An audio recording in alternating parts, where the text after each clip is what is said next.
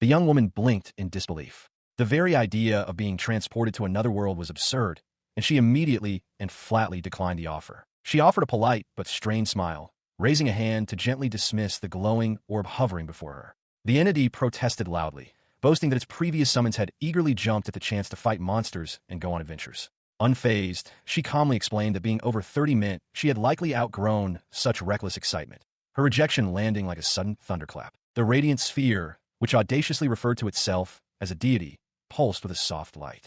It conceded her point, but insisted that her presence was still required to save its realm. Hearing this, Mizumori Tsukino reflected on her ordinary life. At 33, she preferred the quiet comforts of reading and cooking in her own room over wielding swords or casting spells against monsters. While she knew such fantastical tropes were common in the stories she read, the prospect of actually living them seemed preposterous. She stared skeptically at the entity, questioning how someone as unremarkable as herself could possibly be expected to save an entire world. She initially tried to brush the bizarre encounter off as a strange dream, admitting she wasn't even a fan of the fantasy genre. The orb quickly shattered that illusion, confirming the reality of the situation and reiterating that its previous, randomly selected candidates had departed with joyous enthusiasm. Catching on to this detail, she logically pointed out that if others had already gone so willingly, her own participation was surely unnecessary. Pressing her advantage, she deduced that these eager volunteers were likely much younger than her. The glowing entity hesitated for a moment before sheepishly admitting that they had, in fact, been teenagers. The entity's admission sparked a vivid image in Tsukina's mind of classic sword and sorcery adventures, complete with brave warriors, mystical crystals, and grand quests. She acknowledged that being the center of such an epic tale sounded thrilling in theory, but a heavy dose of pragmatism anchored her thoughts. She reasoned that while her younger self might have leaped at the opportunity, her current age demanded a more cautious approach. Reminding the orb of the inevitable battles it had mentioned, she refused to rush blindly into danger. With a serious expression, she demanded to know the exact parameters of what saving this world would actually entail, causing the entity to freeze in its tracks. Recovering its composure, the sphere painted a grand picture of its realm, explaining that the humans it summoned were revered as saviors. It described how their bestowed magic was potent enough to unite entire nations, and it earnestly requested that she use such incredible power to restore harmony to its fractured lands. Despite the grandiose pitch, she simply smiled, raised her hand once more, and delivered a cheerful, absolute refusal, shutting the divine request down completely. She continued her pragmatic defense, listing the stability of her current life. At over 30, she had built a comfortable existence with a decent salary and good relationships. To her, abandoning her hard-earned practical knowledge and social skills for an unknown world simply had too many drawbacks. Desperate, she protested that she had no combat abilities whatsoever. The glowing sphere darted downward, its tone turning absolute. It declared her departure non-negotiable, muttering almost as an aside that having a quiet, standby savior might actually prove useful. The finality of the entity's words sank in. Looking up at the radiant light, she finally realized that her refusals were futile. She was going to this other world whether she wanted to or not. A low growl of frustration escaped her lips as she clenched her fists, accepting her forced relocation. Sensing her irritation, the sphere offered a concession.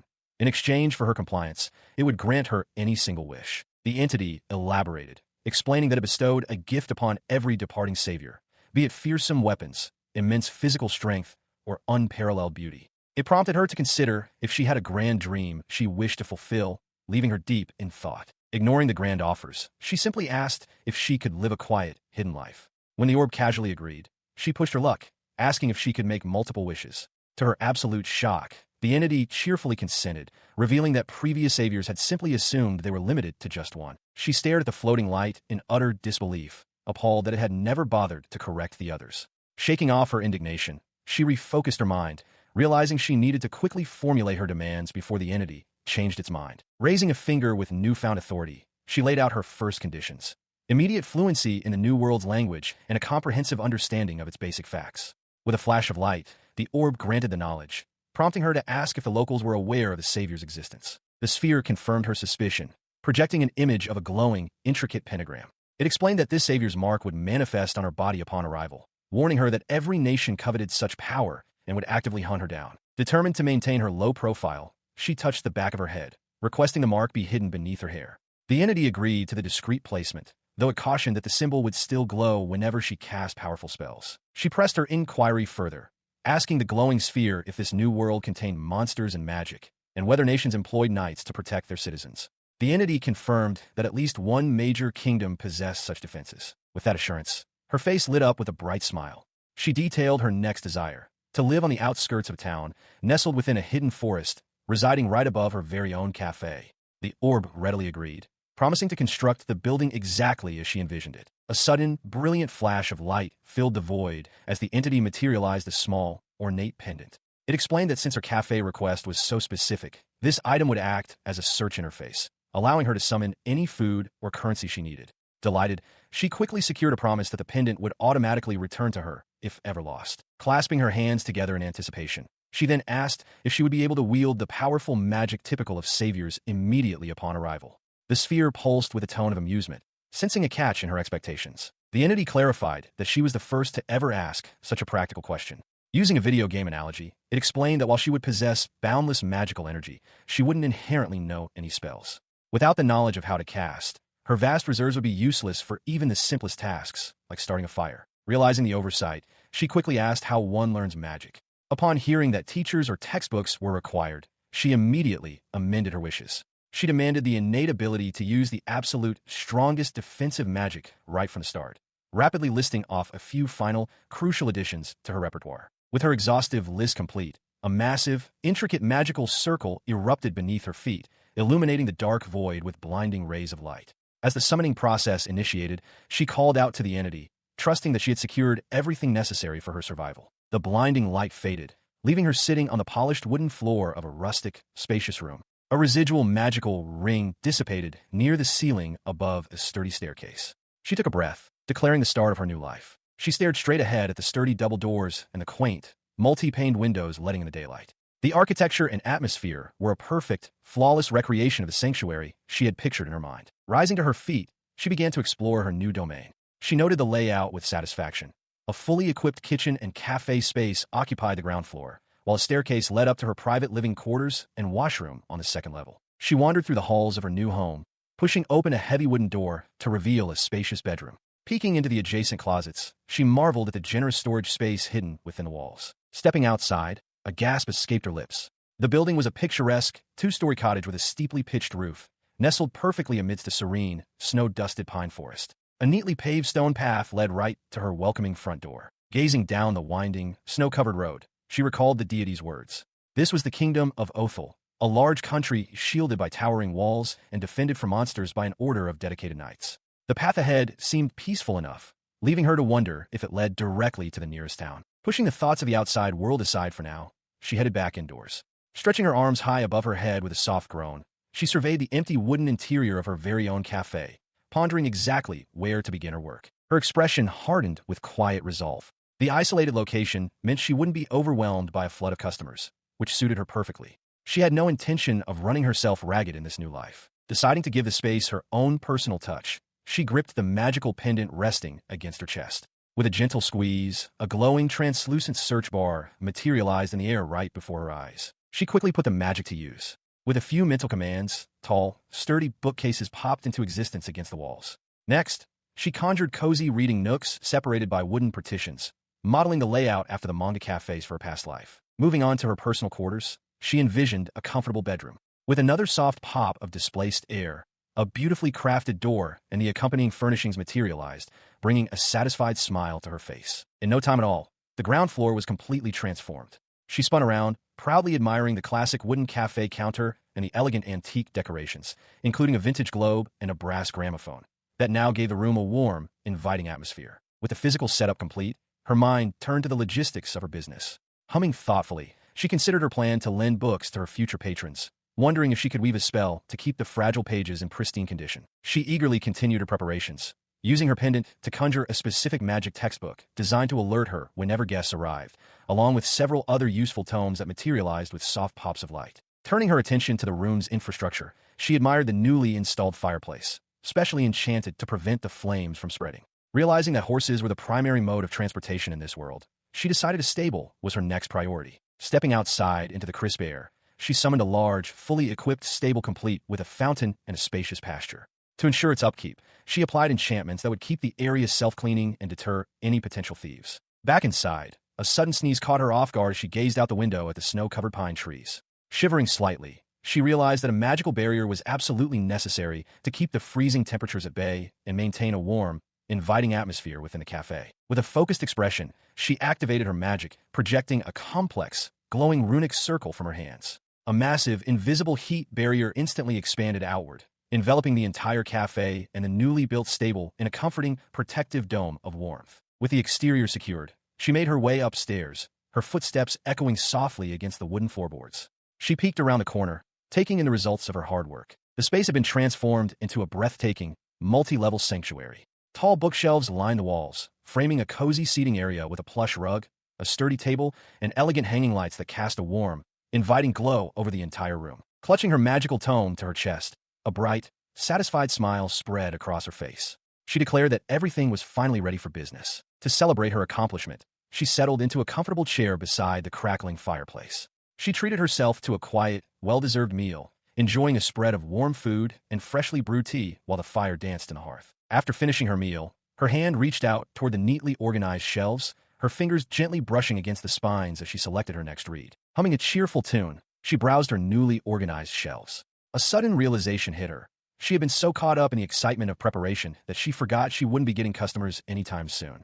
With a soft sigh, she decided to pass the time by studying magic. Just as she settled on a book, the heavy wooden door creaked open. A tall figure draped in a dark cloak stepped across the threshold, causing her to turn, her eyes widening in sudden surprise. The newcomer stood fully revealed in the warm light of the cafe. He was a striking man with sharp features and dark, intense eyes, dressed in a heavy coat and a sweeping black cloak. She stared, utterly captivated, her mind racing as she marveled at his almost otherworldly, model-like appearance. He met her gaze with a silent, piercing stare. As the initial shock wore off, her eyes drifted downward, catching the glint of a sheathed sword resting heavily at his hip. Unable to contain her curiosity, she pointed at the weapon, stammering out a question about whether it was real. The man simply tilted his head, offering a confused but affirmative reply, leaving her momentarily speechless. The reality of the situation finally washed over her. Clutching her magic textbook tightly to her chest, a thrill of genuine excitement bubbled up inside her as she fully grasped that she was, without a doubt, living in another world.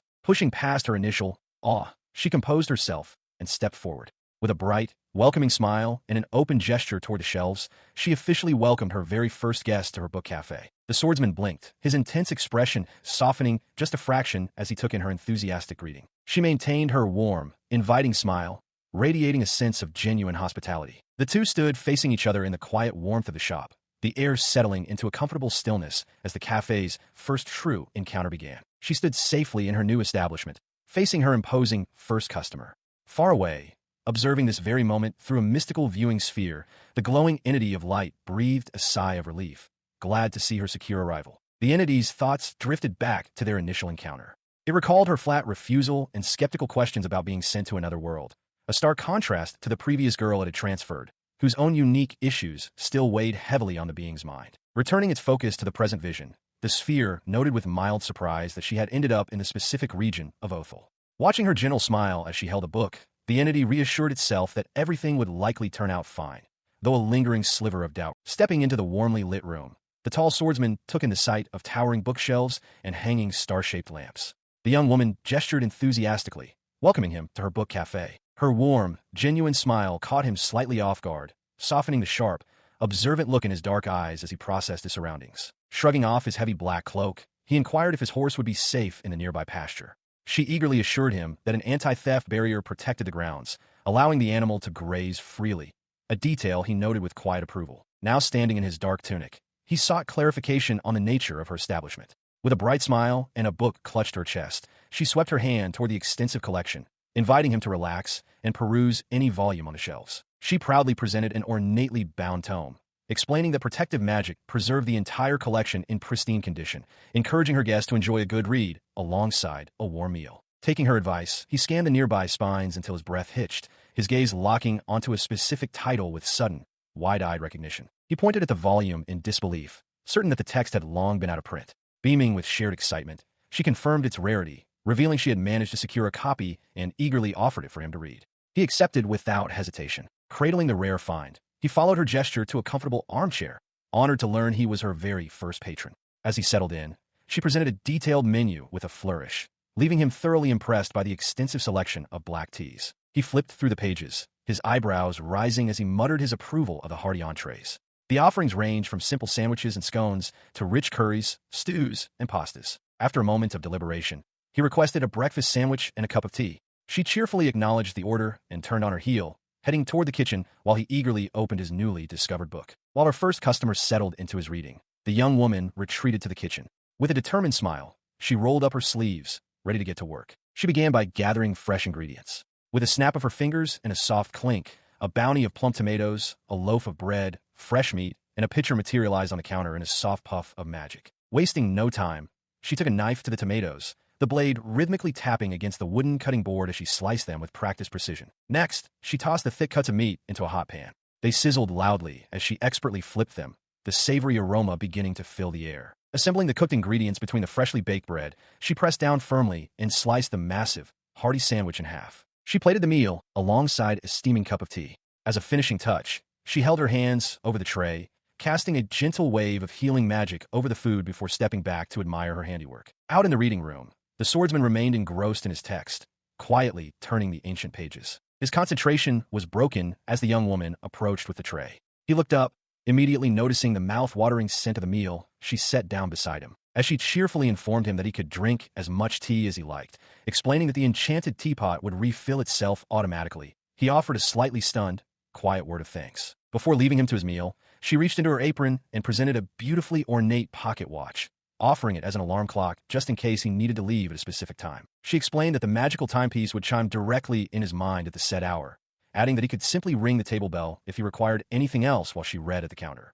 He offered a polite thanks, internally noting her casual use of such high-level magic. Leaving him to his rest, she turned and made her way toward the back of the quiet room, settling in at the counter while he remained seated with his open book. Alone at the table, the swordsman pinched the bridge of his nose, exhaustion weighing heavily on him, before reaching out to pour a cup of the freshly brewed tea. As he took a slow sip, his eye widened in mild surprise. A sudden, sparkling wave of revitalization washed over him, clearing the fog of fatigue from his mind. Setting the delicate teacup back onto its saucer with a soft clink, he reached for one of the thick sandwiches she had prepared. He inspected the simple meal for a brief moment before taking a hearty bite, chewing thoughtfully. Swallowing the bite, a look of genuine astonishment crossed his face. He marveled at the texture, wondering to himself if the bread in Othel had always been so incredibly soft and fresh. He continued to eat with renewed vigor, his gaze drifting toward the young woman quietly reading at the counter. It had been ages, he realized, since he had enjoyed a meal this delicious. Watching her peaceful profile as she turned a page, he couldn't help but be thoroughly impressed by her unexpected culinary skills. Fully at ease in the warm, quiet atmosphere of the cafe, he poured himself another cup of the restorative tea, finally allowing himself to truly relax. He approached the counter to settle his bill, surprised by the low prices she quoted. As they finalized the transaction, he mentioned a book he had been meaning to read but hadn't finished. Noting that her cafe was a bit out of the way, he asked if she could hold the book for him until he could return the next day. She happily agreed, grinning at the prospect of a returning patron. Her smile widened into a bright, genuine beam as she explained her eagerness to accommodate him. After all, she confessed, he was currently her very first and only customer. The revelation caught him slightly off guard. His intense gaze softened as he repeated her words, processing the fact that he was the inaugural guest of this hidden sanctuary. A comfortable silence settled between them in the warm, softly lit space of the shop, the quiet intimacy of the moment contrasting with the snowy world outside. Breaking the quiet, she prepared a bookmark to reserve his chosen volume, asking for a name to write upon it. Moments later, he stepped out into the cold, mounting his white horse. As he prepared to depart, he promised to return, and she waved from the doorway, eagerly anticipating his next visit. Back inside, she examined the simple bookmark, now bearing the name A.L. A soft sense of satisfaction washed over her as she watched his cloaked figure disappear into the swirling snow. Glad that her first guest had been so pleasant, her thoughts lingered on the mysterious traveler. She mused on his handsome features and how his initial aloofness had given way to a mature, laid-back demeanor, especially pleased that they shared a similar taste in literature. Gazing out the window at the retreating rider, she noted a distinct change in his posture. He seemed significantly more relaxed now than when he had first arrived, leading her to hope that, like her, he found solace in the pages of a good book. Meanwhile, out on the snowy trail, Illinois guided his steed through the biting wind. Despite the chill, a lingering warmth remained with him as he reflected on the cozy atmosphere of the cafe he had just left behind. His mind raced through the details of his visit, the comfortable seating, the surprisingly delicious sandwich, and the impressive selection of books. But above all, his thoughts centered on the enigmatic owner. He pondered her true identity, deeply intrigued by a young woman who could casually weave such powerful restorative spells into a simple meal without a second thought. He made his way down the long, snow-covered path leading away from the grand estate, the winter air biting at his dark cloak. As he walked, his thoughts lingered on the humble librarian, musing that it would be ideal if the realm's designated savior shared such admirable qualities. Meanwhile, within the opulent walls of the palace, a sharp crack echoed through the halls. A young servant boy flinched violently, throwing his arms up to protect his face as an unseen force struck him, leaving his fellow staff members frozen in wide-eyed terror. The assault continued as a bowl of hot soup was callously upended over the cowering boy's head, the thick liquid dripping down his uniform. A shrill voice demanded to know why there were carrots in the meal, expressing a violent disgust for the vegetable, while the trembling servant could only stammer that he had known. The source of the cruelty stepped forward, her sharp heel crushing a dropped saucer into pieces. The young woman, dressed in an extravagant, ruffled gown, glared down at the terrified staff with absolute disdain. She cut off the boy's apology, reminding him that as the chosen savior, she possessed absolute authority to do as she pleased, declaring that no one in the land of Othel could ever defy her. Snow falls gently over the sprawling, multi-winged estate, its grand architecture standing stark against the winter sky. Inside the stone corridors, the tall swordsman known as Il strides purposefully, his heavy dark cloak billowing slightly with each step. A cheerful voice suddenly echoes through the hall, welcoming him back. He turns to find George, a fair-haired knight in a crisp uniform, approaching with a relaxed smile. George casually asks if he missed anything while away, noting that Il looks much better after finally getting a chance to rest. The two men step over to a large window overlooking the snowy courtyard. George leans against the frame, gesturing outward in frustration as he complains about the ridiculous new orders forbidding them from letting the horses roam, all because a single horse had recently spooked the savior and caused her to trip. Continuing his rant, the blonde knight promises they will take the horses for long rides once their shift ends, though he teasingly notes that such an excursion might cut into Il's precious reading time. Il remains silent, his expression unreadable as he listens to the jab about being a bookworm. Beside him, George's smile fades into a look of genuine concern as he stares out the glass, muttering a quiet hope that the prince will soon come to his senses.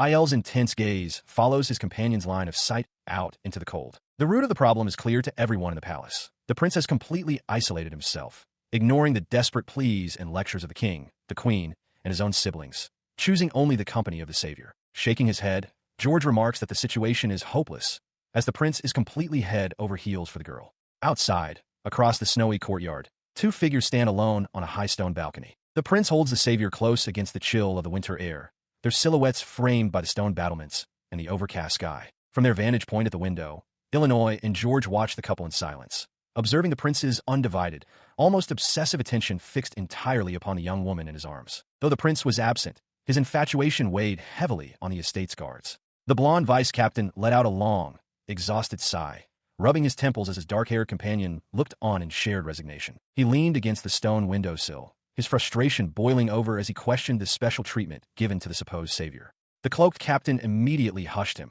glancing around nervously and warning him of the dangers of being overheard. But the vice-captain refused to be silenced, his voice rising as he vented the unspoken thoughts of the entire guard. He angrily pointed out that the girl had been there for nearly half a year without learning a single spell, instead spending her days manipulating the prince. He insisted that without the royal's protection, she would have been exiled long ago, his fists clenching as his blood boiled at the injustice.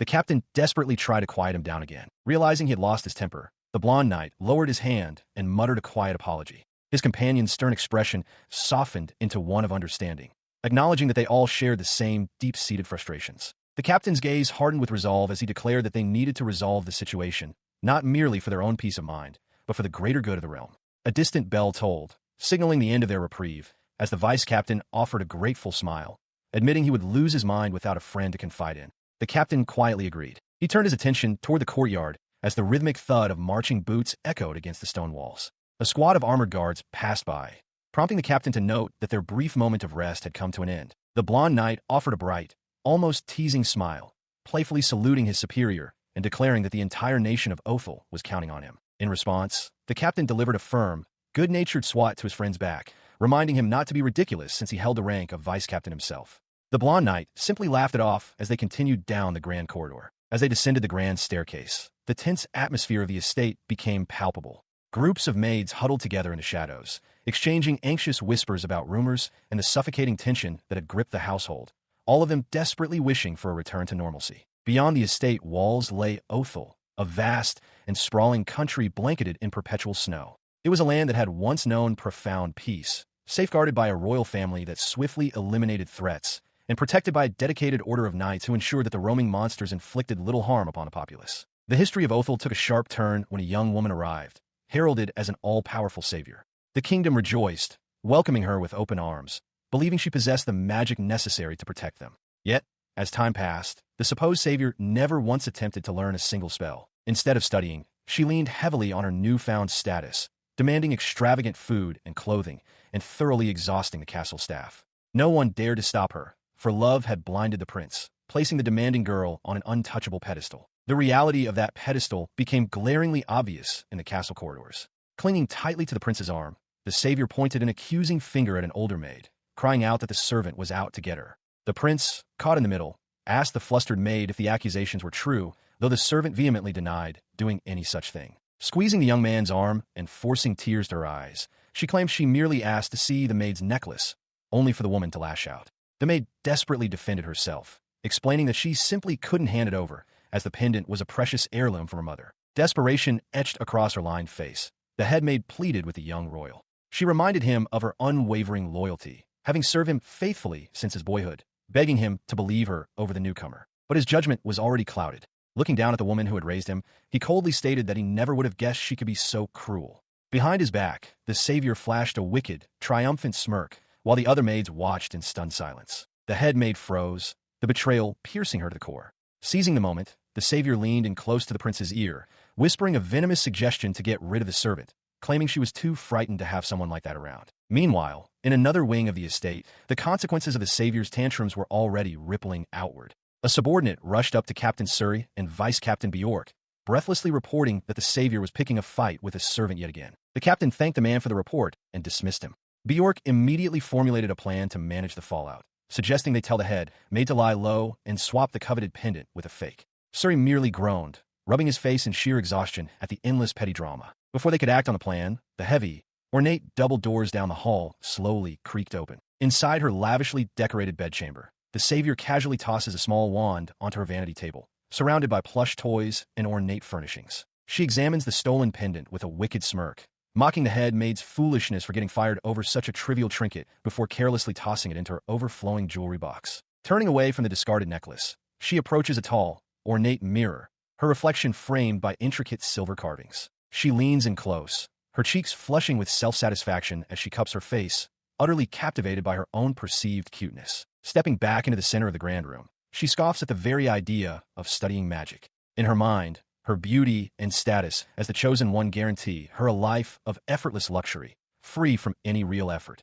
Flashing a dazzling, arrogant smile at her reflection, she revels in her absolute power, thoroughly convinced that holding the title of savior is the greatest game she could ever play. Far from the palace's deceit, a gentle snow falls outside a cozy, warmly lit cabin. Inside, the young woman sits comfortably by a crackling fire, a tray of freshly baked cookies and a steaming mug resting on the table beside her. She happily munches on a cookie, her eyes scanning the pages of a thick book. As she enjoys the sweet treat, her thoughts drift to the imposing swordsman, wondering if he will ever return to her quiet sanctuary. The bell above the door chimed, signaling a new arrival. Sakina looked up from her counter, a bright smile spreading across her face as she warmly welcomed the tall, cloaked swordsman stepping into the shop. He approached the counter, his expression serious but calm, and requested to continue reading the book she had set aside for him. Delighted, she cheerfully invited him to take a seat wherever he liked. As he settled into a comfortable chair near the windows, removing his heavy cloak, a wave of quiet satisfaction washed over her. He had kept his word and returned, just as he said he would. He accepted the menu she promptly brought him, flipping through the pages before deciding on his order. Humming a cheerful tune, she headed back to the kitchen, pleased that his request for a full meal meant he planned to linger for a while. Soon, a hearty spread was prepared, featuring a steaming bowl of soup, fresh salad, and warm, flaky pastries. She watched quietly from a distance as he ate, her eyes softening as she observed him taking steady bites of the meal she had prepared. From that day forward, his visits became a near-daily occurrence. Sometimes he would sit quietly immersed in a page-turner, while other times they would eagerly discuss new recommendations, his lingering presence suggesting a reluctance to leave the quiet sanctuary of the shop. Whenever he finally departed on his white horse into the evening, she would stand at the doorway and wave goodbye, her heart warming at the thought of finally having a true regular customer. During one such visit, after finishing his meal, a soft sigh escaped him. She continued to chat animatedly about their shared reading tastes, completely at ease in his company. Curious about his life outside the shop, she asked if his duties as the captain of the knights kept him overly busy. He took a slow sip from his teacup, his gaze thoughtful, and simply replied that it depended on the day. He paused between bites of his meal, thanking her for garnishing the food with healing magic. Noting it was an impressive, high-level spell, he expressed his genuine relief at having found her shop. Surprised that he had noticed, she offered a warm smile, admitting she only added the magic hoping it would perk him up. Elaborating on his situation, the captain explained that the knights had recently lost access to their usual horse exercising grounds. It was during one of his rides to exercise his mount that he had fortuitously stumbled upon her secluded cafe. Later, as she watched him ride off into the snowy landscape, a realization dawned on her. She wondered if the loss of the training grounds was the root of his recent stress, her mind already turning over ways she might be able to help him. Seeking a distraction and supplies, she ventured down into the bustling heart of the castle town's marketplace, where merchants and townsfolk crowded the snow-dusted streets. Navigating the busy stalls with a bag full of fresh groceries, she smiled to herself. Even though her magical pendant could summon necessities for free, she always enjoyed the thrill of shopping and the joy of discovering new, local ingredients. Her stroll was interrupted when a traveling merchant, leading 2 sturdy pack horses, called out to her. He offered her a look at some rare, imported fabrics, noting that it was his caravan's last day in town. Intrigued by his wares, she approached and politely asked if he hailed from another kingdom. The merchant nodded warmly, confirming her suspicion and admitting that the journey to their snowy region had been quite an arduous trek. As she finalized her purchase, the merchant chatted amiably, mentioning that while he didn't mind the current snow, the constant cold seemed depressing compared to his homeland's year-round warmth. With her new goods secured, she thanked him and wished him safe travels on his journey home. Trudging back toward her secluded cafe, the merchant's words echoed in her mind. She looked up at the snow-laden trees,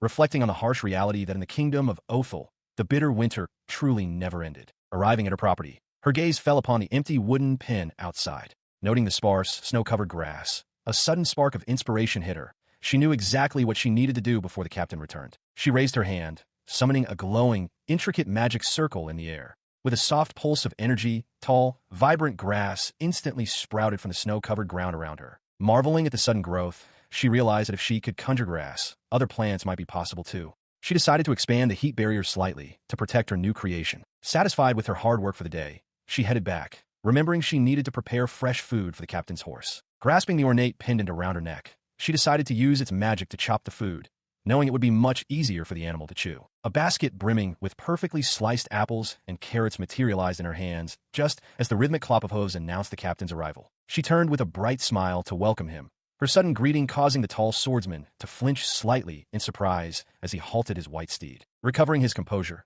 he apologized for startling her, explaining that he had arrived a bit earlier than usual. She quickly reassured him that it was perfectly fine, mentioning she had just been preparing the horse's meal. Stepping closer, she gazed up at the magnificent white animal, amazed by its sheer size and beauty. The captain watched her intently, a hint of nervous caution in his eyes as she leaned in. The horse lowered its large head, curiously sniffing at the basket and her face, drawing a delighted giggle from the young woman. She eagerly asked if she could feed the horse the carrots and apples by hand. The captain agreed, though his expression remained unusually stiff and guarded as he gave his permission. She offered the fresh greens to the massive white steed, watching with delight as it eagerly chomped down the meal. A warm smile spread across her face as she admired the gentle creature. Emptying the rest of the feed into a wooden bucket, she gasped in surprise as the horse let out a happy whinny, almost as if it understood her words. A few paces away, the captain watched her effortless interaction with quiet intensity. Turning back to him, she clasped her hands together in gratitude, expressing how much the simple act had lifted her spirits.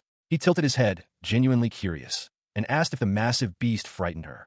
She admitted that while she had never encountered a horse of such size, she felt no fear at all. Her calm demeanor triggered a dark memory in his mind. He recalled another girl from another world, the supposed savior, shrieking in terror at a mere stumble, callously demanding that the startled animals be put down. The stark contrast between the two women was jarring. A heavy silence settled over the snowy clearing as he processed the memory, the gentle rustle of the wind, the only sound between them. The tension finally melted from his shoulders, replaced by a soft, relieved smile as he realized his worries had been entirely misplaced. Seizing the lighter mood, she quickly changed the subject, excitedly announcing that the new book he had been waiting for had finally arrived. His eyes widened with pleasant surprise as she gestured toward a nearby spot to read. She led the way, pushing open a heavy wooden door to reveal a hidden space.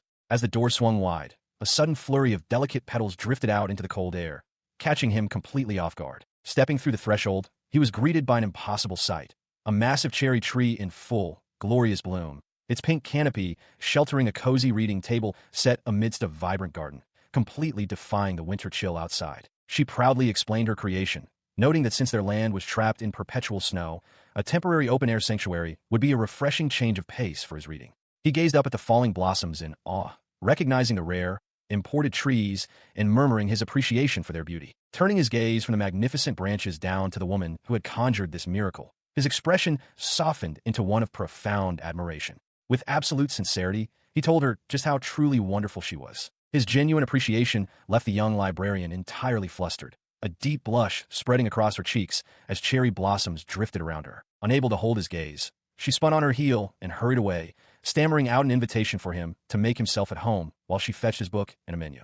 He watched her retreat in quiet surprise. Safely behind closed doors, she leaned heavily against the wood, her face burning red as she tried to calm her racing heart. Later that evening, the captain returned to the military barracks, leading his white horse through the quiet, moonlit courtyard. As he approached the stables, he was met by the blonde vice-captain, who held up a lantern and offered a cheerful welcome back. The swordsman offered a simple, subdued greeting in return. He was immediately scrutinized by the vice-captain, who leaned in close to examine his superior's face. The blonde knight silently noted that the captain looked remarkably refreshed compared to when he had left. Probing for details, he asked if there was anything to report, but the captain flatly denied it, brushing past him toward the stalls. Watching him walk away with a subtle, lingering aura of contentment, the blonde knight rested a hand on his chin. A knowing smirk played on his lips as he concluded that something highly suspicious was going on inside the grand estate. The expansive halls bustled with activity as traveling vendors meticulously arranged their wares along the ornate corridors. Amidst the growing crowd, the blonde vice-captain stretched his arms with a cheerful grin, standing beside his dark-haired superior, who was now dressed in a crisp, formal military uniform rather than his usual heavy cloak. He remarked on how pleasant it was to finally have a chance to relax, noting the considerable effort the merchants had gone through to set up shop within castle walls. Leaning in closer, he conspiratorially added that the king had granted the prince and the savior their own private time slot for browsing, meaning they wouldn't have to worry about awkwardly running into the royal couple. The captain offered a faint, knowing smile, acknowledging the king's kindness, before announcing his intention to go inspect the available combat gear. Surprised by this deviation from routine, his subordinate pointed out that he usually made a beeline for the used bookstalls first. The captain's gaze shifted away, a hint of hesitation in his voice as he stammered that today would be different. Shrugging off the odd behavior, the blonde knight waved a casual goodbye and headed toward his own destination, leaving the captain to navigate the bustling market alone. As he walked, his attention was caught by a tender moment nearby, where a regal figure was gently fastening a sparkling necklace around a woman's neck. The sight sparked an idea, and he brought a hand to his chin in deep thought. Remembering the warm, healing meals Sakina had graciously provided him, he resolved to find a suitable thank-you gift for her. He stood before the glittering displays, his hand resting thoughtfully on his chin as he surveyed the array of necklaces and pendants. The sheer variety left him at a loss, unable to decide which piece would be most fitting. Glancing over his shoulder, he realized his vice-captain had wandered off into the bustling crowd. Left to his own devices, he turned his attention back to the merchant stalls. He approached a quiet booth adorned with delicate trinkets, leaning in closely to inspect the wares laid out on the velvet cloth. His gaze swept over the ornate brooches and jeweled pins. He reasoned that she would prefer something understated, a piece that wouldn't interfere with her daily work in the library. He pondered whether a simple necklace or a pair of earrings might be the right choice. Suddenly, a specific item caught his eye. A subtle realization washed over his features, and he made his decision with quiet certainty. He presented his choice to the young vendor, politely requesting that she wrap it for him. She blinked in surprise, stammering as she confirmed that the esteemed captain truly only wanted a simple hair tie. He nodded calmly, assuring her that it was exactly what he needed. Flustered but eager to please, the vendor quickly apologized for her hesitation and promised to have it ready immediately. She carefully prepared the package, thanking him profusely for his patronage. Moments later, a small, neatly wrapped square box rested in his palm, secured with a delicate ribbon and a tiny floral accent. A rare, gentle smile softened his usually stern expression as he looked down at the modest present. As he walked away, completely absorbed in his thoughts, he remained oblivious to the whispers behind him. His vice-captain and the prince watched his departure from afar, exchanging bewildered remarks about the stoic captain purchasing a woman's hair accessory, leaving them utterly speechless. The tall swordsman stepped into the quiet warmth of the cafe. Sakina, looking up from her book and lowering her glasses, offered a bright welcome, noting his unusually early arrival. He simply replied that he was off duty for the day. A warm smile spread across her face as the realization dawned on her, finally understanding the reason for his unexpected free time. Her cheerful demeanor was interrupted as a second figure stepped out from behind the swordsman. Pulling back a heavy dark cloak, a blonde knight revealed himself, prompting her to politely ask if this new arrival was a colleague from the order. The dark-haired captain immediately demanded an explanation for the intrusion. Unfazed, the blonde knight cheerfully declared he was on official orders from the king to investigate his friend's recent restless behavior. while the young woman graciously offered to take his discarded cloak. Introducing himself as Bjork, the knight explained their long-standing friendship, casting a knowing smirk at his companion as he noted his suspicions about such a hidden indulgence. In return, she warmly introduced herself as Tsukina, the owner of the establishment. Eager to show off her domain, she offered to give him a proper tour. The blonde knight marveled at the sheer volume of bookshelves lining the walls as they walked through the spacious room, with the dark-haired captain trailing quietly behind them. When asked about the nature of the business, she proudly explained the concept of a book cafe, a sanctuary where patrons could eat, drink, and read freely. She added that she had woven protective magic over the entire collection to prevent any accidental damage. The knight was thoroughly impressed by the extensive magical wards. Meanwhile, she carefully placed the captain's reserved book on a nearby table, leaving him standing in a quiet, slightly awkward silence as he gripped the hilt of his sword. Moving behind the counter, she began pouring steaming water from a kettle to prepare their drinks. As the rich aroma filled the air, the blonde knight leaned in, curious to know how long she had been running the establishment. She replied that it had only been open for about 3 months. The knight mused that it was still quite new, casually adding that his dark-haired friend had been an avid bookworm since childhood, a remark that earned him a sharp, warning glare from over the top of an open book. He had always been a voracious reader. Even as a child in their remote village, where books were a rare commodity, he would bury his nose in the same worn pages the moment his sword practice ended, much to the playful frustration of his blonde companion. The memory faded as the blonde knight, Bjork, confirmed Tsukina's assumption, explaining that they had indeed grown up together in that isolated settlement. As he spoke, the librarian carefully poured a steaming cup of tea, the fragrant aroma filling the cozy space. Turning her attention to the tall swordsman, she let him know his own cup would be ready momentarily. He offered a brief word of thanks, noting that he was going to find a sequel to the volume he had just finished. With that, he stepped away from the counter, his dark cloak swishing softly as he navigated the aisles of towering bookshelves, leaving his childhood friend alone with the young woman. Taking advantage of the privacy, Bjork leaned in closer. His cynical demeanor softened into a genuine smile as he confided that the captain had been looking significantly better lately, and he firmly believed her presence was the reason for the positive change. The unexpected praise caught her off guard. A faint blush dusted her cheeks, and her eyes widened slightly before she offered a soft, sincere expression of gratitude. The tender moment shattered the instant Bjork took a sip of his drink. He practically shouted in amazement, marveling at how she had managed to weave healing magic into the brew without ruining the incredible flavor, while the swordsman continued browsing the shelves in the background, unbothered by the outburst. Setting his cup down with a clink, the knight's tone shifted to something far more mischievous. He leaned across the counter and boldly asked what her type of man was, a question that immediately caused the dark-haired captain to freeze and turn his head. A shadow fell over the swordsman's features. His visible eye narrowed into a piercing, deadly glare, radiating a sudden and intense hostility toward his overly inquisitive friend. Without a word of warning, the captain took decisive action. The heavy wooden door of the cafe flew open, and the blonde knight was unceremoniously hurled out into the street, tossed out by the collar of his uniform. He fixed a dark, uncompromising glare on his subordinate, his voice a low growl as he ordered the knight to leave if he wasn't there to read. Startled by the sudden hostility, the blonde knight stammered a complaint but quickly yielded, offering a hasty salute before retreating. As the heavy wooden door clicked shut behind the departing knight, a sudden quiet descended upon the library. The young librarian stood frozen, blinking in mild confusion at the abrupt exit, while the tall swordsman lingered near the entryway, letting out a heavy sigh. Turning back to her, he offered a stiff apology for the disruption. She immediately waved her hands in a placating gesture, assuring him that it was a pleasure to meet his friend and that he was welcome back any time. Softening his posture, the swordsman admitted that before the interruption, he had intended to give her something. With a swift, deliberate motion, he extended his hand, presenting a small, neatly wrapped gift box tied with a delicate ribbon. A faint flush crept across his usually stoic features as he averted his gaze, quietly explaining that it was a token of gratitude for always taking such good care of him.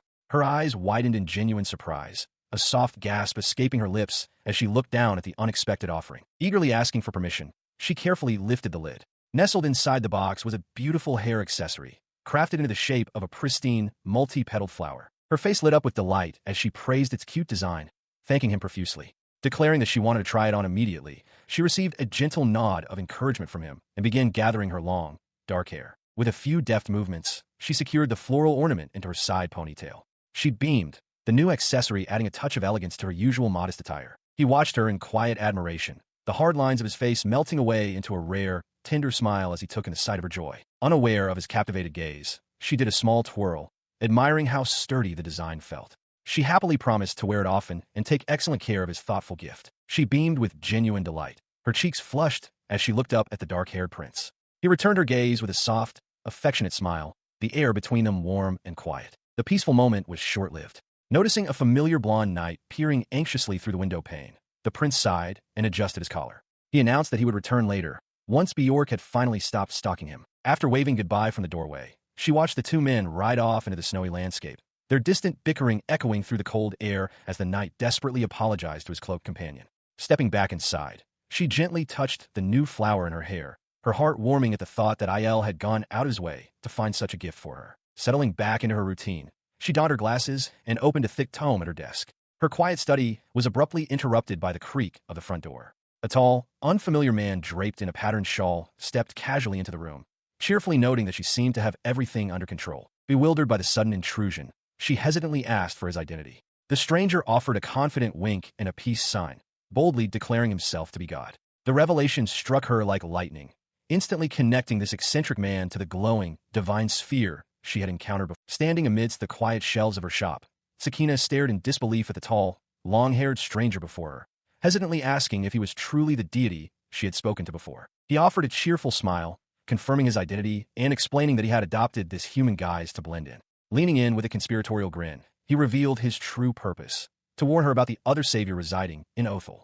Setting down a cup of tea at the wooden counter, she paused, her brow furrowing in confusion as she echoed his words, wondering why she would need a warning. Taking a delicate sip from his teacup, the deity noted that she must have heard the rumors circulating town. He pointed out that the other girl, who hailed from the exact same world as Sakina, was known for her youth and beauty. A wry smile touched his lips as he described the other savior as young and childish. Yet, he admitted with a hint of amusement that the girl had somehow outdone Sakina, calling her truly amazing in her own unique, albeit frustrating way. He drew a sharp contrast between their chosen paths. While Sakina had sought a peaceful, secluded life deep within the forest, the other girl was currently living in luxury at the royal castle, loudly boasting about her divine status. Listening quietly, the young librarian took a slow sip from her mug as the deity continued his assessment. He revealed that the other savior despised studying and hadn't bothered to learn a single spell, yet carried herself with an astounding level of unearned confidence. Lowering her cup, she bluntly asked if the girl was simply freeloading off the royal court. From across the counter, her guest nodded in agreement, confirming her suspicions. Resting his chin on his hand, he recalled the moment he transferred the other girl. Even after warning her about the dangers of this new world, her only request had been for him to make her beautiful, a priority he found utterly baffling. He explained the root of her behavior. She had been the spoiled only child of wealthy parents. Now, armed with her requested beauty, she had the kingdom's prince completely wrapped around her finger, doing whatever she pleased while entirely ignoring her duties as a savior. Back in the quiet kitchen, Sakina chuckled nervously, unsure of how to respond to the deity's warnings. She wondered aloud if this was the reason her cloaked companion had been looking so exhausted lately. The stranger's expression darkened as he confirmed her fears, warning that the situation was rapidly deteriorating. Leaning against the counter, she asked if there was a specific problem. He nodded gravely, reminding her of the incredible magical powers granted to those he brought into this world. He explained that it was entirely normal for a person's emotions to directly influence their newfound abilities. Since someone inexperienced with magic couldn't control these fluctuations, a highly emotional situation involving the other savior could lead to disastrous consequences. The implication hung heavy in the air. If her magic were to go haywire, the resulting devastation could obliterate the entire country, leaving nothing but ruins in its wake. The sheer scale of the potential catastrophe left Sakina wide-eyed and speechless. Breaking the tense silence, the deity noted a bitter irony. The cruel girl was currently wasting her immense potential, unconsciously converting her raw power into charm magic. The very reason the prince had become so blindly infatuated with her. Confused and alarmed, Sakina demanded to know why the girl hadn't been removed if she posed such a massive risk. The stranger sighed, revealing the strict rules binding his actions. He could only send a savior back to their original world if they were on the brink of death, or if they had already unleashed havoc upon the land. He confessed his inability to intervene directly until one of those extreme conditions was met. However, he proposed a solution. Sakina's formidable barrier spells could contain the other savior's magical meltdown. If she could hold the destructive force at bay, he could safely extract the girl without leaving the kingdom in ruins. Sakina muttered under her breath, finding his methods as questionable as ever. The weight of the request settled on her shoulders as she quietly asked if he was truly relying on her to stop the impending disaster. Taking a calm sip from his cup, the deity deflected the burden of choice. He stated that his own desires were irrelevant. The decision to intervene and protect the kingdom ultimately rested entirely in her hands. She took a slow sip from her mug, letting the heavy silence stretch between them before finally voicing the question lingering in her mind. Setting the mug down, she looked directly at the eccentric stranger. She pointed out that since both she and the other girl were saviors, she wondered whose magic would prevail in a direct confrontation, and if her defensive barriers would even hold up against an attack. The deity answered without hesitation, assuring her that her meticulous study of magic gave her a distinct advantage in control. He explained that as long as she continued to hone her craft, her spells would only grow stronger, easily outpacing the raw, unstable power of her counterpart. Having delivered his warning, the tall man rose from his seat, his patterned shawl shifting over his shoulders. He gently reminded her that he only came to share this information, and the final decision of whether to intervene remained entirely in her hands. She nodded quietly, absorbing the weight of the responsibility. The heavy wooden door suddenly creaked open, interrupting their quiet exchange. The tall, dark-haired swordsman stepped into the entryway, his heavy black cloak sweeping behind him as he surveyed the room with his usual intense gaze. She immediately brightened, offering a warm greeting to the newly arrived captain. Meanwhile, the eccentric stranger turned to face the swordsman, the two men locking eyes in a silent, assessing exchange. A sly, knowing smile spread across the deity's face as a sudden thought seemed to amuse him. With a casual wave of his hand, the stranger announced that his business there was concluded and turned toward the exit. The young woman bid him farewell from behind the counter, watching as he approached the cloaked captain. As he passed by the swordsman, the deity leaned in close, his voice dropping to a conspiratorial whisper. He teased the captain, suggesting that if he wanted the young woman to put down roots and stay, he had better make his move soon. The swordsman's expression hardened into a sharp glare at the provocative remark. The eccentric man slipped out the door with a cheerful hum, leaving the swordsman standing in stunned silence.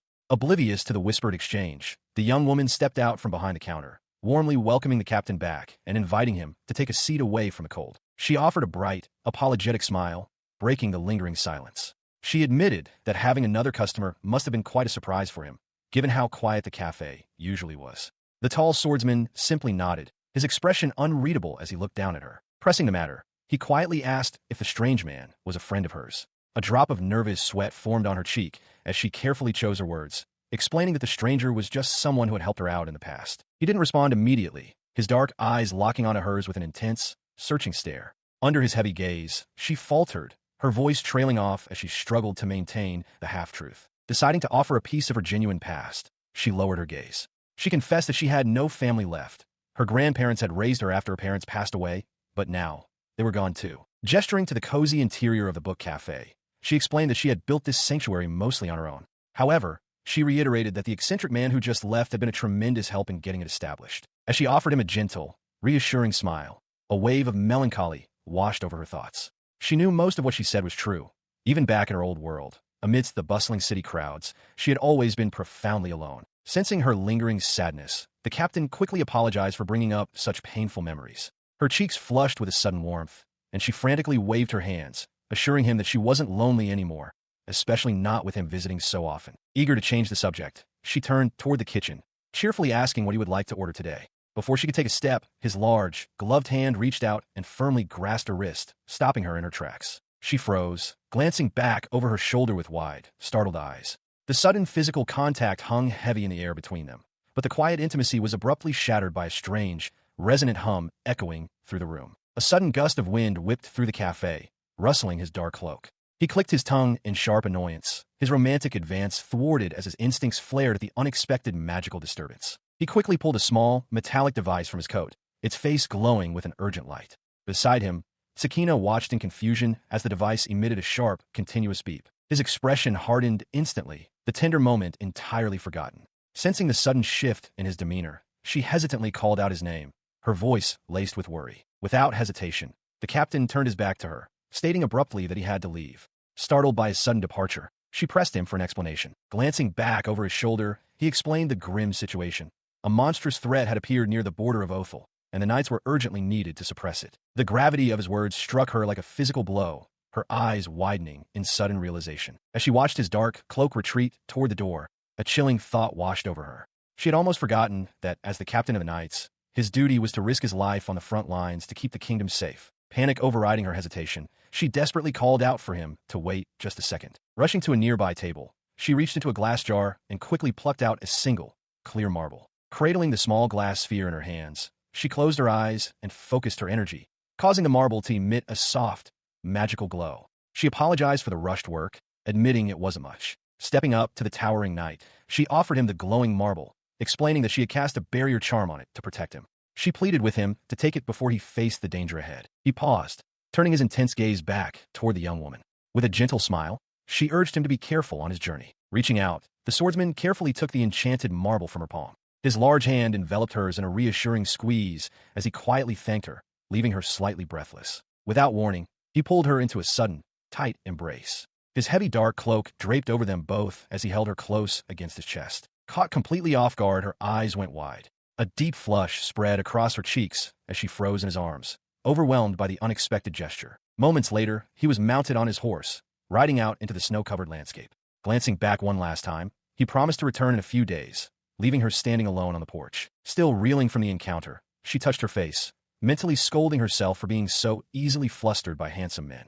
She quickly tried to shake off the embarrassment, reassuring herself that he would be perfectly fine and back before she knew it. Shaking her head vigorously to clear her thoughts, she resolved to focus on her work and prepare the books he had requested. Yet, a lingering sense of foreboding hung in the air. At the time, she truly believed he would return to the cafe in just a few days, just as he always. At a fortified encampment nestled within the dense forest, the captain of the guard sought an update. He questioned a subordinate about the monster's movements, receiving confirmation that the beast had not yet breached their established barriers. Satisfied, he requested a private word with the scout. Joining the captain, the blonde vice-captain suggested they strategize on where to lay their traps. The dark-haired swordsman offered a curt nod of agreement, his mind already turning to the preparations ahead. As they planned, his thoughts drifted back to a quiet moment before the deployment. He remembered the gentle librarian handing him a small marble, her voice echoing with a promise that she had cast a barrier charm upon it to keep him safe. In the present, his gloved hand clenched tightly, drawing strength from the memory of her gift. Returning his focus to the bustling camp, he listened as his vice-captain voiced a shared sentiment, eager to finish the mission quickly so they could return to the young woman waiting for them. Their conversation was interrupted by the arrival of a nervous messenger bearing urgent news. A heavy silence settled over the wooden barracks, the morning mist clinging to the rooftops as the messenger prepared to deliver his report. The news shattered the quiet morning. Both the captain and his vice-captain recoiled in sheer disbelief, their voices rising in unison as they repeated the absurd order. The supposed savior was joining their dangerous monster-hunting expedition. His shock quickly morphed into fierce indignation. He demanded an explanation from the trembling messenger, unable to fathom why a civilian would be thrust into an active combat zone. The reason, it turned out, was entirely frivolous. Inside a lavishly decorated command tent, the haughty young woman clung tightly to the crown prince's arm, having insisted on accompanying the vanguard simply to watch him fight. The royal heir looked deeply uncomfortable, attempting to reason with her about the severe dangers of the front lines. She dismissed his concerns with a childish whine about being scared of horses, stubbornly insisting that the younger prince could just stay back and protect her instead. Hearing this account, the dark-haired captain dragged a hand down his face, a heavy sigh escaping his lips. Beside him, the blonde knight grimaced, realizing with mounting dread that the stubborn girl would refuse to listen to reason, turning their perilous mission into a babysitting detail. His tense discussion was shattered when a breathless scout burst through the door, desperately calling out for the captain. The scout reported that the northeastern barrier had fallen, allowing a pack of hungry wolves to breach their defenses. With a sharp, focused gaze, the dark-haired commander demanded their numbers, only to learn that a massive beast was leading a swarm of nearly 50 monsters straight toward them. Out in the freezing wilderness, the monstrous pack surged forward. At their helm charged a colossal, multi-eyed beast, its terrifying roar echoing through the snow-covered trees as it led the ravenous swarm. The chilling howl reached the encampment, sending a ripple of unease through the gathered men. The blonde vice-captain muttered a grim observation about the terrifying speed of their approaching enemy. Refusing to yield to fear, the captain drew his blade with a sharp ring of steel. His voice cut through the rising panic, commanding every man to their stations to prepare for the imminent slaughter of the beasts. Swinging swiftly into the saddle of his warhorse, his mind raced to the liabilities they had been forced to bring along. He urgently questioned the whereabouts of the arrogant girl and the crown prince. Riding up beside him, his trusted lieutenant confirmed that the royal and his stubborn guest were safely secured inside a tent, deliberately kept far away from the fray. With that immediate concern settled, the commander locked his focus back on the tactical advantage.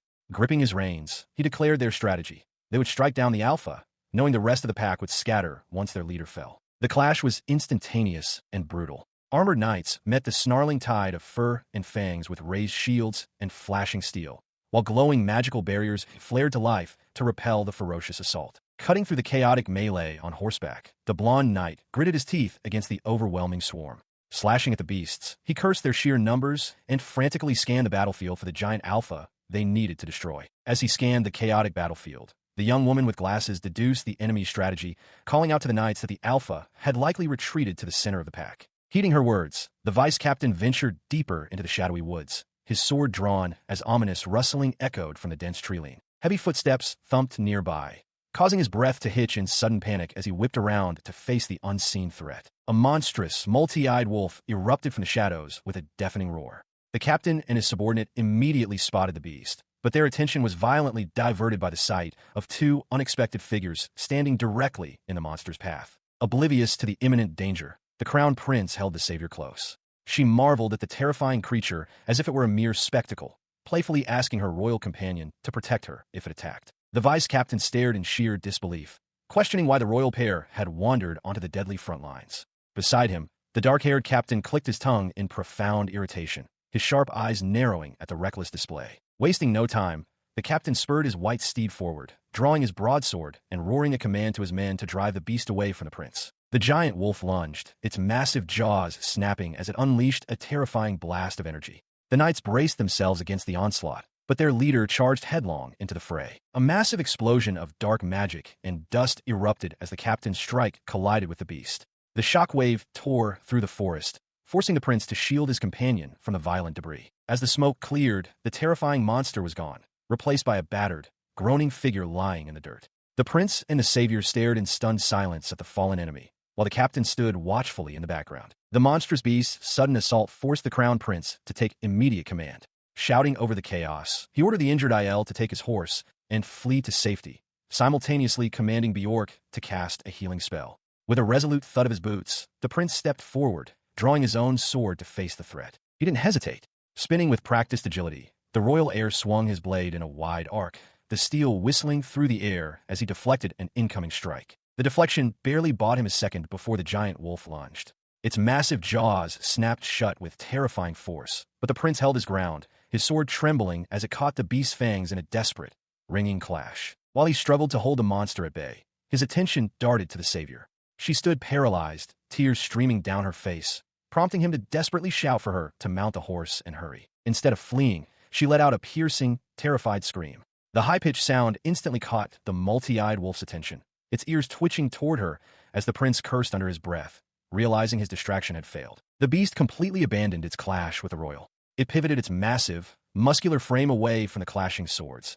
its gaze now locked entirely on the screaming girl and the waiting horse in the snowy clearing. As the creature bolted past him, the prince could only watch in stunned silence, his eyes wide with sudden dread. But the monster's true target wasn't the screaming girl. With terrifying speed, the wolf lunged directly at the injured, cloaked swordsman, its massive fangs bared for a lethal strike. A sickening impact echoed through the forest as the beast's attack connected, sending a massive, dark spray of blood erupting into the air. The prince and the blonde knight recoiled, their faces twisting in absolute horror at the brutal blow. The force of the strike sent the cloaked man plummeting to the ground. He collapsed heavily into the snow, his sword slipping from his grasp as a fresh pool of blood began to spread around his motionless body. He lay crumpled on the frozen ground, his dark cloak spread around him like a shadow. A few paces away, the crown prince stood completely frozen, staring at the fallen captain in disbelief. The young royal's face drained of color, the sheer horror of the moment paralyzing him. A sharp gasp escaped his lips as his eyes widened in shock. He whispered a desperate, broken question to the empty air, unable to comprehend the sudden tragedy. But the seasoned warrior was not finished yet. With a heavy, ragged breath, he forced himself upward, leaning his entire weight onto the hilt of his broadsword. He muttered a casual, exasperated complaint, refusing to stay down. Blood streaked across his face, yet a defiant smirk touched his lips. Glancing back at the royal, he teasingly remarked that the prince had never caused them this much hassle when he was just a kid. The prince cried out his name, a mix of relief and lingering terror in his voice. Their brief reunion was instantly shattered by a deafening, guttural roar. The giant beast loomed directly behind them, its massive silhouette rising like a mountain of pure malice against the sky. From a distance, the blonde vice-captain screamed his comrade's name in absolute panic. The swordsman's eyes darted sharply toward the warning. A terrifying blur of dark motion tore through the air. The beast lunged with blinding speed, closing the distance to the two men in a fraction of a second. Reacting on pure instinct, the injured captain violently shoved the prince out of the path of destruction. The young royal tumbled backward just as the monster's massive, fanged jaws snapped shut exactly where he had been standing. As the beast's shadow overtook him, a fleeting look of surprise crossed the swordsman's face. In that final, stretched second, a warm memory flashed in his mind, the gentle, radiant smile of a young woman from the library. With quiet resignation, he closed his eyes, accepting the devastating impact. Miles away from where the swordsman fell, A sudden, inexplicable chill swept over Tsukina. Her eyes widened behind her glasses, and she abruptly snapped her book shut. As snow fell gently outside her warmly lit shop, an urgent, disembodied voice echoed through her mind, crying out. The heavy thud of a closing book echoed through the quiet room as Tsukina removed her glasses, rubbing her tired eyes. She sat alone in the spacious library, the silence pressing in around her. A full week had passed without a single visit from Aiel. Stretching her stiff shoulders, she reached for a small wooden box on the desk. The solitude was usually a comfort, but now his absence left a palpable void in the room. Gazing down at a small, round token resting in her palm, she tried to reassure herself. She had given him that barrier charm. Surely, it would be enough to keep him safe. With a soft clink, she dropped the token back into its container, the sound sharp in the quiet room. She stood motionless in the center of the library, the vast shelves of books offering little distraction from her growing anxiety. Making up her mind, she resolved to head into town the very next day to uncover if the monster had finally been defeated. Just as the thoughts settled, the sharp chime of the doorbell shattered the silence. The heavy wooden door creaked open to reveal Aiel, his tall frame slumped and his dark cloak hanging heavily from his shoulders. Tsukina gasped, her eyes widening in alarm as she immediately asked if he was all right. He didn't answer immediately, instead hobbling painfully past her toward the warmth of the crackling fireplace, every step a visible struggle. Watching him, Tsukina let out a long, trembling breath, a soft smile of profound relief finally breaking across her face. She looked up to see a gentle, reassuring smile break across the swordsman's weary face. Despite his calm demeanor, her eyes darted anxiously to his bandaged head and the arm resting heavily in a sling. She questioned if he should even be out of bed in such a battered state, but he brushed off her concern, insisting that while he was sore, he was mobile enough to have ridden his horse there. Settling onto a stool at the counter, he confessed that he had been desperate to see her as soon as possible, admitting he had relentlessly pestered the royal physician until he was finally granted permission to leave. The tension finally melted from her shoulders, replaced by a bright, relieved smile as he thanked her for tending to his steed. She beamed, expressing her profound gratitude that both rider and horse had made it back safely. Yet, as her gaze fell upon his tightly wrapped fingers resting on the wood, a silent worry gnawed at her. She knew, despite his brave front, that he was undoubtedly masking a great deal of pain. Pushing her worries aside, she quickly offered to prepare a meal, asking if his stomach could handle it. He requested something simple, like bread and stew, noting the doctor's strict orders to avoid heavy foods, a request she eagerly rushed to fulfill. Within moments, the kitchen was filled with the comforting aroma of a hearty, bubbling stew and a basket of freshly baked, crusty bread, prepared with meticulous care. As she served the warm meal, she casually mentioned that the new books he had requested had finally arrived, though she gently teased whether he would even be able to turn the pages with his injured hand. He reached up to gingerly touch the bandages wrapping his head, conceding that reading would indeed be a challenge. He explained the limitations of their magic, revealing that healing spells were taxing and could only mend a single severe injury per day. Her eyes widened in shock, realizing the sheer brutality of the battle if it required such treatment. He recounted the chaotic aftermath at the castle, explaining that with so few capable healers, he had ordered them to prioritize the other critically wounded knights since he could still stand. His expression darkened as he ominously added that the giant wolves had been the least of their problems. His mind flashed back to the chaotic battle in the forest. As a barrage of deadly, shadowy spikes hurtled toward the stunned crown prince, the swordsman didn't hesitate. He lunged forward, throwing his own body between the royal heir and certain death. The impact was devastating. As the dark magic struck his chest, a sharp cracking sound echoed over the din of battle. The small, unassuming charm he wore around his neck began to fracture under the immense pressure. But instead of shattering into useless pieces, the broken pendant erupted with blinding light. A massive, intricate magical circle materialized in the air, forming an impenetrable shield that violently repelled the monstrous beast's crushing blow. As the brilliant light slowly dissolved into floating, crystalline shards, he stood completely untouched. Staring down at his hands in sheer disbelief, he realized that Tsukina's simple gift had just saved his life. Still reeling from the shock, he frantically checked his abdomen, expecting to find a fatal gash. To his absolute astonishment, the severe stomach wound he had sustained earlier was completely gone. A breathless, relieved chuckle escaped his lips. He looked up to see the massive, horned beast lying motionless on the scorched earth, defeated by the very force it had unleashed. He deduced that the miraculous barrier hadn't just shielded him. It had simultaneously reflected the attack and cast a powerful healing spell. The adrenaline finally began to fade, leaving a crushing wave of exhaustion in its wake. He swayed on his feet, his vision blurring, driven forward only by a sudden, overwhelming desire to return to the library and see her again. His strength completely gave out. With that final, lingering thought of the young woman who had saved him, he collapsed face first into the dirt, surrendering to the darkness. When he finally regained consciousness days later, he found himself in a plush infirmary bed, heavily bandaged but alive. He recalled waking to the sight of the royal family weeping in relief, though he wryly noted that his vice-captain, Bjork, had immediately scolded him for his recklessness. The memory faded as he sat quietly in the peaceful, sunlit library, bringing his tale to a close. Looking across the wooden counter at the young woman, he offered a soft, sincere confession. He had only survived the ordeal because of her protective charm. He looked at her with profound sincerity, his voice steady as he delivered the weight of his gratitude. He told her, plainly and without hesitation, that she had saved his life. Overwhelmed by the gravity of his words, she turned away, her footsteps echoing softly as she retreated across the room. He called out her name, a hint of confusion in his tone as he watched her go. But she hadn't fled. Returning to his side, she gently took his injured arm, her hands hovering over the bandages as a soft, warm light pulsed from her palms, weaving healing magic into his battered flesh. As the glow faded, she brushed her hands together, a faint blush dusting her cheeks. She assured him his hand would be fine now, though she sheepishly added that he still needed to take it easy. Before she could pull away, his fingers suddenly closed around her wrist. The sudden contact caught her off guard. He held her hand firmly, his dark eyes searching her face with a mixture of surprise and quiet intensity as he asked if she had truly been worried about him. Flustered, she stammered out a quick defense, her hands waving defensively. She insisted that of course she was anxious. He was a regular customer, after all. Her voice pitched higher as she confessed that every time she opened the door during his long absence, she had found herself looking for him. Her frantic explanation trailed off under his unwavering gaze. He simply stared at her, his expression unreadable but deeply focused, prompting a nervous flush to spread across her face as she quietly asked what was wrong. Instead of answering, his grip shifted.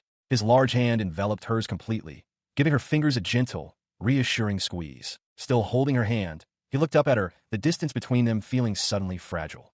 The air grew heavy with unspoken emotion as he breathed her name, his voice dropping to a soft murmur as he began to speak his mind. The tender moment shattered instantly as a loud hiss erupted from the kitchen. A pot on the stove boiled over in a cloud of steam, sending her into a sudden panic. She gasped, tearing her hand away to rush toward the counter and frantically turn off the burner. She quickly apologized for the interruption, asking what he had been about to say. He brushed it off, thanking her for healing his hand so he could read again. Eager to help, she offered to tend to the rest of his injuries. Turning back to her work, she cheerfully promised to enchant his tea, just as she always did, boasting lightly about how easy magic was and the multitude of spells she had mastered. He watched her in silence, his expression unreadable. Breaking the quiet, he remarked that it was a shame she wasn't the savior. The unexpected comment caught her off guard, bringing a sudden flush to her cheeks. He set a plate down on the counter, clarifying that he meant the girl currently residing at the castle. When she asked if he had heard rumors about her, he casually dismissed his knowledge as mere gossip. Turning his gaze away, he offered a simple, non-committal acknowledgement. She watched him from across the counter, sensing a shift in his demeanor. His thoughts darkened as he reflected on the savior, quietly lamenting that the girl had recklessly forced her way into the recent battle. A troubling realization dawned on her as she wondered if the savior's actions were the reason he had been injured. Unaware of her internal turmoil, he took a bite of his food, praising her cooking with his usual warmth. Settling in with a cup of tea, he asked if he could stay until the cafe closed. She agreed, though she questioned if he had the time to spare. He admitted that he was barred from returning to duty until he fully recovered, adding that he wasn't exactly in a rush to go back. Curious, she asked why he felt that way. He stared down into his teacup, his somber reflection staring back at him from the dark liquid. He explained that the savior's selfishness was directly responsible for the staggering number of injured knights, causing deep resentment among the veteran soldiers whose lives she had carelessly risked. With a heavy sigh, he confessed that since he lived at the castle, he couldn't avoid the situation forever, though he clearly dreaded his inevitable return. He took a slow, quiet sip from his teacup, the heavy silence of the room settling between them. Sakina watched him carefully, her mind racing as she considered his reluctance to return to the castle. An idea sparked within her as she recalled the layout of her home. The cafe had a spare room on the same floor, complete with its own washroom, a perfect quiet refuge. Stealing a quick glance at her guest, she was caught off guard when his dark eyes met hers. A sudden, fierce blush rushed to her cheeks as she realized just how charming the weary swordsman truly was, making it impossible not to feel drawn to him. Noticing her flustered state, he lowered his cup slightly. With a calm, steady voice, he broke the silence, asking if she would be willing to let him stay at the cafe for a while. Her face still flushed, she eagerly offered the guest room. She reasoned that making the long trek back and forth must be exhausting for him, especially given his current injuries. The swordsman gently set his teacup down on its saucer with a soft clink, his expression unreadable. Misinterpreting his silence, a wave of panic washed over her, and she quickly backpedaled, stammering that the choice was entirely up to him, terrified she had overstepped her bounds. He looked at her earnestly, asking softly if it was truly all right for him to impose. Desperate to reassure him, She insisted that she never would have made the offer if she didn't mean it. A subtle tension left his shoulders as he accepted her invitation, deciding he would move in the following day. He explained he first needed to return to the castle to gather his belongings, a plan she met with a bright, welcoming smile. Shortly after, he mounted his white horse outside the cafe, his dark cloak billowing slightly in the breeze. He offered a final wave of farewell to the young woman standing warmly in the doorway. As he turned away to begin the dreaded journey back to the royal grounds, his expression darkened into a heavy, somber frown. She watched his retreating figure, a lingering sense of concern etched across her features. As he stepped out and the cafe door clicked shut behind him, the weight of her own bold invitation finally crashed down on Sakina. She slid down against the wooden frame, her face burning with a furious blush. Cradling her cheek in her hand, she stared blankly ahead, completely overwhelmed as she frantically questioned what on earth she had. Morning light breaks over the sprawling estate, casting long shadows across the snow-dusted grounds and the grand, multi-tiered roof lines. Inside one of its rooms, the tall swordsman sits on the edge of his bed, his heavy cloak discarded for a simple white shirt. He quietly zips up a large travel bag, his belongings already packed into a sturdy trunk beside him. He gazes down, a faint, almost imperceptible smile touching his lips before a sudden, sharp knock at the heavy wooden door breaks the silence. A cheerful greeting announces the arrival of the blonde knight, who steps into the room and asks how his friend is feeling after working all hours. The swordsman replies that he is doing much better. The knight remains near the doorway, explaining the current situation and noting that only a few of their men are currently in fighting form. However, he adds reassuringly that they should be fine, as the savior has been on her best behavior recently. Leaning in slightly with a knowing smirk, he begins to ask if his friend is planning to visit someone. But his question is cut short by another series of knocks echoing from the hallway. Both men turn their attention toward the entrance as the door slowly creaks open, prompting the knight to call out a questioning greeting. The swordsman immediately springs to his feet from the bed, standing at attention as the crown prince steps into the room with a somber, unreadable expression. He keeps his gaze lowered, a bead of sweat forming on his cheek as he struggles to find the right words, his usual regal composure entirely absent. Suddenly, he bends forward in a deep, formal bow, loudly apologizing to the two men. The blonde knight throws his hands up in a panic, frantically begging him to stop. He remained bowed, his voice heavy with remorse as he offered a sincere apology. He confessed that the knights had safeguarded him for years, and his recent actions had nearly cost them their lives. The captain and the blonde knight stood in stunned silence, absorbing the weight of the young man's unexpected humility. Clenching his fist in frustration at his own failings, the prince admitted his guilt. He explained that he had gotten carried away pampering the savior, fully aware that her selfishness was causing them trouble, yet he had allowed it to continue. Looking up with desperate eyes, he acknowledged that mere words might not earn their forgiveness, but he pleaded for just one more chance to make things right. To prove his resolve, he laid out a strict ultimatum. He vowed to persuade the savior to study magic before the upcoming Aurora festival next month, declaring that if he failed, they had his father's explicit permission to punish him. The two knights exchanged a long, contemplative glance, silently weighing the sincerity of the young man's desperate vow. The room fell into a heavy stillness as he turned away, his tense posture betraying his anxiety as he awaited their final judgment. The tension finally broke when the captain offered a gentle smile, accepting the plan without objection. Beside him, the blonde knight grinned broadly, teasingly adding that he knew all too well how love could make a man do foolish things. A wave of profound relief washed over his face. Murmuring a quiet word of gratitude, he turned and stepped out of the room, the heavy wooden door clicking shut behind him. Left alone, the blonde knight let out a breath of disbelief, utterly gobsmacked to see their superior acting like his old, responsible self again.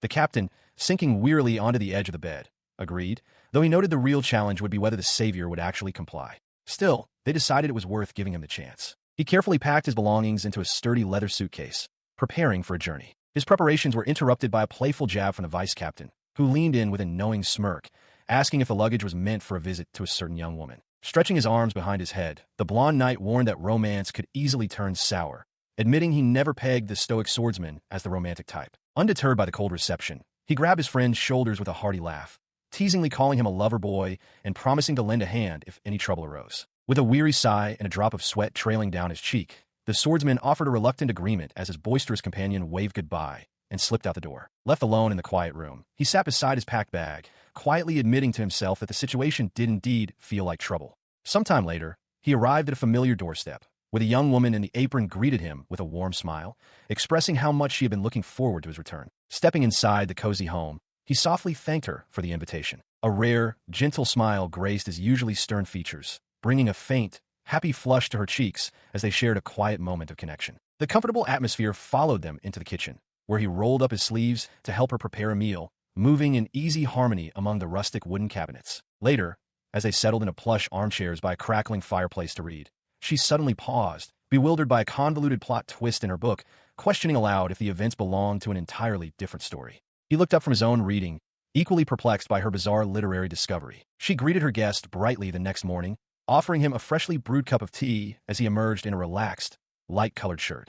He accepted the cup with a quiet word of thanks, settling into the warm atmosphere of the kitchen while she finished preparing breakfast. As she turned back to her tasks, his hand gently reached out, his fingers brushing against the long strands of her dark hair. The sudden, intimate gesture caught her completely off guard, causing her to freeze in surprise. Realizing he had startled her, he quickly withdrew his hand and offered an apology. He explained, a hint of warmth in his voice, that he was simply glad to see she was wearing the delicate flower hair tie he had given her. A deep blush spread across her cheeks as her fingers fluttered up to touch the floral ornament. She shyly confessed how much she loved the gift, thanking him once more, which brought a soft, genuine smile to his usually stoic face. A comfortable silence settled over the spacious kitchen, the morning light casting long shadows across the wooden counters as they stood near one another, the space between them feeling noticeably smaller than before. She couldn't help but steal a glance at him, her heart fluttering with a new, unfamiliar rhythm. She wondered internally if it was just her imagination, or if the invisible barrier between them was truly beginning to melt away. As she plated the warm food, and he took a slow sip from his teacup, her thoughts continued to race. Beneath her calm exterior, a burning curiosity gnawed at her, desperate to know how he truly perceived her. He broke the quiet contemplation, setting his cup down to announce that her healing magic had worked wonders on his recovery. With a casual demeanor, he offered to accompany her whenever she needed to run errands, a proposal that made her heart skip a beat. Her face lit up with a bright, eager smile as she immediately agreed to the outing. Though she secretly mused that she usually just summoned her groceries with a magical pendant, the prospect of spending the day with him easily overrode her usual routine. Pleased by her enthusiastic response, he suggested they head out that very morning. He offered to cast a teleportation spell as soon as they finished their meal, setting the stage for an unexpected adventure together. He tilted his head, questioning if they should simply ride his horse instead of relying on high-level magic as they usually did. In response, the young woman merely smiled and gesticulated playfully toward the round window, leaving him momentarily puzzled. Just outside the glass, his white steed was fast asleep in the tall grass, completely oblivious to their travel plans. A soft, conceding smile broke across his face as he agreed that a horseback ride would have to wait for another time. Moments later, the quiet morning air shifted to the distant hum of a bustling town. A glowing ring of magical energy materialized with a soft hum in a narrow, cobblestone alleyway between two tall buildings. The swordsman and the young woman stepped seamlessly from the fading light of the spell, now draped in traveling cloaks to ward off the chill. She marveled at how smooth the short trip felt compared to her previous experiences with teleportation. Noting the crowded streets ahead, he extended his hand toward her, insisting they stay close so they wouldn't be separated. As her fingers intertwined with his, a deep blush crept across her cheeks, her heart fluttering with the quiet realization that his protective gesture might mean something more. Hand in hand, they emerged into the vibrant thoroughfare. Her eyes widened at the lively stalls and bustling crowds, while he leaned in close, explaining that this particular market only opened its doors once a week to offer the best bargains. Her eyes sparkled with delight as they approached a bustling food stall. Pointing eagerly at the display, she ordered one of the freshly made, cone-shaped pastries, her anticipation evident as the vendor handed over the warm treat. As they continued their stroll, stopping to browse a selection of used books, she couldn't help but notice the peculiar behavior of the local merchants. The shopkeepers seemed overly deferential, one even addressing her companion as captain before hastily correcting himself. The tall swordsman simply offered a polite thanks and paid for their purchases, leaving her to wonder about the strange interactions. Leaving the stalls behind, their fingers remained gently intertwined. A warm flush crept up her neck as she silently mused that anyone watching would surely mistake them for a couple on a romantic outing. Her romantic reverie was interrupted when a dark, illustrated poster on a nearby brick wall caught her eye. Curiosity piqued, she turned to the swordsman, asking him what the Aurora Festival was all about. Shifting the paper bag of their purchases in his arm, he explained that it was Othel's grandest annual celebration, scheduled to take place in just a fortnight. He glanced down at her, mildly surprised, and asked if she had never attended before. She shook her head, admitting that her days were usually spent entirely within the confines of her cafe. He painted a picture of the event with his words, describing how the night sky would come alive with spectacular, glowing auroras. As she marveled at the thought of such a beautiful sight, he casually mentioned that he happened to be free on the evening of the festival. Leaning in slightly, his dark eyes meeting hers, he softly proposed that they attend the celebration together. Her face instantly lit up with a radiant, joyful smile. She eagerly accepted the invitation, her excitement bubbling over. In response, a gentle smile graced his features, and he gave her hand an affectionate, reassuring squeeze. As they resumed their walk through the charming, cobblestone streets, the towering rooftops of the town rising around them, he asked where she would like to head next and what she fancied for dinner. After a moment of thought, she suggested they find a place that served fish. Despite the light-hearted conversation, a heavy realization settled over her. Knowing his injuries were nearly healed, she feared the day he would return to being just another customer. With a determined glance in his direction, she made a silent vow.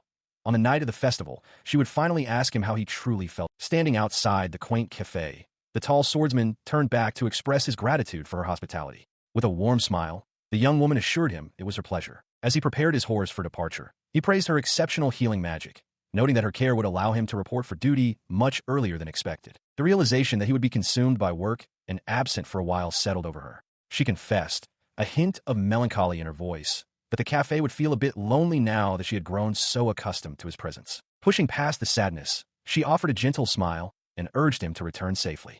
His horse offered a soft whinny in agreement as he looked back at her. Touched by her concern, he promised to finish his duties before the upcoming festival so they could attend it together.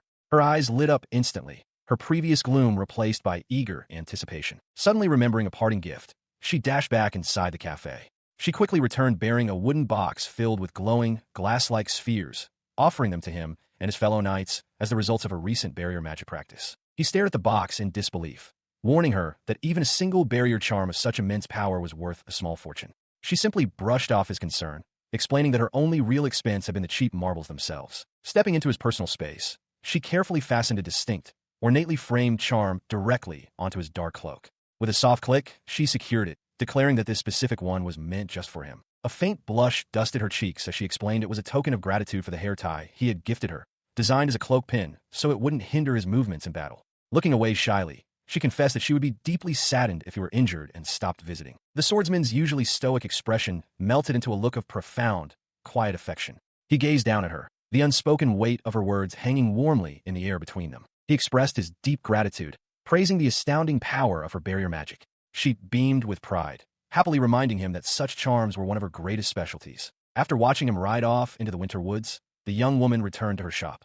Stepping through the doorway, she looked around the quiet, empty cafe, the sudden silence a stark contrast to the warmth of his visit. Meanwhile, miles away, the grand, imposing facade of the knight's headquarters stood tall against the sky. Inside its sprawling corridors, the captain strode purposefully forward, his dark cloak billowing behind him as a familiar blonde figure waited near the windows. The vice-captain greeted him with a bright, knowing smile, asking how he was feeling after his recovery. When the swordsman stoically replied that he was as good as new, his blonde companion chuckled, teasingly attributing the miraculous recovery to the power of love. The teasing only escalated as the vice-captain leaned in, thoroughly amused. He gleefully recounted how the entire barracks was buzzing with gossip, shocked that their stoic leader, a man notorious for refusing every blind date, had been spotted holding hands with a woman. Pressing his luck, the blonde knight nudged his friend, guessing the woman was Tsukina and demanding to be kept in the loop if they were finally dating.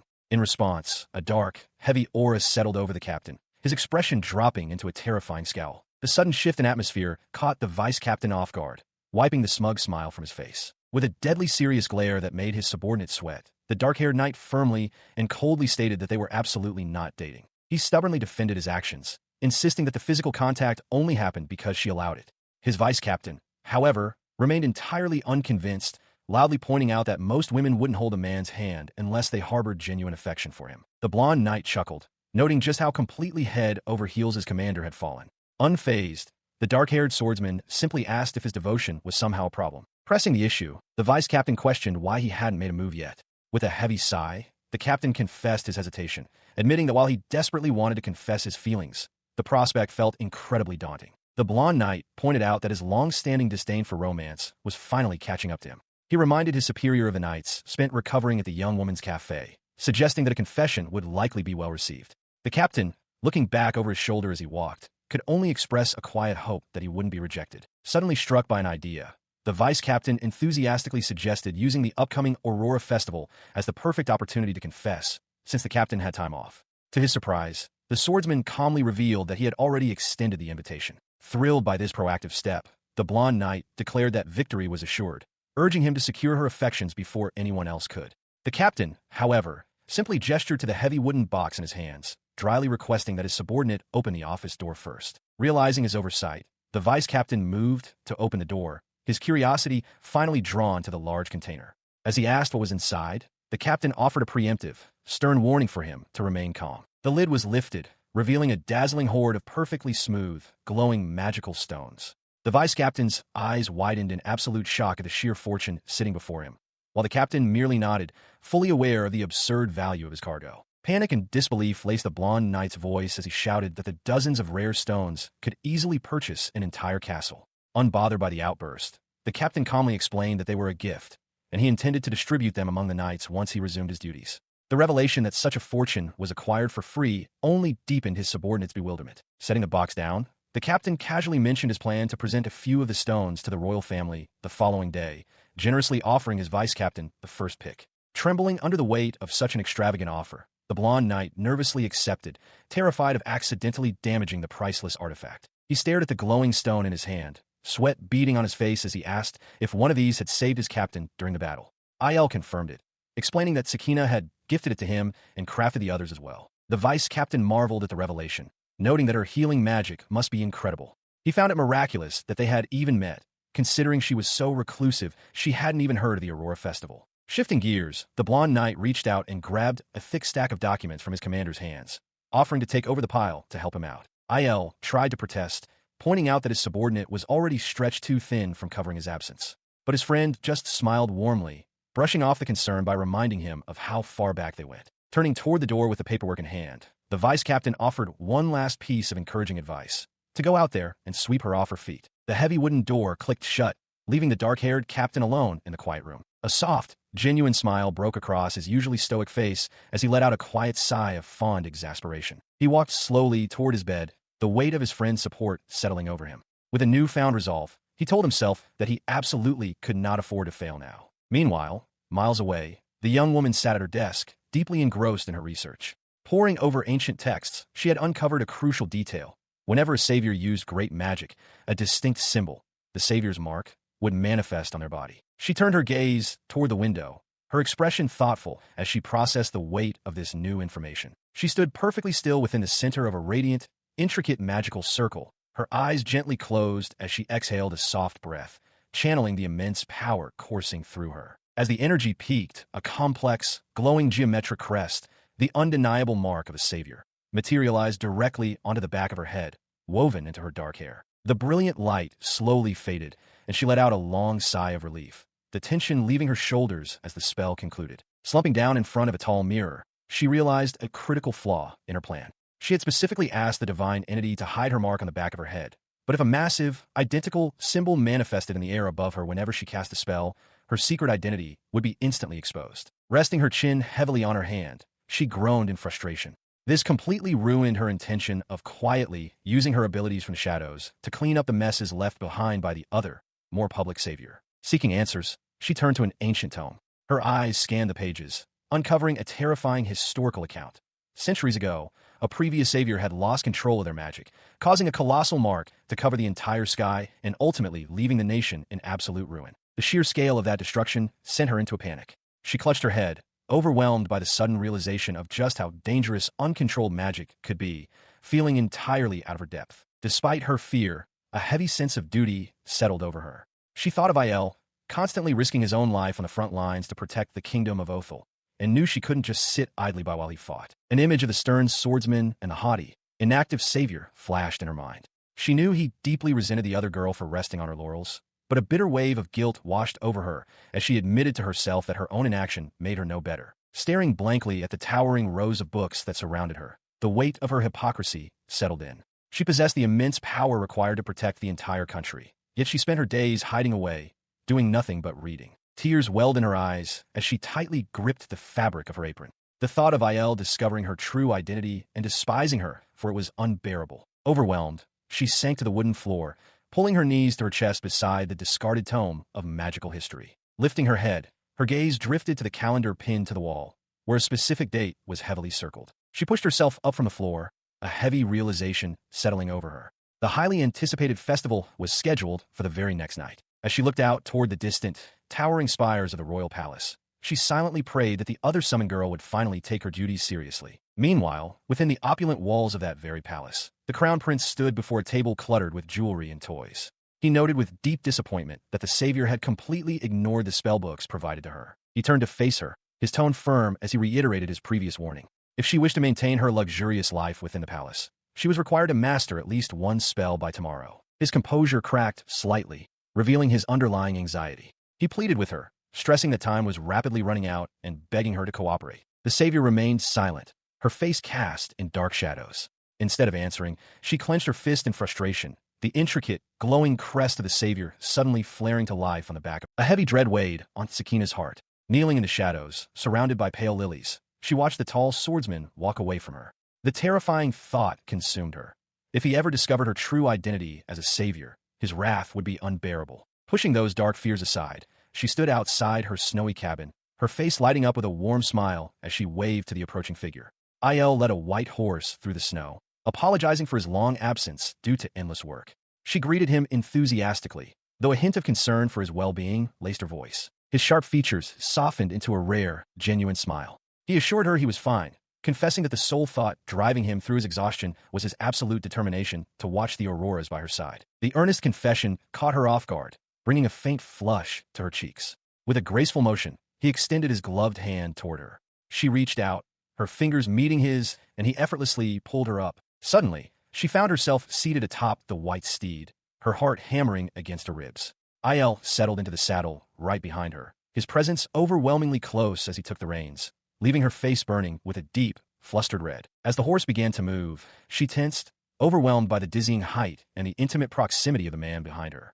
Sensing her anxiety, he leaned in close, his voice a calm murmur against her ear. He promised that the gentle mare liked her and assured her they would be perfectly safe as they rode toward the festival grounds. Despite his comforting words, her internal panic only grew. His arm wrapped securely around her waist sent a jolt of electricity through her, making her feel as though she had stumbled into the pages of a dramatic romance. The tension finally broke when he announced their arrival. Before them stood the entrance to the winter festival, nestled deep within the snowy woods. Dozens of warm, glowing lanterns hung from the bare branches, casting a magical, inviting light over the gathering crowd. Safely back on solid ground, she let out a long, shaky breath. She clutched her chest, profoundly relieved to have survived the overwhelming ride without her heart giving out completely. As they strolled through the quiet, low-key festivities, he explained the evening's schedule. The auroras would only last for an hour, so the crowd prioritized the sky before the market truly opened. Guiding her through the snow, he asked if she would mind a short walk to the special vantage point he visited every year. He extended a gloved hand toward her, a silent offer of guidance through the dim light. Accepting his gesture, Sakina let him lead her down the cobblestone path, their hands clasped together beneath the warm glow of a solitary street lamp. She kept her gaze lowered, a soft flush creeping across her cheeks. In her mind, she rationalized the contact, telling herself that holding hands on such a dark, uneven path simply made practical sense. The path soon opened into a wide clearing beneath a breathtaking canopy of stars. Sakina gasped, marveling at the absolute clarity of the night sky. Beside her, Illinois revealed that Bjork had tipped him off about this specific secluded vantage point. Curious, she asked if the knight had also come to the festival that night. Il shook his head, explaining that as the vice-captain of the knights, Bjork was currently bound by duty, taking his annual turn to guard the royal family. A gentle smile touched his lips as they settled into the quiet of the forest. Sakina voiced her eager anticipation for the auroras, and he murmured his agreement.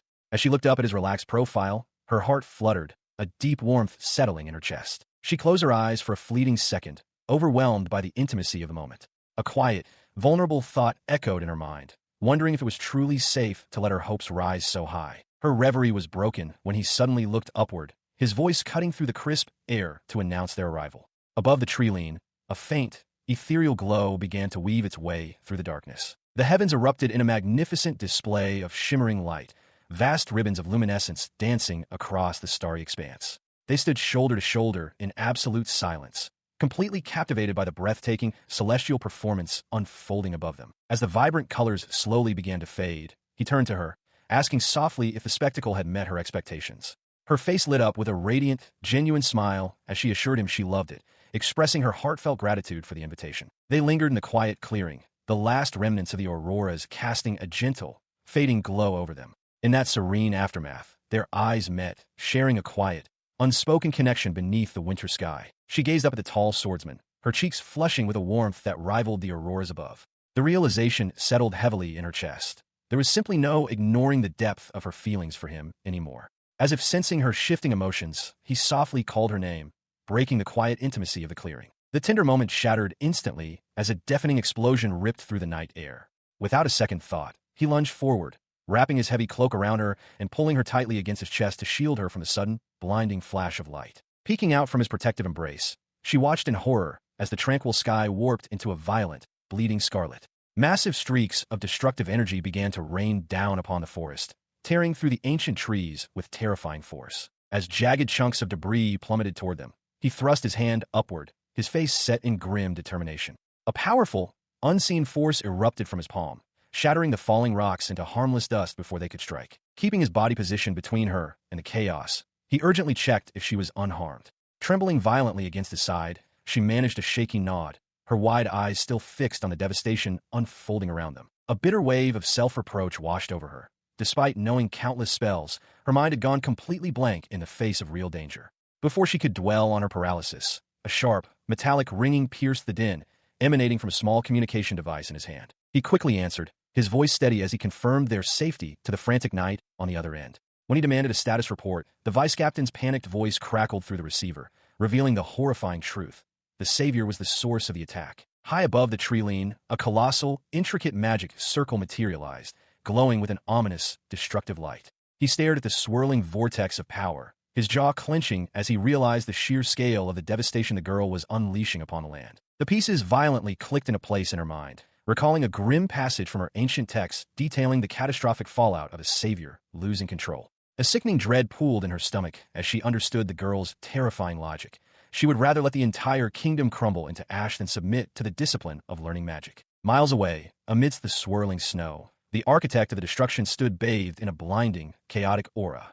Throwing a petulant tantrum, she screamed at the prince standing before her, childishly declaring that her parents had promised she could do whatever she wanted, and she absolutely refused to do anything she disliked. Tears streaming down her face, she continued her bitter tirade, complaining to the silent royal beside her that she had no interest in studying magic and deeply resented being locked in her room. Seeking validation, she turned to him with a desperate plea for understanding, only to be cut short as he suddenly drove a cold blade into her abdomen. The bloody dagger slipped from his grasp, clattering to the ground as a wave of absolute shock rippled through the onlookers, who could scarcely believe the crown prince had just struck down their supposed protector. As she collapsed to the dirt with a pained groan, clutching her bleeding stomach, the blonde vice captain frantically rushed forward to pull the royal assailant back. Before he could fully secure the area, a deafening roar split the air as a second wave of magical destruction hurtled toward them, prompting the cloaked swordsman to swiftly pull his companion against his chest. Shielding her from the crashing debris, he spat out a venomous curse, angrily declaring that these so-called protectors were nothing but worthless parasites who had never saved them from anything. He tightened his grip,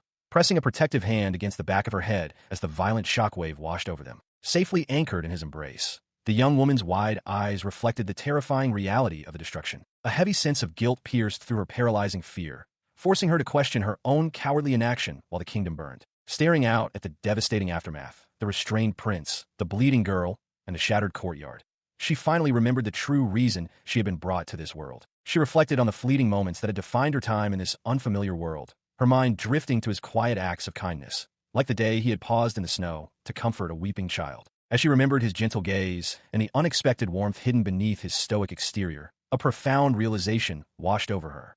Through all those simple, shared moments, she had fallen deeply in love with him. The eccentric deity's parting words echoed in her memory, a lingering reminder that the final choice rested entirely in her hands. Grounding herself back in the present, she lowered her gaze and softly called out the swordsman's name. Alarm instantly flashed across his face. He leaned in close, his voice laced with panic as he frantically asked if she was hurt. Instead of pain, however, he was met with her gentle, reassuring smile. Gathering her courage, she confessed her true feelings, clarifying that her affection was for him as a man, not merely as a patron of her cafe. As pure shock registered on his face, she looked away, her voice dropping to a whisper as she admitted that perhaps she was asking for too much. Tears pricked the corners of her eyes as she looked back up at him. Offering one last, bittersweet smile, she softly pleaded with him not to hate her for what she was about to do. Without warning, a colossal, intricate magical array materialized in the night sky above them, casting an ethereal, blinding glow over the forest canopy. The swordsman shouted her name in sheer disbelief as the immense power flared to life. High above the mortal realm, the eccentric deity watched the spectacle unfold.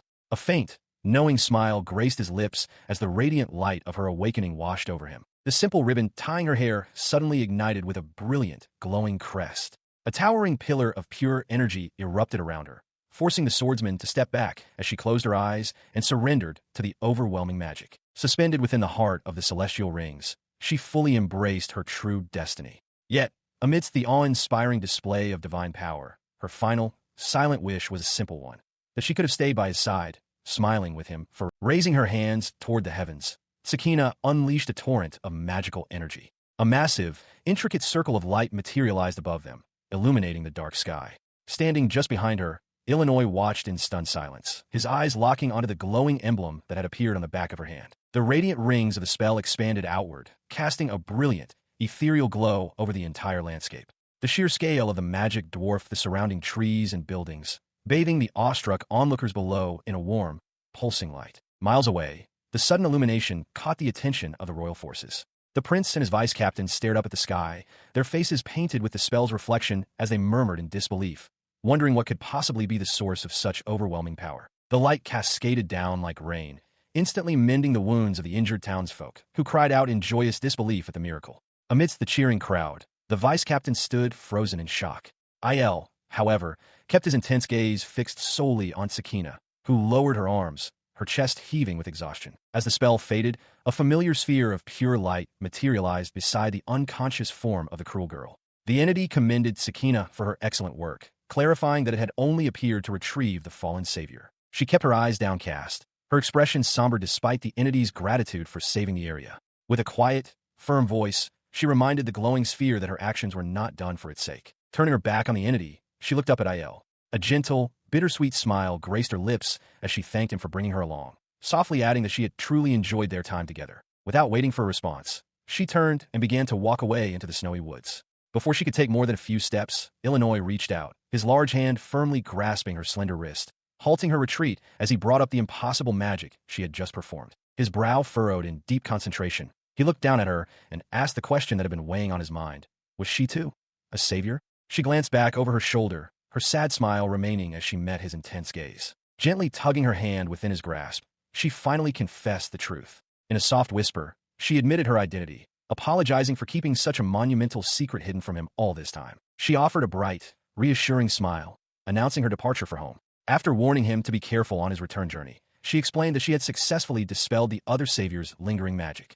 With a sudden flash of light, she stepped into a glowing teleportation circle and vanished, leaving the dark-haired swordsman standing in stunned silence. High above the dense, snow-covered forest, she streaked through the night sky, a solitary beam of light cutting across the darkness as she hurried back to her sanctuary. Her destination was the quiet, secluded cabin nestled deep within the winter woods, standing peaceful and undisturbed beneath the starry sky. The moment she materialized inside her living room, her steps faltered. She staggered forward, clutching the edge of a bookshelf for support as a wave of intense dizziness washed over her, realizing her magical reserves were completely depleted. Utterly exhausted, she collapsed face first onto the soft cushions of her sofa. As she lay there, she found a small measure of comfort in the knowledge that the great magic she had cast to create the barrier would hold strong for decades, ensuring the kingdom's safety for now. Her thoughts drifted to the men she had left behind. She reasoned that while the swordsman might eventually return on official business for the nights, he would likely keep his distance from her on a personal level now that her true identity was exposed. A pang of sorrow struck her as she pictured the quiet, comfortable evenings they used to share by the warm glow of the fireplace. She resigned herself to the painful certainty that those peaceful moments of simply hanging out together were gone forever. Tears welled up in her eyes, blurring her vision as she buried her face in her arms. Her heart ached with regret over her sudden confession, and she desperately hoped that he would just forget she had ever told him she liked him. Hours passed, and the dark, emotional night eventually gave way to a bright, crisp morning, with gentle sunlight filtering through the trees and illuminating the front of her quiet home. She stirred on the couch, blinking against the morning light. Though still physically drained and low on magic, she assumed she wouldn't have any customers to attend to today. However, as she groggily rubbed her eyes, a surprisingly pleasant aroma wafted through the room, catching her attention and making her wonder who could be cooking. Her fingers twitched as she slowly stirred from her deep slumber, the lingering exhaustion still heavy in her limbs. A familiar, gentle voice broke the morning silence, softly asking if she was finally awake. Startled, she blinked away the sleep, her eyes widening as she sat up and noticed a tall figure standing right beside her couch, dressed in a crisp, unfamiliar uniform. The figure was Il, though he had traded his heavy dark cloak for an elegant, decorated military uniform. He offered a warm, reassuring smile, presenting a massive, vibrant bouquet of flowers to the bewildered young woman. A faint blush crept across his cheeks as he gently pressed the bouquet into her hands. He admitted, with a touch of bashfulness, that she had beaten him to the punch, but insisted she accept his gift first. Taking a seat opposite her in the sunlit room, he looked directly into her eyes and laid his feelings bare. He confessed his deep affection for her, formally asking if she would do him the honor of becoming a couple. His sincere, unwavering gaze left her completely speechless, a deep crimson flush spreading across her face as the weight of his words sank in. Overwhelmed, tears welled in her eyes as she looked down, guiltily confessing that she had misled him all along and had done nothing regarding the other supposed savior. He immediately brushed her worries aside, expressing profound gratitude for the barrier charm she had provided, assuring her they had been invaluable during the festival. Still gripping the bouquet tightly, she hesitantly asked if he was only here because he needed her help with something else. He shook his head, reflecting that he should have pieced the truth together much sooner, given her incredibly powerful spells and her complete ignorance of the Aurora Festival. His expression turned serious as he clarified that asking for her help was the furthest thing from his mind. He then dropped a staggering revelation. The entire country was currently mobilizing in a desperate search for her, the true savior. The massive spell she had conjured now stretched across the sky, a radiant barrier shielding the entirety of Othel. Beneath its glowing runes, knights fought back the monstrous hordes, protected by the very magic that repelled the enemies at the kingdom's borders. Because of this unprecedented display of power, the streets were now filled with officials and citizens alike, searching frantically.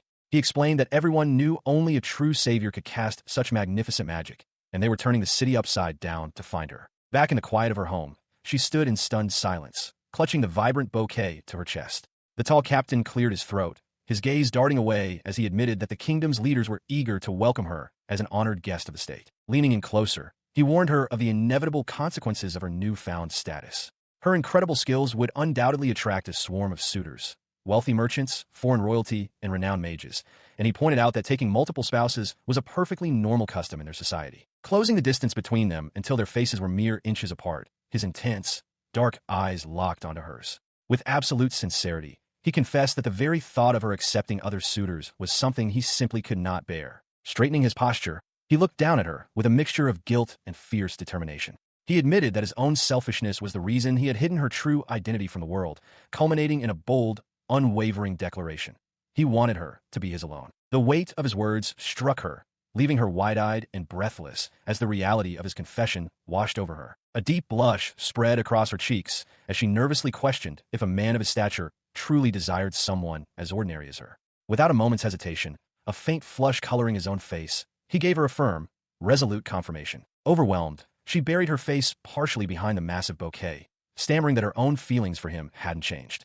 Flustered by the grand gesture and the sheer size of the flowers, she awkwardly but happily agreed to his proposal, bringing a soft, relieved smile to his face. The emotional high was suddenly cut short as her knees buckled, a wave of exhaustion washing over her. He immediately reached out to steady her, his expression shifting to concern as he realized her magical reserves were still dangerously low, gently insisting that she needed to return to bed and rest. Though barely conscious, she managed to sit up, her hand resting weakly in his. She murmured her surprise that he had traveled all this way just for her, before her remaining strength finally gave out and she slumped forward. Catching her gently, the captain offered a warm, reassuring smile. He softly promised that he had taken the entire day off, assuring her that he would still be right by her side whenever she finally woke up. As she drifted into a deep, restorative sleep with her head resting peacefully on his lap, he gazed down at her. In the quiet of the room, he reflected on the magnitude of her actions, knowing that the kingdom of Othel would now enjoy years of unbroken peace, all thanks to her incredible magic. In the days that followed, the dust settled on the kingdom's political turmoil. True to his word, the captain had kept her true identity an absolute secret. During a quiet moment at the barracks, his vice-captain recounted the aftermath of the festival incident. The crown prince had pushed for the harshest possible penalty for the cruel girl who had caused the chaos. But since there were no casualties, she was ultimately sentenced to several years of strict house arrest. Oblivious to the truth, the blonde knight still openly wondered where the real savior could possibly be hiding. Leaving the kingdom's drama behind them, the couple took a profound step forward in their own lives, solidifying their bond with a quiet, heartfelt engagement. The joyous news led to an emotional introduction to his family. His parents, overwhelmed with relief and happiness, clasped her hands tightly, weeping tears of gratitude. They confessed that they had long ago given up hope of their stern son ever finding someone to share his life with. Soon, a comfortable new routine settled over them. He moved into the cozy book cafe with her, trading his solitary life for a shared home. Each day, she would warmly welcome him back as he returned on horseback from his duties at the castle. Stepping inside from the cold, he began to remove his heavy coat as she eagerly asked if the latest batch of barrier charms and potions she had crafted for the knights were effective. He assured her they were absolutely perfect. While the grand barrier over the capital remained impenetrable, he noted that rogue monsters still roamed the lands, and troubling rumors of a demon king continued to whisper through the ranks. Hearing of the lingering dangers, a thoughtful silence fell over her. He paused, noticing her sudden shift in demeanor, and gently called her name, wondering what was crossing her mind. But the heavy thoughts quickly vanished, replaced by a radiant, contented smile. She decided then and there to leave the grand task of maintaining world peace to whatever future savior the gods might send. For now, her hands and her heart were completely full just looking after the man standing before her, and she happily offered to brew him a fresh cup of... The glowing sphere explained the terms of the transfer. The young man in the hoodie listened, tossing a small object in his hand. He understood that while he would be granted the capacity for powerful magic in the new world, he would still need to learn the spells himself. He confidently accepted the deal. However, he paused, a sly smile crossing his shadowed face. He reasoned that studying would only get him so far. To truly be an effective savior, he suggested, wouldn't it be better if the entity boosted his magical potential before sending him over? The radiant sphere considered the request.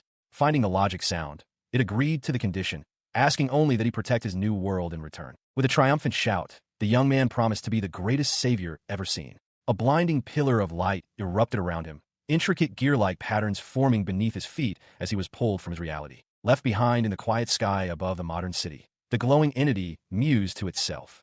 It had been ages since it had sent such a promising, enthusiastic candidate. As its light began to fade into the dawn, it could only hope the boy's skills would match his bold words. Meanwhile, in the snow-covered land of Othel, life moved at a much gentler pace. Inside a cozy book cafe tucked away in a quiet forest, Sakina stood at the stove, carefully stirring a simmering pot. It had been some time since an orb calling itself God had brought her here as a savior. She moved gracefully around the kitchen, setting out a hearty breakfast of fluffy pancakes, fresh berries, and steaming cups of tea. Glancing at the clock, she noted that it was almost time. A soft click from the staircase caught her attention. A warm smile touched her lips as she reflected on how her life had changed. She hadn't lived alone for a few months now. Heavy footsteps descended the wooden stairs. Il, dressed comfortably in a patterned morning robe and dark trousers, made his way down into the warm kitchen. She greeted him with a bright, cheerful good morning. He returned the greeting with a soft, affectionate smile, his usual stern demeanor entirely absent. This was Captain Surrey of the Othel Knights, a man slightly older than her, and now, her fiancé. He stifles a heavy yawn, apologizing for his fatigue, as the young woman gently points out his exhaustion. Despite the lingering weariness, their shared future is set. They are planning to be married. To ease his burden, she hands him a freshly brewed cup of tea, cheerfully noting that she infused it with her usual healing magic. He accepts it with a grateful smile, a brief respite from his ongoing duties managing the chaotic aftermath of the recent savior scandal. That very crisis had been sparked by the previous savior's frivolous dalliances with Othel's younger prince. Instead of dedicating herself to the magical studies her crucial role demanded, the girl had stubbornly refused to learn, choosing instead to make herself comfortably at home within the castle walls. Her complacency eventually met resistance when the prince firmly put his foot down. Enraged by the rejection, the savior's unchecked emotions caused her volatile magic to violently spiral out of control, cracking the very air around her. The resulting magical anomaly manifested as a massive, dark vortex looming ominously over the land. Just as she was on the verge of completely destroying Othel, the glowing entity finally intervened, retrieving the failed savior from the sky. Down below, a colossal dome of radiant light shielded the terrified populace. The young woman had been forced to unleash a massive barrier of great magic to ensure not a single life was lost during the catastrophic incident. It was in the wake of that display that the swordsman realized her true identity as a savior. She had braced herself for his anger, fearing he would abandon their quiet cafe days. But to her immense relief, he fully accepted her, vowing to conceal her divine status from the rest of the world. Returning to the peaceful present, the couple shares a quiet meal at their dining table. Because the entire kingdom, including the knightly order, is still recovering from the scandal, they have held off on setting an official wedding date, even choosing to safely hide their engagement rings during work hours to avoid drawing unwanted attention. Unbothered by the delay, he takes a comforting spoonful of the hot soup she prepared, while she watches him with a soft, affectionate gaze. A warm smile breaks across his face as he praises the meal, noting how much it warms him up. Hearing his genuine appreciation, her own face lights up with a bright, joyful smile, content in their shared, quiet happiness. She knew, with absolute certainty, that whatever trials lay ahead, their bond would remain unbreakable. As they sat together in the quiet warmth of the shop, he noted the howling wind outside, hoping the weather would clear enough later to read outdoors. She enthusiastically agreed, eager to review the new books he had recently added to the shelves. Later, outside the snow-covered cottage, she watched as he prepared his horse for departure. When she asked if he would be visiting the castle that day, he shook his head, promising instead to return the following day. Before leaving, he paused to express his deep gratitude, explaining that her protective charms and healing magic had become an invaluable asset to his knights. A warm smile spread across her face at the praise, genuinely glad to be of help. Blushing slightly, she confessed that his comrades meant a great deal to her as well. He looked down at her, his expression softening with profound affection. Leaning in, he pressed a tender kiss to her forehead before finally bidding her farewell. She waved him off, lingering by the frosted window to watch his silhouette disappear into the snowy landscape. Still standing by the glass, she gently touched the spot where his lips had met her skin, a deep flush warming her cheeks. In the quiet of the room, she marveled at her own happiness, reflecting on a time when she had firmly believed marriage was never in her future. Her peaceful reverie was abruptly broken by the chime of the shop door. As she turned to welcome the new arrival, her eyes widened in surprise at the familiar, cheerful voice greeting her after a long absence. The visitor was none other than the eccentric deity in his human guise. He casually apologized for the recent disaster involving the false savior, admitting he owed her a favor. When she pressed him about the fate of the cruel girl he had taken away, his playful demeanor shifted slightly, stating only that she would never return to this world. Settling at the counter with a warm cup of coffee, the deity cheerfully congratulated her on her recent engagement. She thanked him politely, though a sudden, unsettling suspicion crept into her mind, making her wonder if this supposedly distant god had been secretly eavesdropping on her private moments with her fiancé. She admitted her confusion, pointing out that she hadn't fought any monsters or done anything typically heroic. The deity, calmly sipping his tea, found her reluctance amusing, noting that she had still been an incredibly competent savior. He then challenged her, asking what she believed a savior actually did. Pondering his question, she imagined the classic heroes for video games, valiant warriors who traveled the land slaying beasts to keep the peace. The deity quickly dismissed the notion, clarifying that those were not the duties of saviors in this world. Instead, he offered a much grander explanation. He described saviors as individuals whose mere presence stabilized their surroundings and encouraged prosperity. To the people, they were figures capable of wielding powerful magic to assist during emergencies, keeping the world in balance. Letting the weight of his words settle, he added that either description suited her perfectly, as she had already been a tremendous help.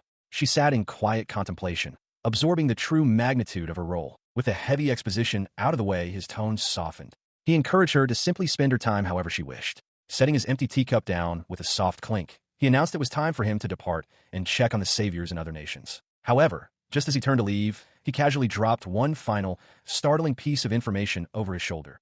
He had just sent the kingdom of Othel a brand new savior. Later that evening, the quiet atmosphere of the cafe was replaced by the warm, inviting aroma of a hearty, home-cooked meal featuring thick slices of roasted meat and glasses of rich red wine. Settling in for dinner, the swordsman praised her culinary skills, admitting that her homemade dinners were what kept him going and always lifted his spirits. Between bites, the conversation shifted to the day's unusual news. He mentioned that a new savior had indeed arrived at the castle. When she asked what the newcomer was like, he described a cheerful young man in his 20s. Though the young man seemed eager to learn magic, the swordsman noted that everyone at the castle remained wary after the scandal caused by the previous savior. Curious about his personal assessment, she pressed him for his first impression. He explained that the castle had assigned the young man a tutor to monitor his progress, noting that the newcomer seemed quite determined. With a reassuring smile, he added that while her barrier magic already protected Othel, having another savior around certainly wouldn't hurt. He took a slow sip of his dark wine, his expression thoughtful as he admitted that the new arrival probably meant well.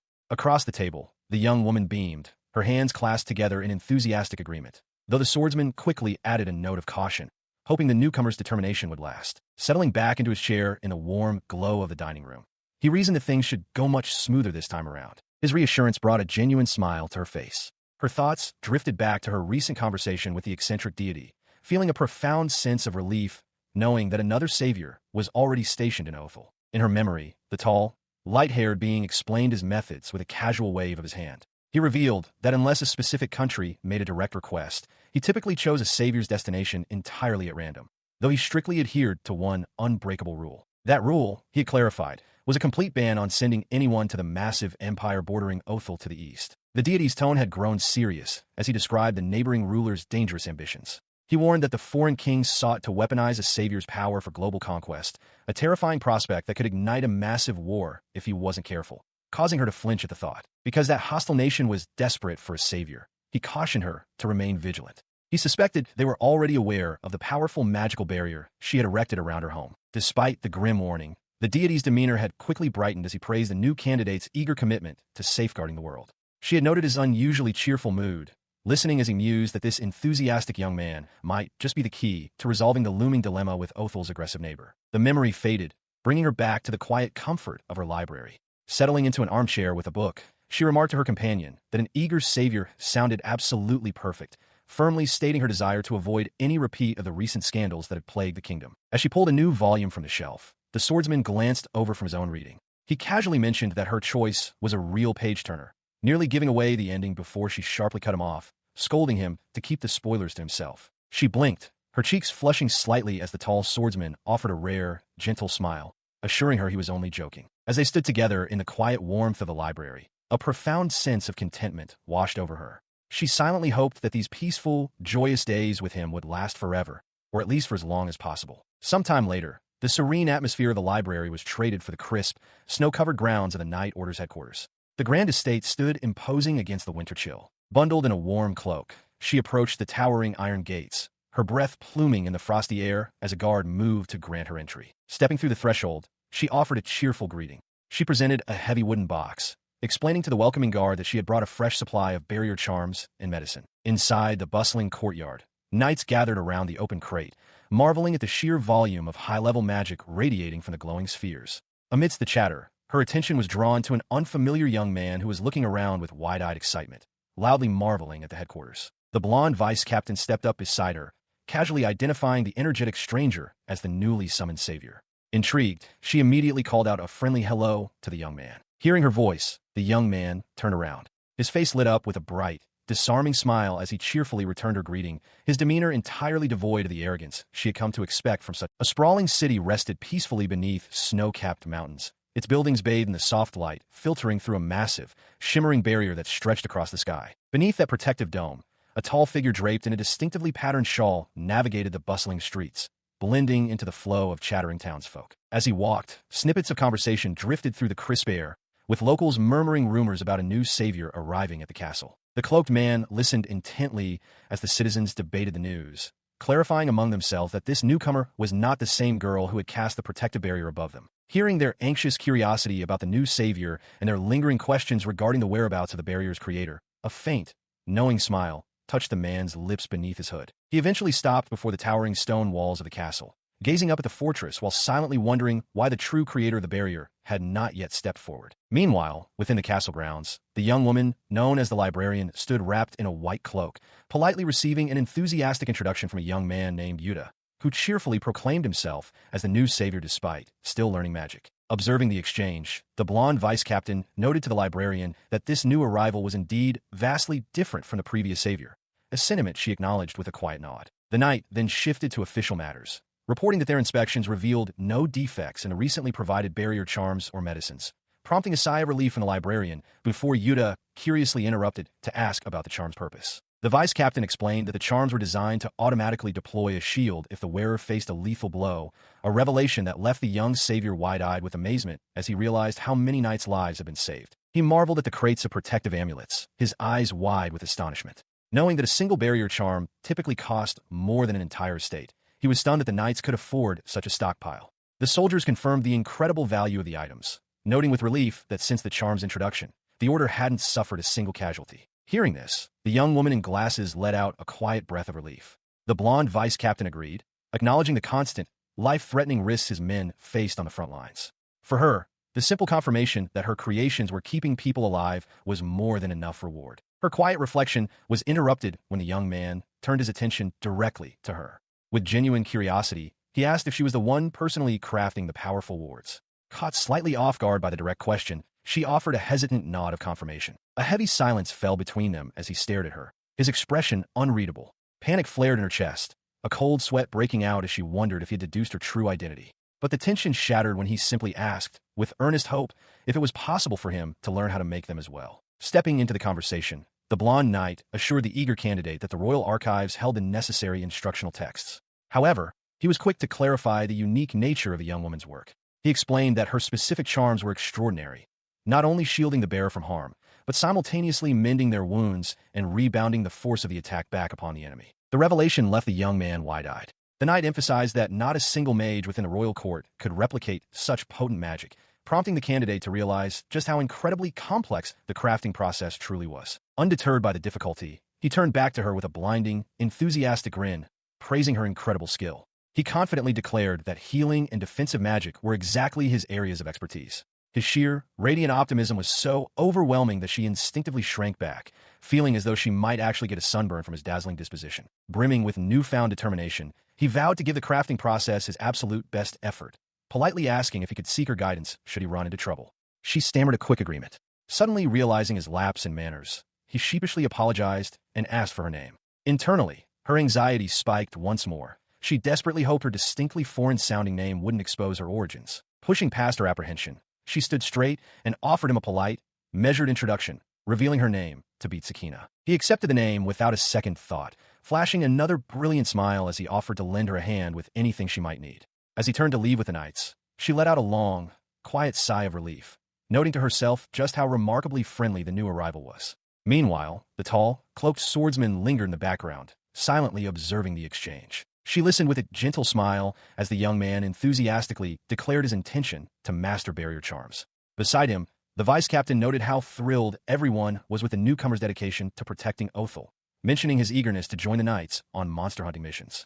She expressed her hope that his efforts would bring even more peace to the land, a sentiment the knight warmly agreed with. Before she departed, the vice-captain requested a few additional charms for their newest recruits. She readily agreed, assuring him it was no trouble at all, and then made her way out through the grand castle gates. Strolling away from the fortress walls, she mentally calculated her workload, confident she could finish crafting the requested items before her next scheduled delivery. Her thoughts were interrupted when she noticed an elderly woman nearby, leaning heavily on a companion and racked by a severe coughing fit. She immediately paused, her expression shifting to one of concern as she asked if the woman was all right. The encounter sparked a sudden worry. She realized her focus had been solely on supplying the knights, leaving her to wonder if the local hospital had enough medicine to treat the townsfolk. She decided she would have to ask her companion about it later. As evening fell, shadows lengthened across the gabled roof of her quiet home. The heavy wooden door swung open to reveal the tall swordsman returning from his day. Her face lit up with a bright, welcoming smile as she greeted him, and he offered a warm, familiar hello in return. Inside, a hearty dinner of roasted meat and fresh greens was already laid out on the table, waiting for them. Over their meal, she recounted her visit to the Knights' headquarters, noting how well the newly arrived savior was getting along with everyone despite being a stranger to the town. The swordsman nodded, confirming that the young man had even expressed a desire to join them on active missions. He went on to explain the newcomer's frantic eagerness to learn barrier magic, revealing that the young man had rushed back to the castle and completely cleared out the library spellbooks. With a wry smile, the swordsman remarked on the boy's boundless energy, noting how it was the exact opposite of his own reclusive nature. He continued his meal, the quiet clink of his spoon against the bowl interrupted as she suddenly stifled a laugh across the table. A gentle smile softened his features. He confessed that her reclusive nature was exactly what had allowed him to discover her cozy little cafe in the first place. The sincerity in his voice caught her off guard, her eyes widening slightly as he added that it was also the reason they were able to fall in love. Leaning back in his chair, he reassured her that she was already doing a remarkable job as a savior by aiding the knights. A faint blush dusted her cheeks at the praise, but her expression soon turned thoughtful as she called his name, a new idea forming in her mind. She wondered aloud if her restorative medicines could be distributed beyond the military, perhaps to the patients at the local town hospital. He raised an eyebrow, reminding her of her initial desire to keep a low profile. With a bright, unapologetic smile, she admitted that she had abandoned that goal the moment she began supplying the knights. Despite her willingness to help, she firmly maintained her boundaries, stating clearly that she still had no intention of letting anyone discover her true identity as a savior. Her thoughts drifted to the familiar faces of the knights and castle staff who had welcomed her. This world had become her second home, and a deep-seated desire to do more for its people and the country had taken root in her heart. A heavy silence fell over the table, prompting her to look at him with a hint of concern.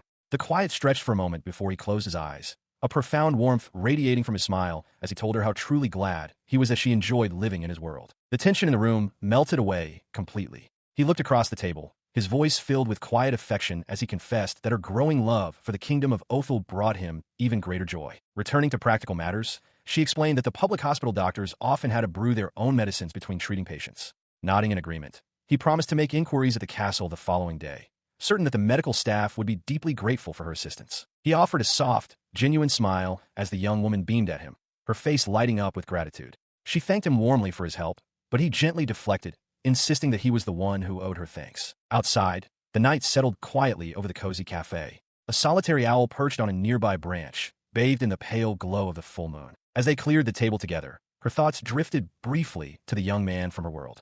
She knew she might not share his fierce, driving ambition, but she resolved to do her absolute best in her own quiet way. Beside her, her companion praised the delicious dinner, bringing a pleased smile back to her face. The next morning brought bright sunlight and the cheerful chirping of birds. Standing outside the cafe beside his white steed, the swordsman asked if she was making another delivery today. She nodded enthusiastically, confirming her plans. Glancing at her supplies, he expressed concern over the heavy load she had to carry alone, lamenting that she couldn't simply teleport directly into the castle. She quickly reassured him, explaining that only official staff were permitted to use magic within the walls anyway. Besides, she added with a cheerful flex of her arm, she rarely left the cafe, so the walk would be excellent exercise. She waved as he mounted his horse and rode off. Watching him go, she reflected on her magical limitations. She had considered using spells to lighten her load of barrier charms, but doing so seemed to dilute their protective power. Even the divine ability she had been granted to summon items only produced weaker versions of the real thing.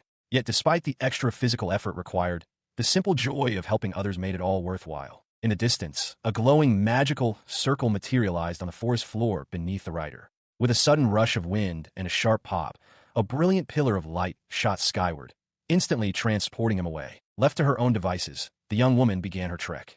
She navigated the cobblestone streets of the town, her steady steps carrying her closer to the towering stone walls of the royal castle. Arriving at the imposing entrance, she presented herself to the station guard. She cheerfully announced that she had brought another batch of supplies for the knights, and the guard promptly granted her passage. With a polite nod, she stepped through the massive archway, carrying her heavy but precious cargo into the heart of the fortress. As she approached her destination, the main gate finally coming into view, a sudden rustling from the nearby foliage caught her attention. She paused, her eyes fixed on the trembling leaves, wondering aloud if a stray animal was wandering through the brush. The disturbance in the bushes grew more violent, leaves shaking wildly as something large moved just out of sight. Her mild curiosity quickly shifted to apprehension as the heavy sounds grew closer. With a heavy thud, a massive, dark paw tipped with sharp claws stepped out from the shadows of the greenery. She froze, her eyes widening in sheer disbelief at the sight of the creature emerging before her. A monstrous, multi-eyed wolf now blocked her path, its towering, beastly frame dwarfing her completely as she clutched her wooden box of supplies. High above the courtyard, a hooded figure perched on a rooftop observed the encounter with a sinister grin, eager to see if this supposed new savior would survive the deadly test or perish. Sakina paused on the stone path, a heavy wooden box clutched in her arms. A low, guttural growl drew her attention to the shadows, where a massive, multi-eyed wolf emerged, its gaze fixed hungrily upon her. With a deafening roar, the beast lunged forward. Panic seized her as she dropped the heavy box, the wood clattering against the stone as she turned and sprinted desperately away from the snapping jaws. Her flight was short-lived. Stumbling to the ground, she could only cower against the cold pavement as the monstrous canine loomed over her, its multiple eyes glowing with predatory malice. Trembling uncontrollably beneath the creature's shadow, her mind raced for a means of survival. She realized her only hope was to summon her latent magical abilities. Squeezing her eyes shut against the impending strike, she gritted her teeth. She desperately willed the magic to manifest, silently pleading with herself to unleash the power she knew she possessed. Before she could focus her energy, a blinding flash of light tore through the courtyard. A sudden, violent barrage of crystalline projectiles streaked through the air, bypassing her entirely and hurtling straight toward the beast. The magical volley slammed into the creature with devastating force, the sharp impacts echoing across the stone as the beast was thrown backward by the relentless assault. Massive spikes of jagged ice erupted from the ground, completely impaling the monstrous wolf and freezing it in place. Still huddled on the pavement, she opened her eyes, staring in utter bewilderment at the sudden destruction, completely unaware of who had just saved her life. A few paces away stood the blonde knight, his chest heaving with heavy, exhausted breaths. His hand remained outstretched toward the frozen beast, wisps of residual magic smoking from his fingertips as he struggled to catch his breath after the massive exertion. Though he had unleashed a powerful spell to save her, the blonde knight's magic had not fully felled the beast. Its massive, clawed paw suddenly twitched against the stone. Catching her breath, the young woman in the apron began to stammer a hesitant word of thanks, entirely unaware of the lingering danger. Her words were cut short as the monstrous wolf violently lurched back to life, lunging toward her with a ferocious roar. In a blur of motion, the dark-haired swordsman threw himself between the girl and the snapping jaws of the beast. With the immediate threat finally neutralized, the dark-haired captain knelt beside the beast's lifeless body, his blade drawn. High above on the castle balcony, the blonde knight leaned over the stone railing, his voice echoing across the courtyard as he urgently called out to check if the young woman was unharmed, while other guards scrambled to confirm the perimeter status. Rushing down to the courtyard, the blonde knight quickly closed the distance, his face etched with concern as he asked if either of them had sustained injuries. The swordsman offered a calm nod of gratitude to his friend, while the young woman, brushing off her apron, cheerfully assured them both that she was perfectly fine, attributing her safety to the protective blessings of the Savior. Letting out a heavy sigh of relief, the knight ran a hand through his blonde hair, his initial panic giving way to exasperation. He openly vented his frustration, questioning how a monster could possibly bypass the castle's magical barrier, and worse, how it managed to specifically target his best friend's fiancée. Beside him, the young woman could only offer a strained, nervous smile in response to the dramatic declaration. As the blonde knight's rant subsided, the dark-haired swordsman turned his full attention back to the young woman. Stepping closer, she offered a polite, deeply sincere bow, her voice softening as she formally thanked him for risking his life to shield her from the beast's final desperate attack. Rather than accepting the gratitude, the imposing captain suddenly seemed uncomfortable. He averted his gaze toward the snow-dusted trees, awkwardly rubbing the back of his neck as he quietly dismissed her thanks with a hesitant shake of his head. His expression darkened with self-reproach as he explained the source of his guilt. He confessed that his initial strike had been flawed. Had he simply possessed the skill to slay the monster with a single, decisive blow, she would never have been subjected to the terror of its second ambush. The young woman watched him intently, absorbing the weight of his harsh self-criticism. Refusing to let him shoulder the blame, a warm, genuine smile spread across her face. She gently countered his logic, pointing out the undeniable truth.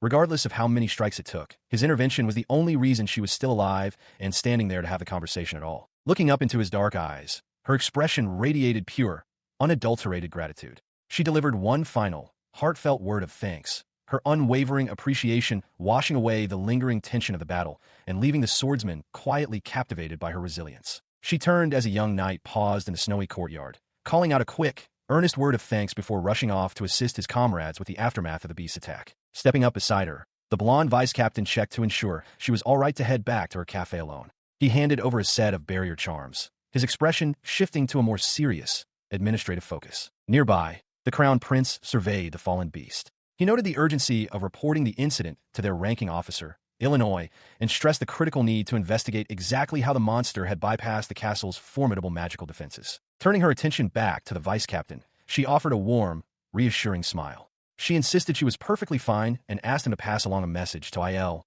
urging the swordsman not to worry about her safety. He returned her smile with a charming grin of his own, insisting on at least escorting her to the castle gates. He gently reminded her that while she could use her magic to travel safely once outside, the threat of other lurking monsters remained a very real concern. Moments later, she made her way alone through the towering stone archway of the castle exit. As she stepped out into the snow-dusted streets, a quiet sense of guilt washed over her, and she silently apologized for the commotion she felt she had caused. The journey back through the quiet town was uneventful, and she soon arrived at the familiar, comforting facade of her own shop. With a soft click of the latch, she pushed the heavy wooden door open and stepped inside, shutting the winter chill out behind her. Safe within the quiet walls of her home, she let out a long, heavy sigh of relief, the tension finally leaving her shoulders. Slipping off her winter cloak, she decided the best way to settle her nerves would be to tidy up the shop and prepare a warm dinner. She threw herself into the familiar, grounding rhythm of her domestic chores. Pots bubbled cheerfully on the stove as she moved through the room, carefully dusting the tall bookshelves and restoring order to her sanctuary. With the chores complete and the room bathed in the warm, inviting glow of the fireplace,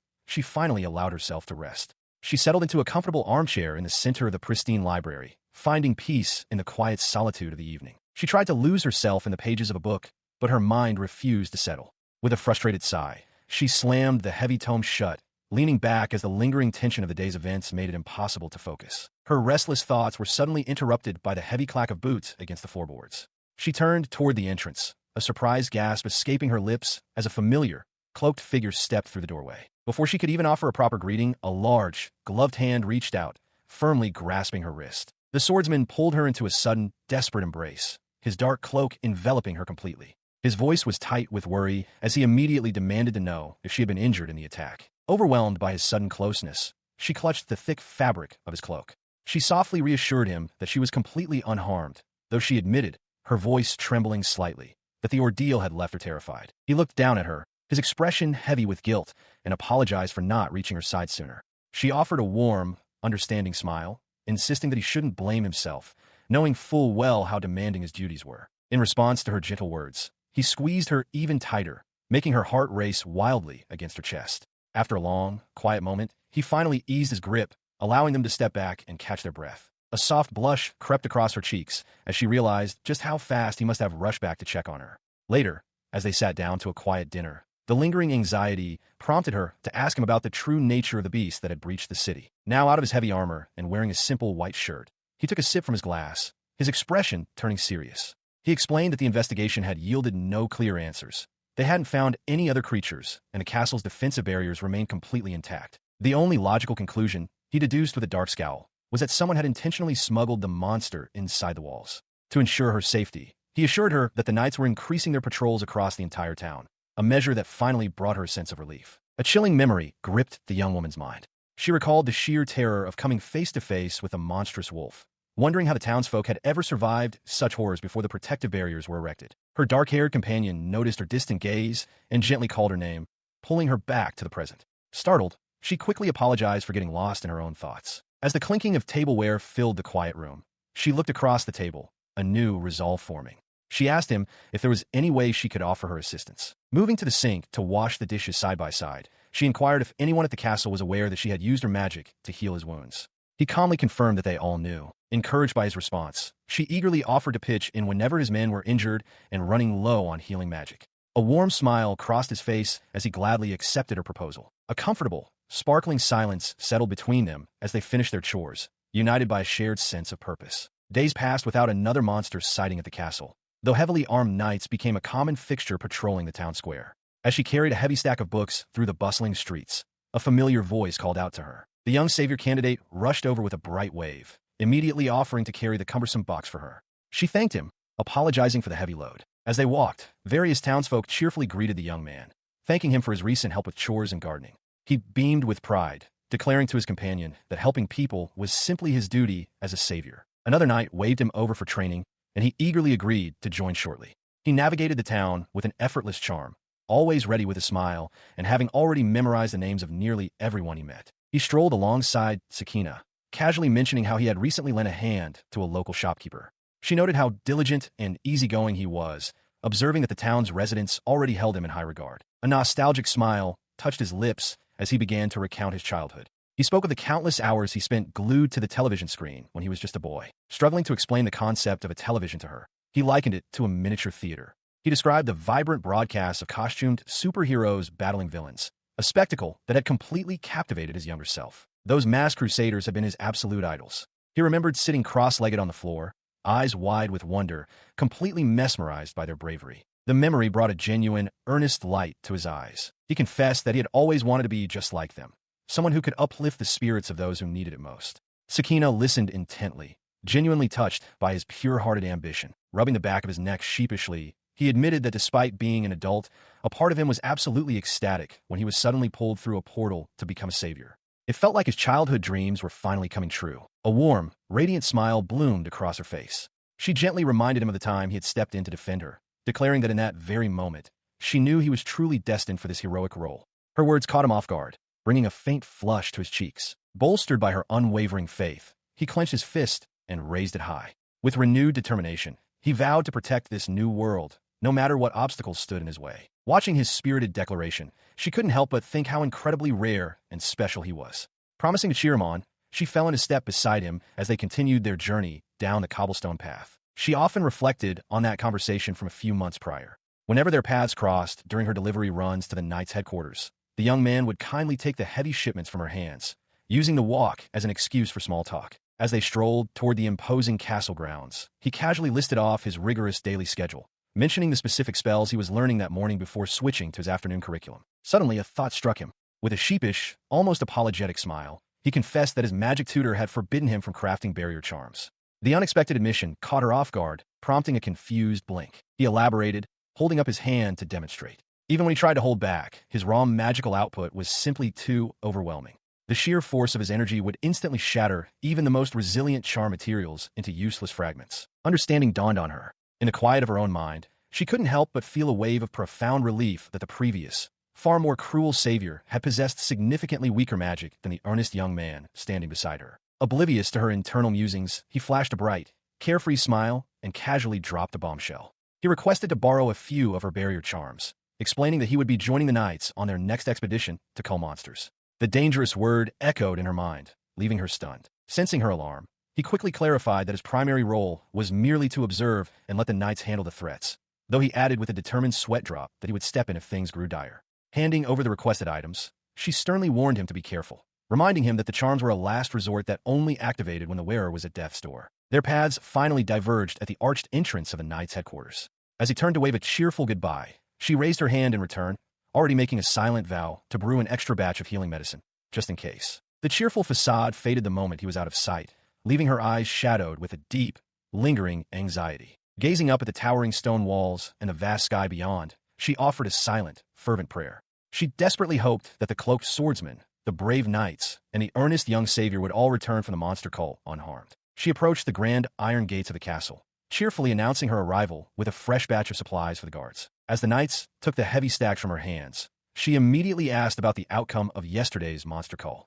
Hearing that everyone had returned safely without any major injuries, a wave of profound relief washed over her face. Her eyes wandered up to the towering stone walls. She had decided to stay at the castle the night after the expedition out of sheer worry, clinging to the swordsman's promise that he would return in 2 days. Just as she wondered which chamber might be his, the sharp click of an opening door caught her attention. Glancing over, she was surprised to see Yuta stepping out into the morning light. But instead of the triumphant aura of a savior, the young man looked utterly exhausted, his gaze fixed firmly on the ground beneath his feet. He trudged past the station guards in complete silence, his shoulders drooping heavily as if carrying an invisible weight. She watched from a distance as he hurried away across the vast, sunlit courtyard. A moment later, the blonde vice captain emerged from the same building, his boots echoing on the stone steps. Once the delivery was confirmed, she approached the vice captain, her voice laced with concern as she asked how Yuta had handled the expedition. The knight offered a reassuring smile, confirming that the mission itself had gone perfectly fine. He then sighed, explaining that Yuta was actually quite frustrated.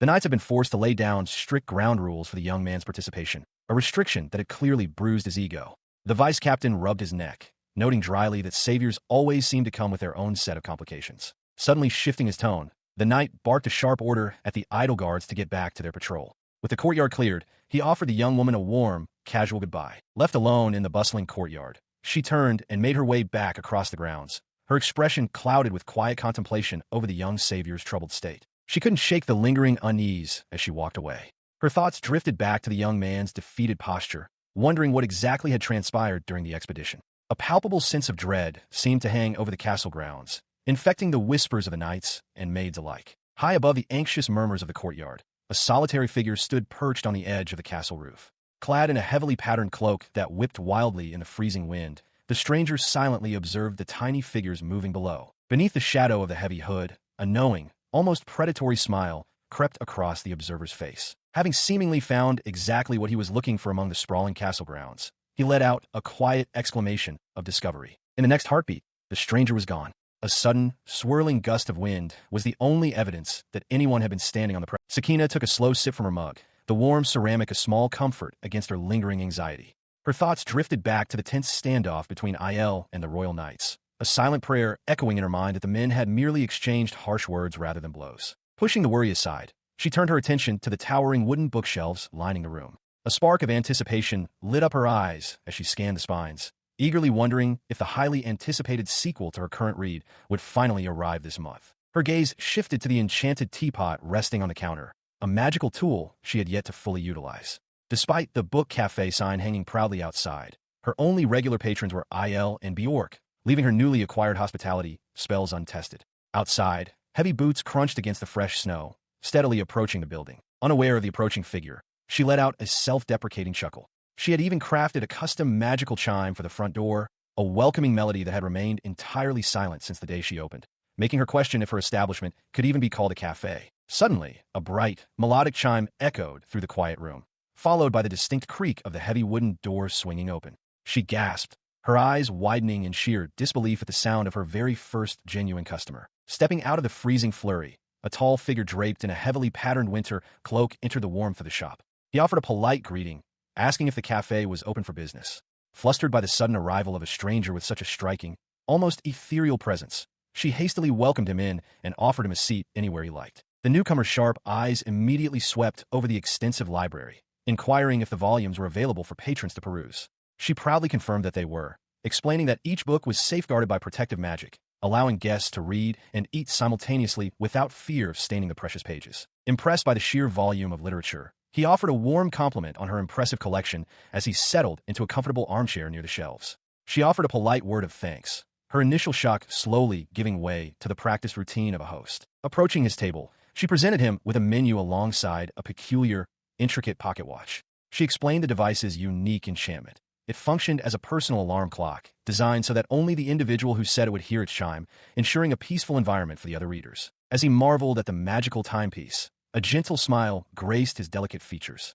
Watching him study the menu, she found herself captivated by his striking appearance, her mind quietly pondering the elegant, almost androgynous quality of his voice and face, leaving her entirely uncertain of her new patron's gender. The eccentric stranger decided on the soup of the day with bread, explaining he had come in specifically to warm up. Sakina smiled warmly, agreeing that the day was certainly chillier than usual. She then asked what he would like to drink, proudly mentioning that their teapot stayed hot magically. He requested whichever black tea blend she recommended. With a cheerful nod, she promised to bring it right up, inviting him to leaf through any of the books while he waited. Taking her advice, he settled into a comfortable armchair with a thick tome, his eyes scanning the pages as she watched quietly from behind the counter. In the kitchen, she prepared a hearty clam chowder, carefully seasoning it with fresh ginger for extra health benefits. As she stirred the simmering pot, her thoughts drifted to Il. Because he often returned home, shivering from the cold, she had made it a point to learn a wide variety of warming soup recipes. Returning to the dining area, she presented the steaming meal. He looked up from his reading, pleasantly surprised to have found a rare book he had been searching for. Delighted by his discovery, she assured him he was welcome to stay and read for as long as he wished. Outside, the afternoon wore on, the quiet book cafe standing as a cozy refuge against the crisp air. Eventually, the stranger prepared to depart, pulling his hood up. He praised the cafe's great prices and mentioned he had managed to read quite a bit. Although he admitted he likely wouldn't be back for a while, he expressed a strong desire to visit again. Sakina offered to write his name on a bookmark to reserve his spot in the book, hoping he would indeed return. After seeing him off, a glance at the wall clock caught her attention. Realizing Il would be home soon, she cheerfully resolved to start preparing dinner. As the snowy night settled over her quiet cafe, she welcomed Il back into the warmth of her home. He eagerly examined the stack of new arrivals she had set aside for him, his fingers tracing the fresh bindings. Settling into a chair across from him, she watched him read for a moment before a lingering thought crossed her mind. She mentioned that she had meant to ask him something earlier. Pausing her work, she gently inquired about the recent monster cull, noting that the atmosphere at the castle had seemed unusually tense. She specifically asked if something had happened involving Yuta. He lowered his book, his expression darkening as he recalled the mission. He explained that while the young man had indeed participated, his attitude toward the knights had been incredibly abrasive. His mind drifted back to the freezing expedition. The royal knights, having successfully met their hunting quota, had been relieved to finally order the march back home. But just as they prepared to depart, Yuta had frozen, his breath catching in his throat as he spotted another monstrous silhouette lurking deep within the dense, snow-covered trees. The knights quickly intervened, stopping the young man in his tracks. They patiently explained the strict territorial laws, warning him that crossing the border to slay the beast without permission from the neighboring country would cause a diplomatic incident, and that overhunting only provoked the remaining creatures. The explanation fell on deaf ears. The young man's face twisted in outrage, and he furiously demanded to know how they could simply turn their backs on a creature that might attack an innocent person at any moment. The vice captain had attempted to elaborate on the complex treaties governing the region, but the memory of the boy's stubborn ignorance only made Il click his tongue in deep annoyance. He offered a reassuring smile as she poured the tea, assuring her that the knights understood the young man's good intentions and that everything would eventually be all right. He nodded in agreement as she pondered aloud if the stubborn knights had once shared that same reckless perspective, explaining that the newer recruits had simply failed to sway the youth. Bringing his hands together with a soft clap, he shifted to a more positive note, acknowledging the boy's undeniable usefulness during the recent monster call and deciding to let the higher-ranking officials handle the reprimand. Leaning back in his chair, he admitted he would normally handle the discipline himself, but his attention was entirely consumed by the monstrous beast that had breached their courtyard, leaving her to express a quiet hope for peace. His expression turned serious as she took her seat across from him and asked if his investigation into the creature had yielded any results, prompting him to firmly state that it was time to bring her up to speed. He revealed their primary theory. The entity responsible for dragging the beast through their magical defenses hailed from Hagar, a neighboring nation she immediately recognized as the very territory the divine entity had explicitly refused to bless. His gaze darkened as he detailed the political extortion at play, explaining that just prior to her arrival, Hagar had demanded a heavily one-sided alliance, fully intending to use any refusal as a justified pretext for a military invasion. He continued his grim explanation as a shiver of dread passed through her, noting that their kingdom, already weakened by a recent scandal, had been desperately stalling for time until her powerful magic unexpectedly neutralized the enemy's strike. Taking a slow sip from his cup, he outlined the enemy's likely perspective, suspecting that Hagar's leadership believed the new barrier had caused traditional defenses to atrophy, prompting them to send the beast as a deadly test. He met her worried gaze as panic edged into her voice over the risk of her hidden identity being exposed, offering a sliver of comfort by suggesting the enemy's spies were likely fixated on the other, far more conspicuous young man. His warnings about the neighboring nation lingered in the air, prompting the young librarian to reflect on the previous savior. She recalled rumors that the former hero had struggled immensely with learning magic, concluding that they likely hadn't been much help against such threats. She was pulled from her thoughts as the tall swordsman urged her to remain cautious, advising her to report even the most minor incidents. His concerns sparked a sudden realization, and she perked up, recalling a recent event. With a bright smile, she casually mentioned that a new customer had visited the cafe earlier that day, dismissing it as nothing major. Intrigued by the timing, he immediately pressed her for a description of the stranger. He listened intently as she described a strikingly beautiful individual with porcelain skin and flowing silver hair. She noted that their features and voice were entirely androgynous, making it impossible to determine their gender. She watched as the description gave him pause. He explained that the citizens of Hagar, living in a hot climate year-round, typically had dark skin. Relieved, she concluded that her mysterious patron was likely not an enemy spy. Her relief was premature, as he quickly pointed out that an infiltrator standing out in Othel could easily use magic to alter their appearance. He urged her not to be anxious, but firmly instructed her to teleport directly to the castle at the first sign of danger, a directive she gratefully accepted. She then shifted the mood, offering a gentle smile as she confessed that things had actually felt more peaceful lately. She attributed this tranquility directly to his hard work, praising the effectiveness of the protective barriers and medicines he had provided. He received her earnest praise with a soft, genuine smile, noting with quiet amusement that despite her insistence on keeping her identity as a savior's secret, she was still working incredibly hard for the kingdom's sake. She felt a faint blush rise to her cheeks at his words, thanking him softly. Deep down, she realized with a profound sense of comfort that simply talking to him made all her lingering worries completely vanish. She watched as the tender moment lingered for a brief second, before he cleared his throat and smoothly pivoted the conversation to another subject. Leaning slightly toward her, he casually suggested they go somewhere together on his next day off. Sakina blinked, caught slightly off guard by the sudden invitation. A faint flush crept up his neck as he quickly averted his gaze, stammering a clarification. He insisted that despite his demanding schedule, he could easily carve out time for a trip, just the two of them. His voice dropped to a softer, more vulnerable register as he confessed his true motive. He simply didn't want Yuta monopolizing all of her attention. Hearing this rare admission of jealousy, a deep crimson blush spread across her cheeks. Overwhelmed by the sudden shift in atmosphere, she buried her burning face in her arms against the counter, her voice muffled but warm as she agreed to the idea. Above her, a gentle, relieved smile touched his lips. Sometime later, the imposing stone walls of the royal fortress loomed under the open sky, its grand arched gates standing as a formidable barrier to the city beyond. Approaching those very gates, the young woman, now wrapped in a light traveling cloak, offered a polite greeting to the station guard as she carried a wooden crate toward the courtyard. Inside the bustling grounds, Yuta was already making himself useful. Dressed in a crisp, new military uniform, he offered a warm smile as he graciously accepted the thanks of a passing woman he had just assisted. Spotting his familiar friend approaching, his face lit up. He quickly jogged over to meet her, immediately reaching out to take the heavy wooden box from her hands to ease her burden. With a bright, unwavering smile, he announced their destination was the knight's headquarters. Watching his cheerful demeanor, she couldn't help but suspect he was putting on a brave face, pretending that everything was perfectly normal despite his recent displacement. As they walked side by side over the cobblestones, his casual tone suddenly shifted. He glanced toward her, asking pointedly if she knew much about the savior who had created the kingdom's protective barrier, causing her to stiffen in surprise. He listened quietly as the young woman confirmed the rumors he had heard around the castle.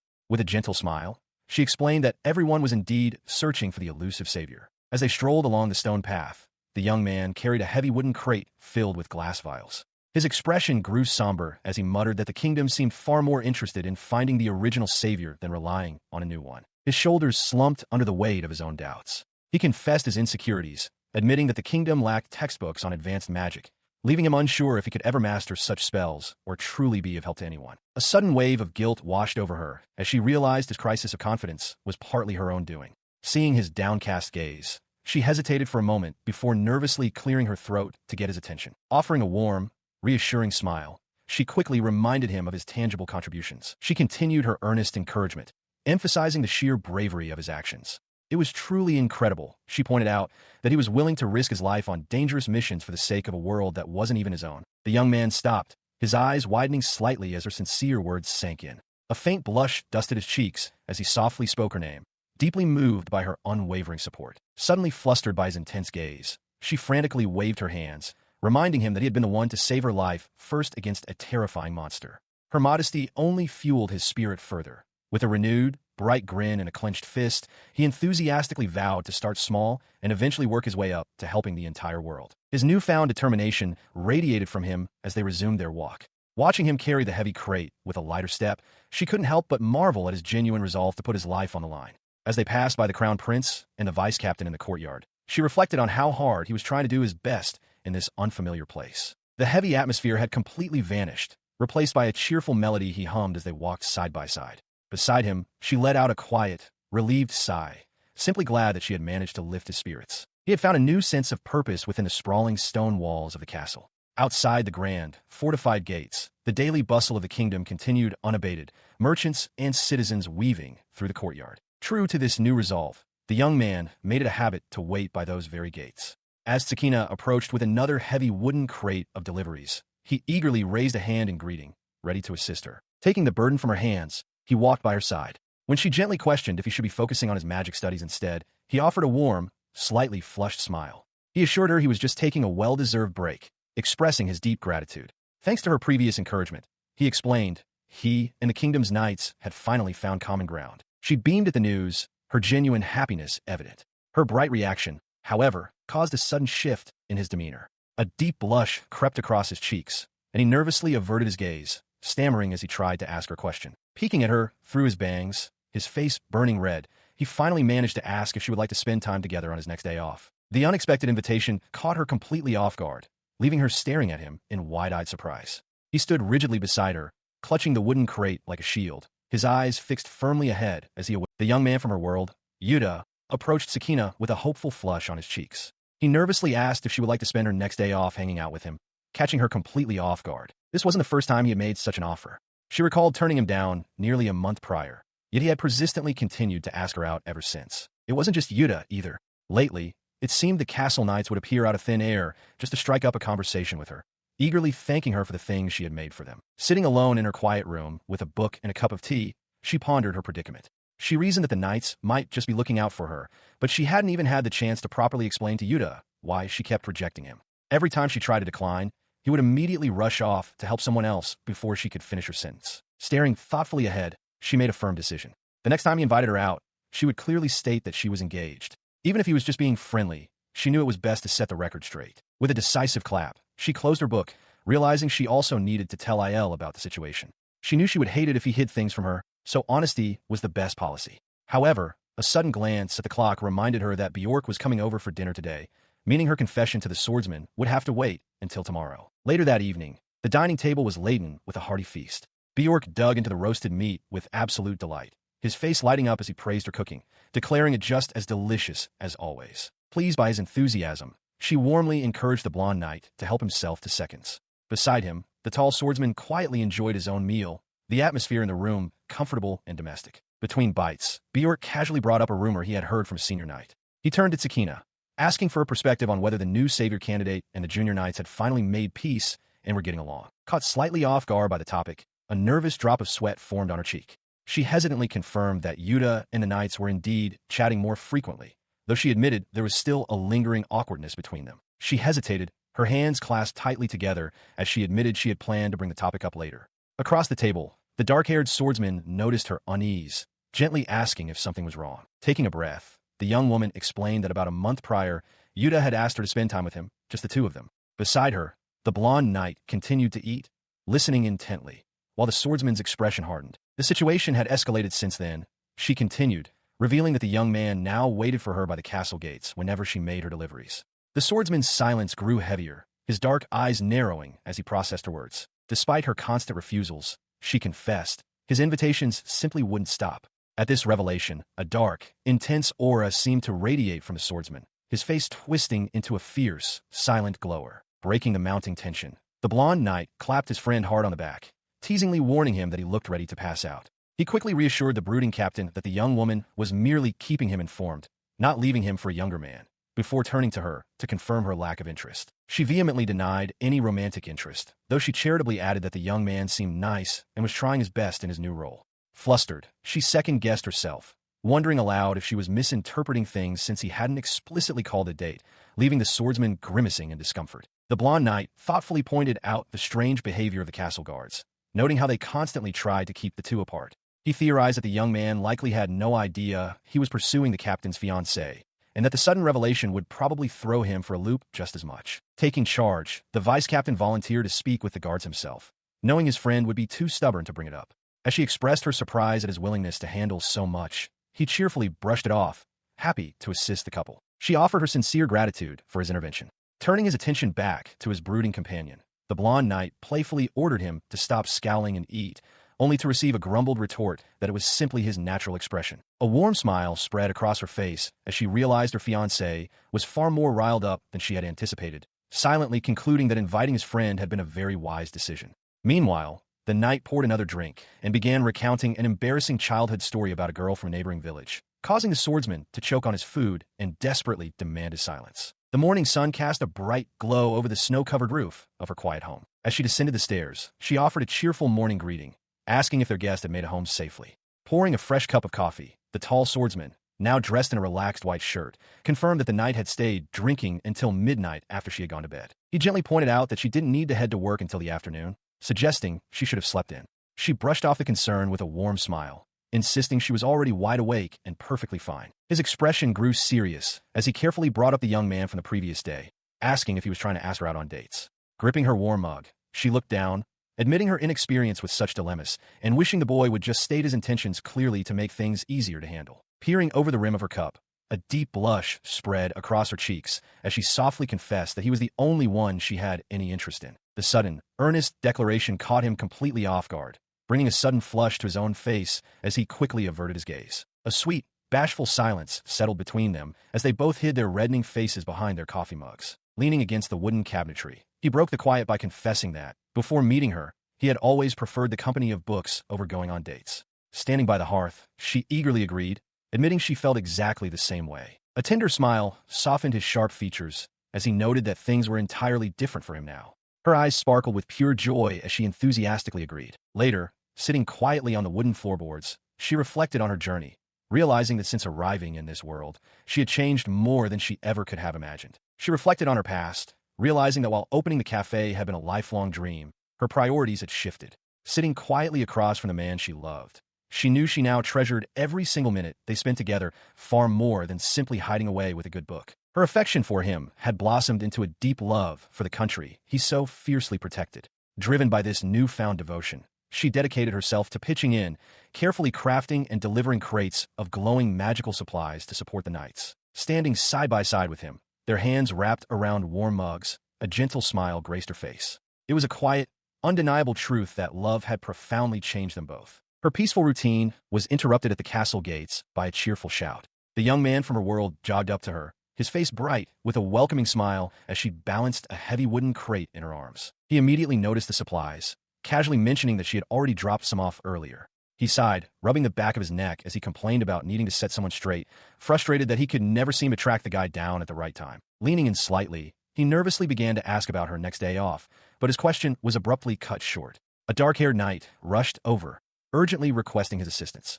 Startled, the young man quickly apologized to her and sprinted away to handle the emergency. As she watched him hurry off down the corridor, a familiar voice called out from the nearby staircase. She turned to see the swordsman and the blonde vice-captain ascending the stone steps, waving casually in her direction. The vice-captain flashed a mischievous grin, loudly announcing that he had brought her scatterbrained fiancé to say hello. Beside him, the swordsman scowled, his cheeks flushing slightly as he gruffly ordered his friend to shut up. The teasing continued, with the blonde knight joking about someone's lack of focus during their duties.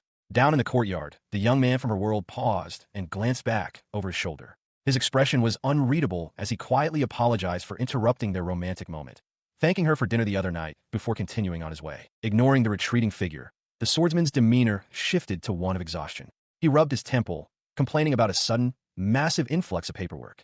Sensing the tension in his voice, she looked up at him with genuine concern, quietly asking if something serious was happening behind the scenes. She blushed deeply as Il gently patted her head, assuring her he would handle the paperwork in his office so it wouldn't cut into their time together. Their quiet moment was interrupted as a dark-haired knight approached, cheerfully noting that they rarely saw her when she was just dropping off deliveries. Returning his attention to his fiancée, the captain leaned in close and suggested they spend her upcoming day off at the used book fair. Her eyes lit up at the idea, and she eagerly agreed, anticipating the hidden gems they might discover. From a distance, Yuta watched her radiant smile.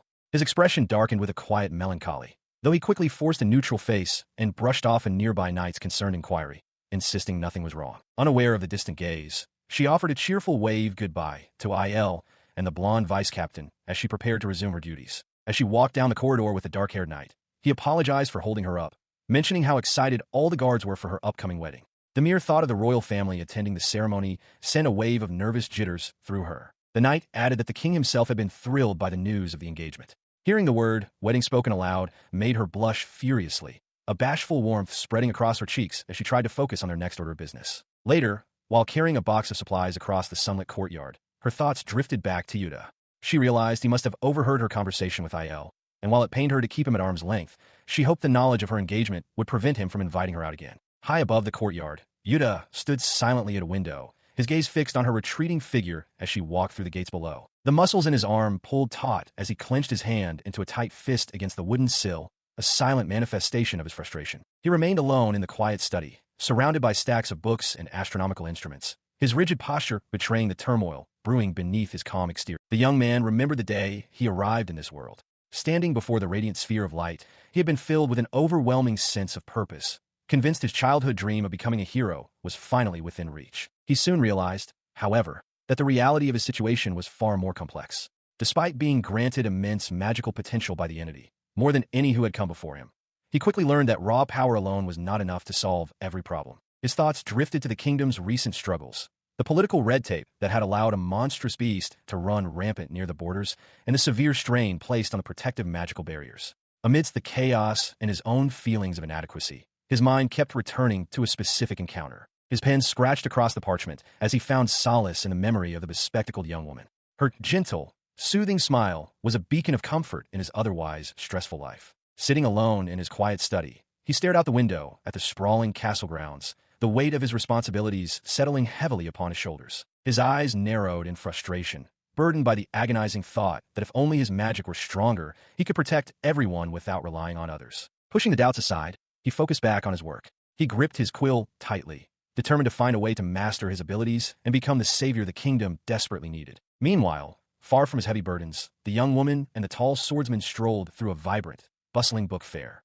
Her eyes sparkled with sheer delight at the towering shelves of tomes, marveling at the spectacular scale of the market. Noticing her enthusiasm, he gently suggested they take their time and explore the stalls across the street, assuring her they could double back later. He encouraged her to buy anything that caught her eye, bringing a bright, appreciative smile to her face. Eagerly scanning the displays, she suddenly spotted something perfect. She turned back to him, holding up a volume with a triumphant grin, announcing she had found the exact spellbook he had been wanting to read. She beamed with quiet delight, clutching her newly acquired books tightly to her chest. Beside her, the tall swordsman mirrored her satisfaction, a rare, gentle smile softening his usually stern features as he carried his own stack of tomes. As they strolled through the bustling market, he casually asked if she was ready to head home for a meal. She chuckled in response, playfully pointing out that they both knew they would immediately bury their noses in their new books the moment they walked through the door. Her light-hearted mood shifted when a familiar figure caught her eye.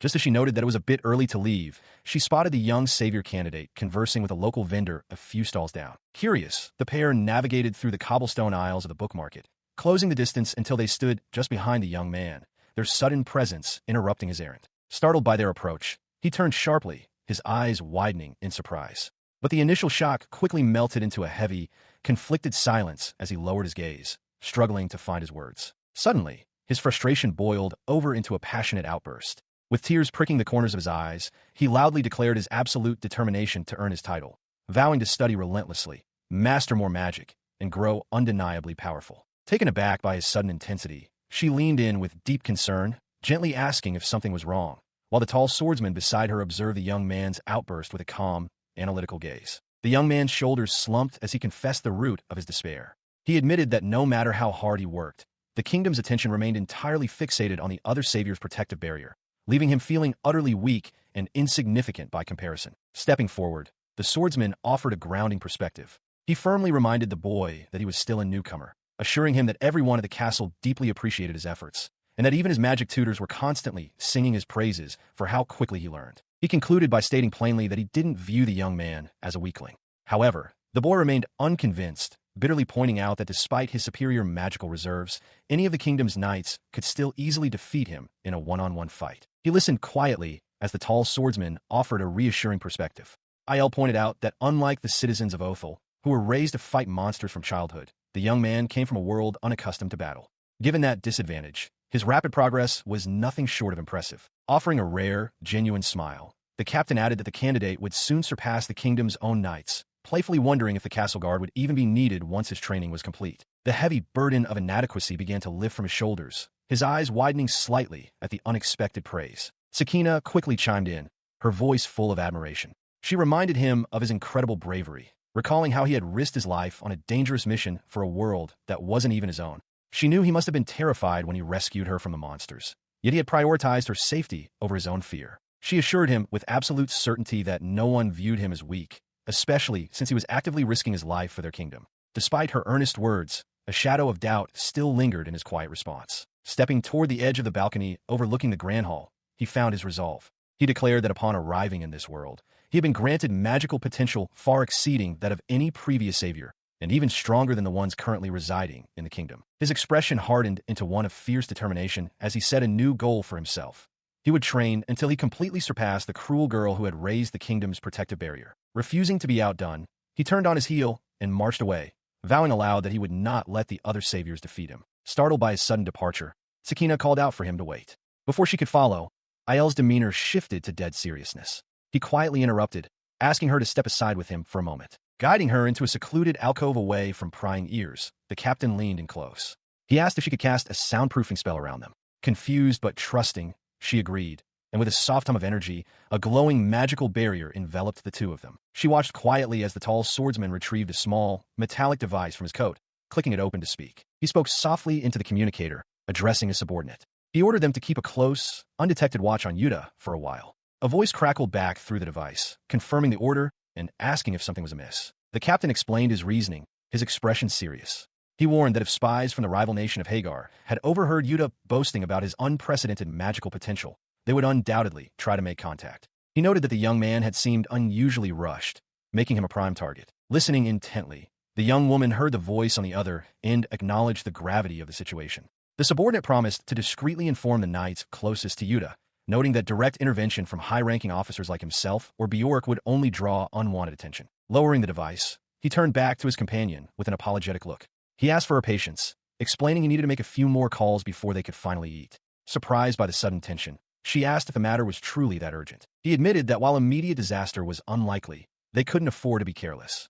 If the boy's claims of immense power were true, he could easily be weaponized against their home of Othel, especially considering the looming threat that Hagar posed. Understanding the heavy burden he carried, she nodded in quiet agreement. The two resumed their walk down the cobblestone street, the weight of the kingdom's security hanging in the air between them. As they navigated the quiet alleyways, she couldn't help but agree with his cautious approach. In a world teetering on the edge of conflict, it was always better to be safe than sorry. Meanwhile, unaware of the secret guard placed upon him, the young savior candidate was buried in his work. Ever since the recent book fair, he had thrown himself into his studies with a newfound, almost obsessive dedication. The heightened tensions had tangible consequences across the capital. With the castle on high alert and access restricted to defend against potential Hagar infiltrators, her usual routine was disrupted. Instead of visiting the fortress herself, she now relied on the swordsman to deliver her goods, or occasionally welcomed Bjork and the other knights when they came to the shop to collect their orders. She welcomed a steady stream of customers, including a trio of familiar knights who arrived at the doorway, seeking both healing items and a hearty lunch. Carrying a tray laden with freshly baked bread and sizzling skillets, she served the men, pleased to see the cafe as busy as ever. As the men ate, they chatted animatedly, unaware of her attentive ear. One mentioned hearing Captain Il grumbling in the mess hall about how he couldn't wait to head back to this very cafe. The unexpected remark caught her off guard, bringing a sudden, warm flush to her cheeks as she processed the captain's eagerness. Later, at the register, she cheerfully explained to the shocked knights that since they would never let her offer the meal on the house, she had simply charged them a token amount to thank them for their patronage. Sometime after the lunch rush, she sat down for coffee with the captain himself, who was dressed down in a simple white shirt, and casually mentioned that his knights had eaten there again. He immediately tensed, his eyes narrowing as he asked if his men had said anything strange. Recalling the gossip about his impatience, she offered a polite smile and assured him they hadn't, keeping the amusing detail to herself. Relaxing slightly, he shifted the conversation, noting that Yuta had asked how she was doing that day. He added, reassuring her that he had handled the young man's inquiries. Listening to him, she stared in her cup, her thoughts drifting. She assumed Yuta had lost interest since they hadn't seen each other in a while, realizing she had only cheered him up initially to prevent him from turning to the cruel savior. She also pondered the barriers surrounding that other savior, a detail she had never mentioned to Yuta. Her quiet reflection was broken when the captain softly called her name. Meeting her gaze with an intense, unwavering expression, he stated firmly that while Yuta was a decent person, he had absolutely no intention of giving her up to him. His bold declaration hung in the air, prompting a flustered but determined response. Leaning in, she firmly stated that the decision wasn't entirely his to make, though she quickly added a heartfelt promise to remain by his side forever. The sheer sincerity of her words caught him off guard. He leaned back in his chair, a rare stutter escaping him as he asked for confirmation, to which she cheerfully and immediately agreed. Unable to meet her gaze, he turned his head away, coughing politely into his hand to mask the sudden rush of color to his cheeks. Watching him, a quiet realization dawned on her as she noticed his uncharacteristic embarrassment. Quickly regaining his composure, he shifted the topic, mentioning an upcoming midnight festival. Intrigued, she eagerly accepted the invitation to go together, though she openly wondered why the celebration was scheduled for such a late hour, noting her own daytime work schedule. He explained that while the festivities technically began at sunset, the true charm of the event emerged much later in the evening, once the bustling crowds had finally thinned out onto the night sky. Relaxing into his chair, he elaborated further, his voice taking on a softer tone as he described how the atmosphere transformed, revealing its true magic only when the city settled into a peaceful quiet. He added a final, charming detail to their plans. The only requirement for the festival was a single flower, which he promised to provide for her. Her eyes sparkled with anticipation at the sweet gesture, her excitement for the outing growing. The prospect of another nocturnal adventure brought back fond memories of their previous outing under the auroras. She reminisced about the chaotic but enjoyable time they had shared, eagerly anticipating this new opportunity to walk together beneath the stars. A playful smirk touched his lips as he leaned forward, seizing the opportunity to tease her. He smoothly suggested that if she wished to declare her feelings for him a second time, they could use the festival to create a proper, unforgettable memory. Seeing right through his playful facade, she smiled warmly and accused him of teasing her. His expression softened into a gentle, genuine smile as he closed his eyes, quietly assuring her that her feelings were something he would never make light of. He casually suggested they return to their reading, seemingly unaware of the profound effect his words had on her. She lowered her head, a deep blush spreading across her cheeks as she tried to process his bold remarks. As he turned to walk away, she pressed her hands against her burning cheeks, doubting she could ever muster the courage to repeat her confession. Still, a gentle smile touched her lips as she looked forward to their upcoming festival date. Meanwhile, across the snowy city, the young man, known as Yuta, walked briskly, his nose buried in a thick tome. Beside him, the blonde knight voiced his concern, noting how relentlessly the young savior candidate had been pushing himself lately. He apologized for his recent lack of assistance, but the knight quickly clarified his worries. The knight urged him not to exhaust himself, reminding him that the barrier erected by the other savior was still holding strong. At the mention of his rival, his eyes narrowed in quiet frustration. The constant comparisons to the other savior grated on his nerves. Brushing off the knight's well-meaning advice, he stepped inside his quarters, firmly stating that he was perfectly fine and appreciated the concern, though his stiff posture suggested otherwise. Alone in his dimly lit room, he slammed his hand against a stack of heavy volumes. The bitter realization that the other savior's reputation had even eclipsed his own at the recent book fair fueled his growing resentment. His mind raced with visions of complex, glowing magical arrays. He knew he possessed the potential to master great magic. All he lacked was a proper guide to unlock his true power. His train of thought was abruptly broken by a sudden knock at his door. Startled, he called out for the visitor to enter, watching as the handle slowly turned. The door swung open to reveal a mysterious figure draped in a heavy, dark cloak, stepping silently into the shadows of his room. The hooded intruder stood near the center of the room, their back turned to the young man. Yuta, now dressed in a formal, decorated uniform, watched in tense silence as the figure addressed him directly, calling him the savior and announcing they had a request. Turning to face him, the operative's features remained entirely swallowed by the deep shadows of their hood, save for a wide, unsettling smile. They extended a stack of massive, ancient tomes bound by thick cord and a wax seal, urging him to use the great magic within to protect the kingdom. Night has fallen over the quiet house. Outside, Tsukina notes that they would usually be having dinner and reading at this hour. Beside her, Illinois agrees, holding out a glowing object and calling her name to draw her attention. In his gloved hand rests a delicate, luminescent lotus flower, encased within a clear sphere that sparkles in the dark. She marvels at its beauty, asking if this is the flower he mentioned she would need for the evening. He confirms with a simple nod. A fond smile touches her lips as she recalls that he had given her flowers once before. Intrigued, he asks what day she is referring to, and she reminds him it was shortly after she learned of her true role. She recounts how thoroughly he had caught her off guard that day, having expected him to visit the cafe in his official capacity as a royal messenger. He remembers the moment fondly, listening as she adds that she has kept the bouquet fresh in her room using magic. Stepping back into the present beneath the starry sky, he suggests they get going, assuring her they can take their time at the festival since he has the following day off. She beams at the prospect. With a sudden, swirling pillar of light, he teleports them. As the magical rings fade, they find themselves amidst a bustling crowd. Slightly flushed, she remarks on his incredible magic, noting that while he had shown her the location on a map, she hadn't teleported there before. They step up to a stone bridge overlooking a wide, dark river. Below them, countless glowing lotus spheres, just like the one he gave her, float gently along the water's surface, illuminating the night in a stunning display. He looks down at her with a warm, gentle smile, asking if she likes the sight. Her face lights up with pure joy as she enthusiastically agrees. As they take in the breathtaking view, his gloved hand gently brushes against hers, their fingers intertwining in the cool night air. He stood beside her as they gazed out over the water. Suggesting they head upstream to set their own flowers adrift, she offered a gentle apology, regretting that the night air was too cold for his bare hands. Taking her hand in his, they strolled along the path. He explained that the blossoms they carried were the national flower of Othel, traditionally illuminated with magic and floated on the river as a prayer for peace. As they watched the glowing lotuses drift along the current, he elaborated on the phenomenon.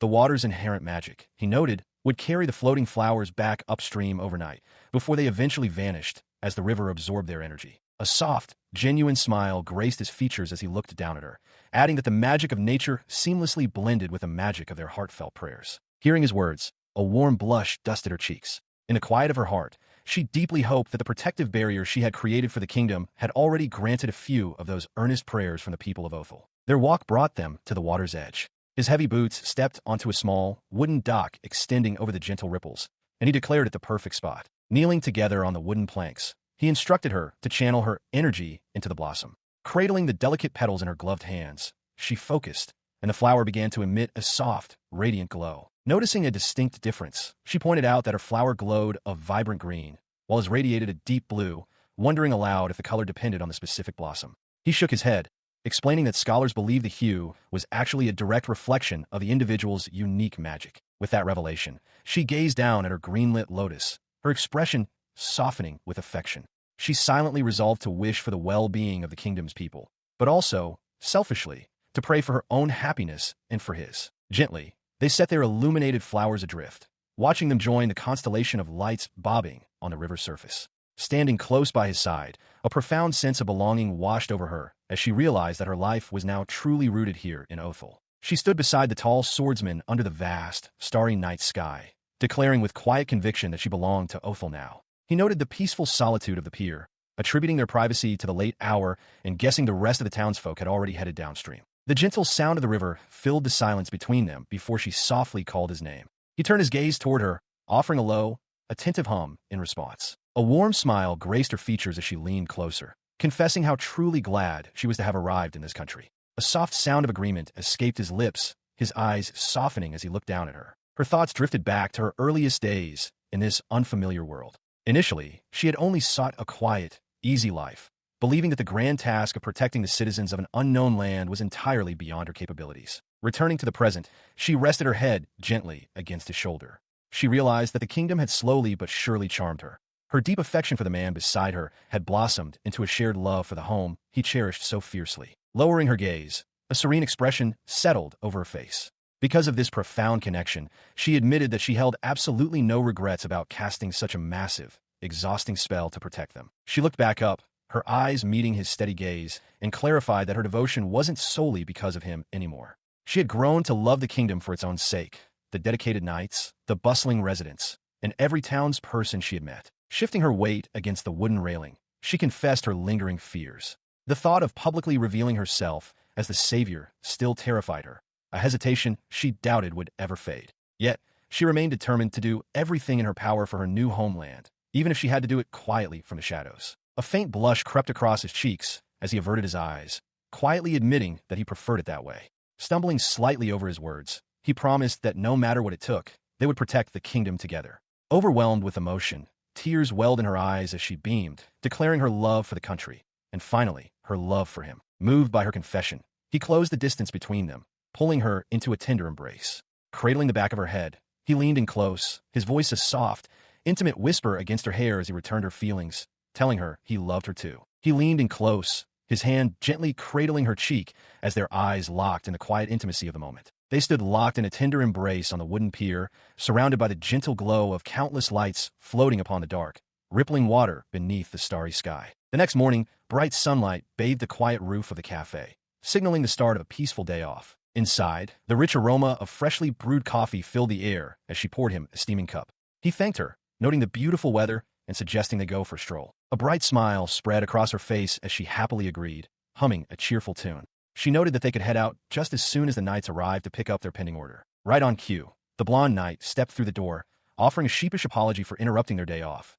He explained he was there to grab the order, praising her products as a huge help to the castle guard. She greeted him warmly, readying the items. Noticing their relaxed attire, the knight asked if they were heading anywhere special. The swordsman casually replied that they were just taking a walk through the woods, prompting a long, silent stare from the knight as he processed the domestic scene. Breaking the silence, the knight teased them for being two peas in a pod, joking that it made perfect sense for a pair of bookworms to spend their free time wandering around together. Chuckling, he apologized for delaying their stroll and announced he would ride back to the castle, earning a grumbled insult from his friend. As they walked outside alongside the knight's horse, she observed the easy banter between the two men. She couldn't help but feel a twinge of envy at their close bond, reflecting that back in her old world, an occasional hangout with a coworker was the most she could hope for. After parting ways, she and the swordsman continued their quiet walk into the woods. She admitted to herself that she still lacked the energy for heavy socializing. Suddenly, a sharp rustle in the nearby underbrush shattered the tranquility, causing her eyes to widen in alarm. She glanced upward,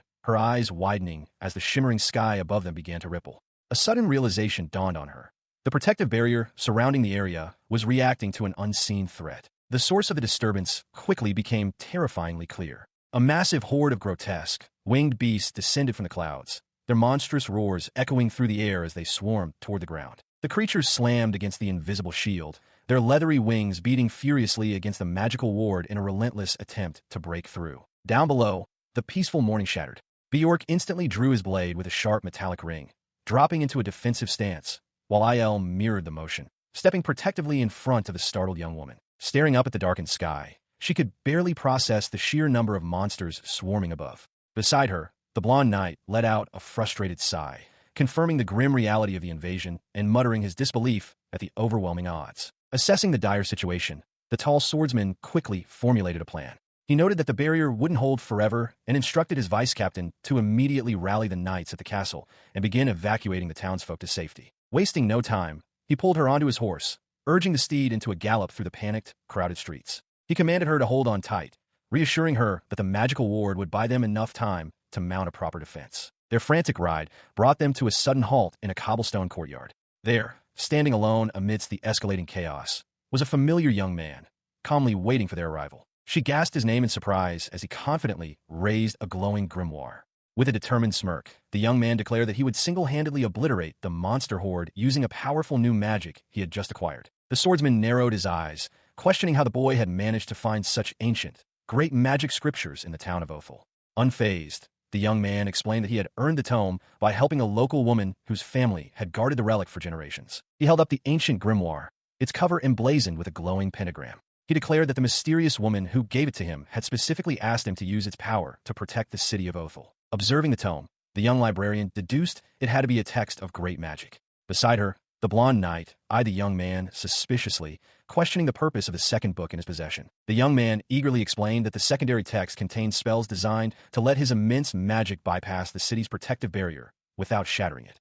The knight tapped his chin, surprised that such specific incantations even existed, while the tall swordsman and the librarian listened in tense silence. Sensing danger, the tall swordsman stepped protectively in front of the librarian, demanding the young man hand over the books immediately. She flinched at the sudden tension, but the young man merely smiled, assuring them there was nothing to worry about. He boasted that he had grown much stronger since the day she was attacked, promising to handle the threat himself. Ignoring their warnings, he began his incantation. A crackling, sinister dark aura erupted around him as he confidently declared his ability to protect both her in the city. The blonde knight's eyes widened as he noticed the unsettling, dark hue of the gathering magical energy. High above the cobblestone streets, a massive, roiling sphere of dark lightning materialized, emitting a deafening roar. Looking up at the terrifying display, the librarian realized with dread that the spell he was casting was vastly more powerful than her own great magic. Beside her, the knight gasped at the sheer, overwhelming volume of power. Panic setting in, the knight turned to the swordsman, warning him of the extreme risk of unleashing such a devastating spell within the city limits. He urged that if they didn't stop the reckless youth immediately, he might end up blowing the entire town apart. Meanwhile, the librarian staggered, a sudden wave of nausea washing over her. She reasoned that if the entity had truly granted him unprecedented magical potential, and his spell was designed to pass through her barrier, it shouldn't be causing this violent reaction. Clutching her throbbing head, she realized his magic wasn't bypassing her barrier. It was aggressively clashing with it. Oblivious to her suffering, the young man threw his hand forward, commanding the dark energy to explode. Seeing the impending disaster, the librarian screamed for him to stop, desperately warning him that the spell was failing. As he pointed towards the sky, a colossal, chaotic array of magical circles materialized above them, its unstable energy threatening to tear the very air apart as the librarian watched in absolute horror. He stood at the epicenter of the glowing runes, channeling a terrifying amount of energy into the sky. As the dark magic surged upward, it formed a massive, pulsating dome over the cobblestone streets, dwarfing the onlookers who could only watch the catastrophic spell unfold. The sheer scale of the incantation became horrifyingly clear as a colossal pillar of dark energy erupted from the city square. It pierced the heavens with a deafening boom, connecting to a gargantuan, intricate magic circle that blotted out the clouds and cast an ominous shadow over the entire capital. The ascending pillar slammed into the city's invisible protective barrier with a deafening roar.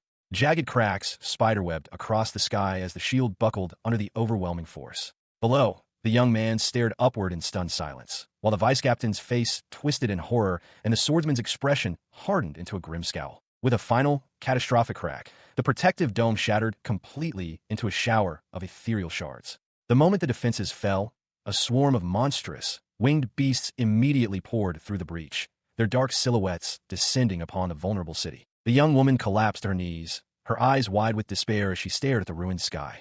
The barrier was gone. Above her, the heavens were now choked with the terrifying flock of invading creatures, leaving her and her companions standing helplessly in the shadow of the impending. High above the sprawling city, a catastrophic roar tears through the sky. The massive, shimmering barrier protecting the capital shatters, its magical fragments dissolving into the air as the defenses finally give way. Down on the cobblestone streets, the sudden collapse sends a shockwave through the air. Sakina drops to her knees, her eyes wide with dread as she looks skyward. Beside her, Illinois stands tall and imposing, his dark cloak billowing, while the blonde knight, Bjork, watches the unfolding disaster from behind them. The reason for the barrier's destruction quickly becomes terrifyingly clear. A swarm of massive, winged beasts darkens the sky, circling like vultures. Below, panic sets in. A terrified citizen drops his book in disbelief, stammering in horror as the nightmare descends upon their home. Assessing the threat, Bjork urgently warns that the monsters will likely stay airborne to avoid the lingering traces of powerful magic, insisting they must evacuate the townsfolk immediately.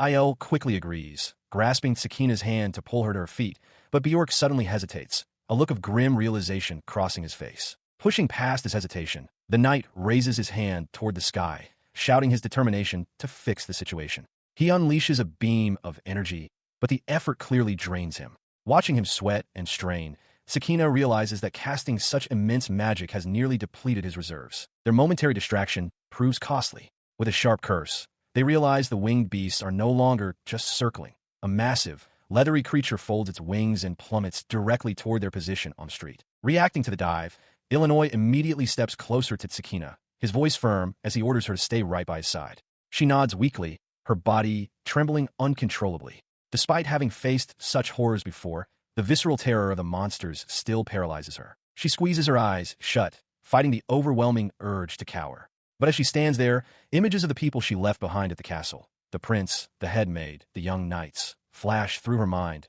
sparking a sudden, desperate resolve. Her fear gives way to action. Clenching her fist, she abruptly turns on her heel and sprints away from the safety of her companion, leaving the swordsman staring after her in stunned silence. He calls out her name, reaching a hand toward her retreating figure. Without slowing down, she glances back over her shoulder, offering a hurried, breathless apology as she races back toward the danger. She offered a gentle, bittersweet smile, her hands clasped tightly together. She warned her companion that if she were to lose consciousness from the exertion, she would be relying entirely on his protection. The tall swordsman's expression tightened with concern, but he gave a firm, albeit hesitant, nod of agreement. Turning away from her protectors, she closed her eyes, silently admitting to herself just how terrified she was of the impending battle. Yet, she stepped forward, and a brilliant, intricate circle of magical energy instantly materialized beneath her feet. As the vice captain called out her name in sheer bewilderment, a radiant, star-like crest began to glow intensely at the nape of her neck. She knew the risk. She was just as terrified of her true identity as the savior being discovered as she was of the monsters. A young knight nearby gasped, his eyes locked onto the glowing mark. Ignoring the exposure, she raised both hands toward the heavens, resolving to unleash a massive spell regardless of the consequences. Her determination to protect those she held dear manifested physically as blinding pillars of pure, white light erupted from her position, piercing the sky above the cobblestone streets. The ascending light rapidly expanded,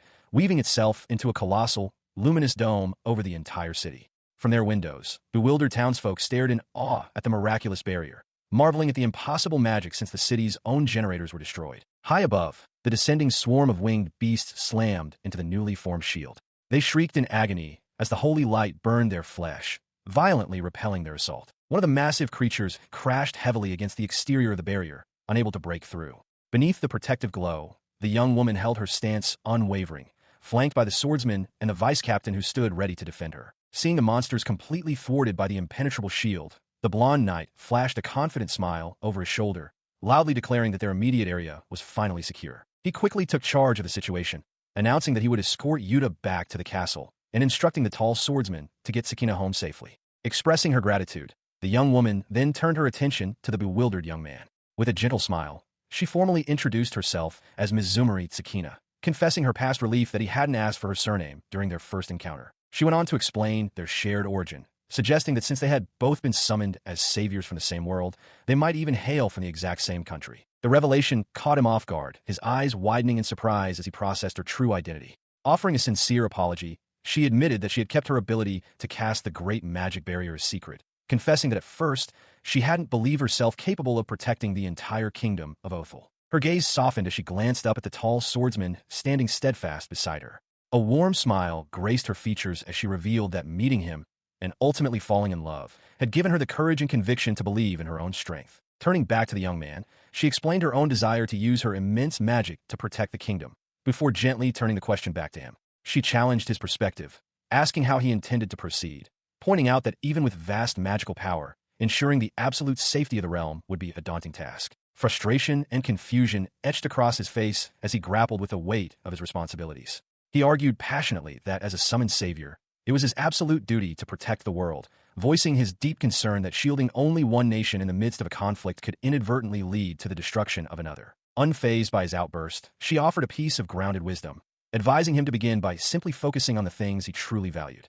With a reassuring smile, she warned that rushing blindly into the role of a savior without a clear personal foundation would inevitably lead to disaster. The advice struck a chord, leaving him momentarily speechless as he reflected on his own core values and the people he held dear. Acknowledging the irony of her own words, she chuckled lightly, admitting that when she first arrived in this world, she hadn't harbored any grand intentions of protecting anyone at all. Suddenly, the immense toll of her magical exertion caught up with her. Her legs gave out, trembling violently as her strength completely evaporated, sending her collapsing toward the cobblestone street. Before she could hit the ground, the swordsman moved with lightning speed, catching her gently and lifting her into his arms.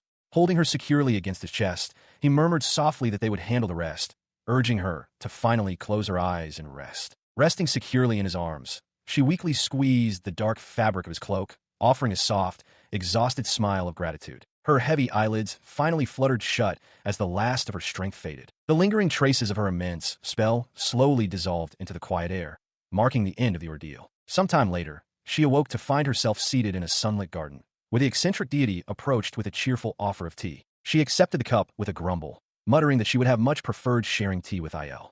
Unfazed, the deity poured the steaming brew, casually pointing out the irony that despite her disdain for the savior role, she had now cast the most powerful tier of magic twice. She countered by reminding him how easily Yuta had shattered her first great barrier, but the deity simply dismissed that initial defense as mere patchwork. The revelation caught her completely off guard, her eyes widening in confusion. He explained that her original barrier had been hastily cobbled together from the residual magic left over from stopping the previous savior. While sufficient to ward off mindless monsters, it was bound to vanish the moment a genuine, focused attack struck it. In contrast, he assured her that this new barrier was vastly superior. Through her continued use of magic over time, her overall proficiency and power level had significantly increased. Laughing heartily, he likened her progress to experience grinding in a video game from her home world, leaving her staring at him in deadpan exasperation as she realized she had unwittingly leveled up. She listened intently as the deity elaborated on her newfound strength. He explained that compared to her peers, her barrier and healing magic were unparalleled, though he casually noted that others surpassed her in sheer offensive power. Taking a slow sip from her teacup, she pondered this revelation. While grateful for the increased strength, she worried about drawing too much attention, especially since her recent display had likely already exposed her true nature to the public. Breaking her train of thought, the deity suddenly clapped his hands together, recalling the primary reason he had summoned her to this ethereal garden. He simply wanted to express his gratitude. He leaned forward with a knowing smile, offering a unique reward for her repeated assistance with the other problematic saviors. He proposed a touch of divine intervention, promising to suppress the rumors of her true identity and keep the word from spreading too rapidly. Setting her cup down with a soft clink, she immediately questioned him about Yuta, the newly arrived savior. The deity's expression shifted slightly as he admitted that, for various reasons, he could not directly interfere with the young man's path this time around. The garden around them seemed to quiet as he leaned back in his chair, resigning himself to the situation. He declared that they would simply have to wait and observe the young man's actions from afar. With their business concluded, his form began to shimmer and dissolve into the surrounding light. He announced that it was time for her to awaken, adding that he enjoyed visiting the saviors and looked forward to their next meeting. His final, enigmatic smile lingered in the air for a fraction of a second before vanishing completely with a whispered farewell. Her eyes fluttered open, the radiant garden instantly replaced by a heavy darkness that slowly cracked apart, revealing a blurry, familiar silhouette. Blinking away the remnants of a dream, she found herself back in her own bed, the comforting presence of the swordsman keeping a silent vigil at her side. She opened her eyes to the familiar, comforting sight of Il watching over her. A soft smile graced her lips as she murmured his name, the lingering warmth of her dream fading into the quiet reality of the room. He leaned in close, his usual stoic expression softening into one of profound relief. While she rested, the aftermath of the chaos demanded immediate attention. Yuta had collapsed entirely, his magical reserves completely drained from the ordeal. In the wake of the monster's attack, Illinois and Bjork found themselves overwhelmed, tirelessly managing the extensive recovery efforts across the battered town. The root of the disaster lay in a mysterious grimoire Yuta had acquired, a dangerous artifact that allowed another to hijack his magical output. Whispers circulated that the enigmatic Hagar was the puppet master behind the sabotage, though concrete evidence remained elusive, prompting an ongoing, tense investigation. Once the young savior finally regained consciousness, he was immediately summoned before the throne. Standing in the grand hall under the heavy gaze of the monarch and the royal guard, Yuta bowed deeply, his voice echoing off the marble pillars as he offered his most sincere apologies for the devastation. He kept his eyes fixed on the floor, confessing the bitter truth of his actions.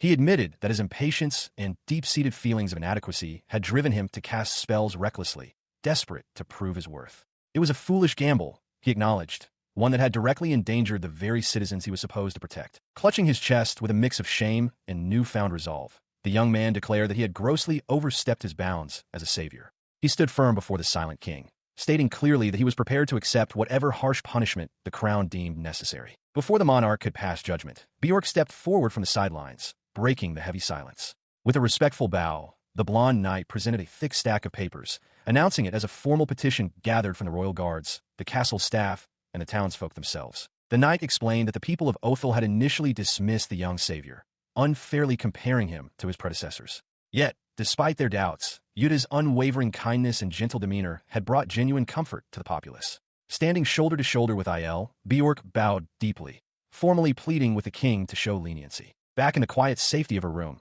she listened intently as Il recounted the throne room's events, letting out a long breath of relief.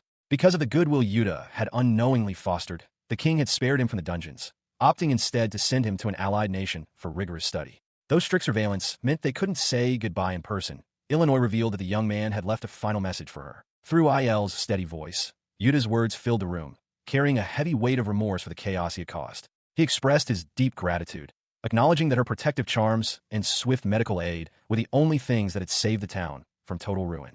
As he prepared for his exile, The young man confessed that the ordeal had finally forced him to truly reflect on the heavy burden of being a savior in this world. The young man's parting words lingered in the air, a heartfelt vow to do everything in his power for the world and the people of Othel who had granted him a second chance. Recalling his earnestness, Sakina confided in her tall companion, her hands wrapped warmly around a mug.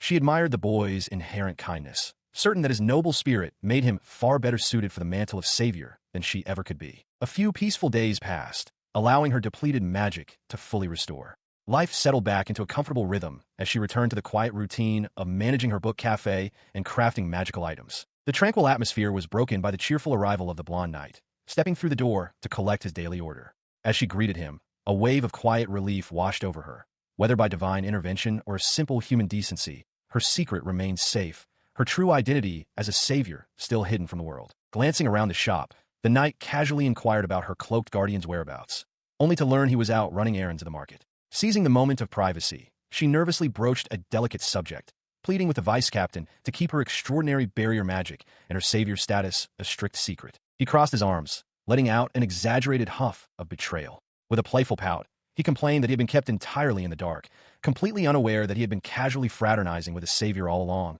especially since his old friend had never breathed a word of it.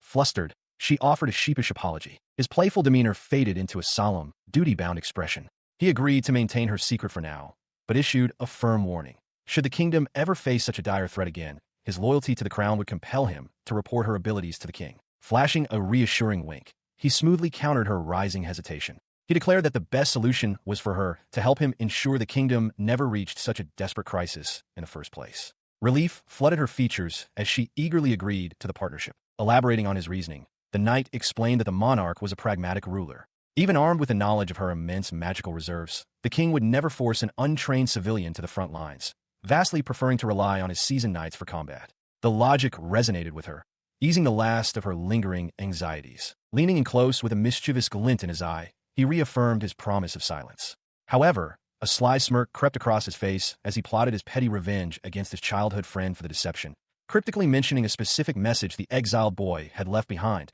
leaving her blinking in mild confusion. He recounted the recent confrontation at the castle, describing how the young savior candidate had stood before the captain.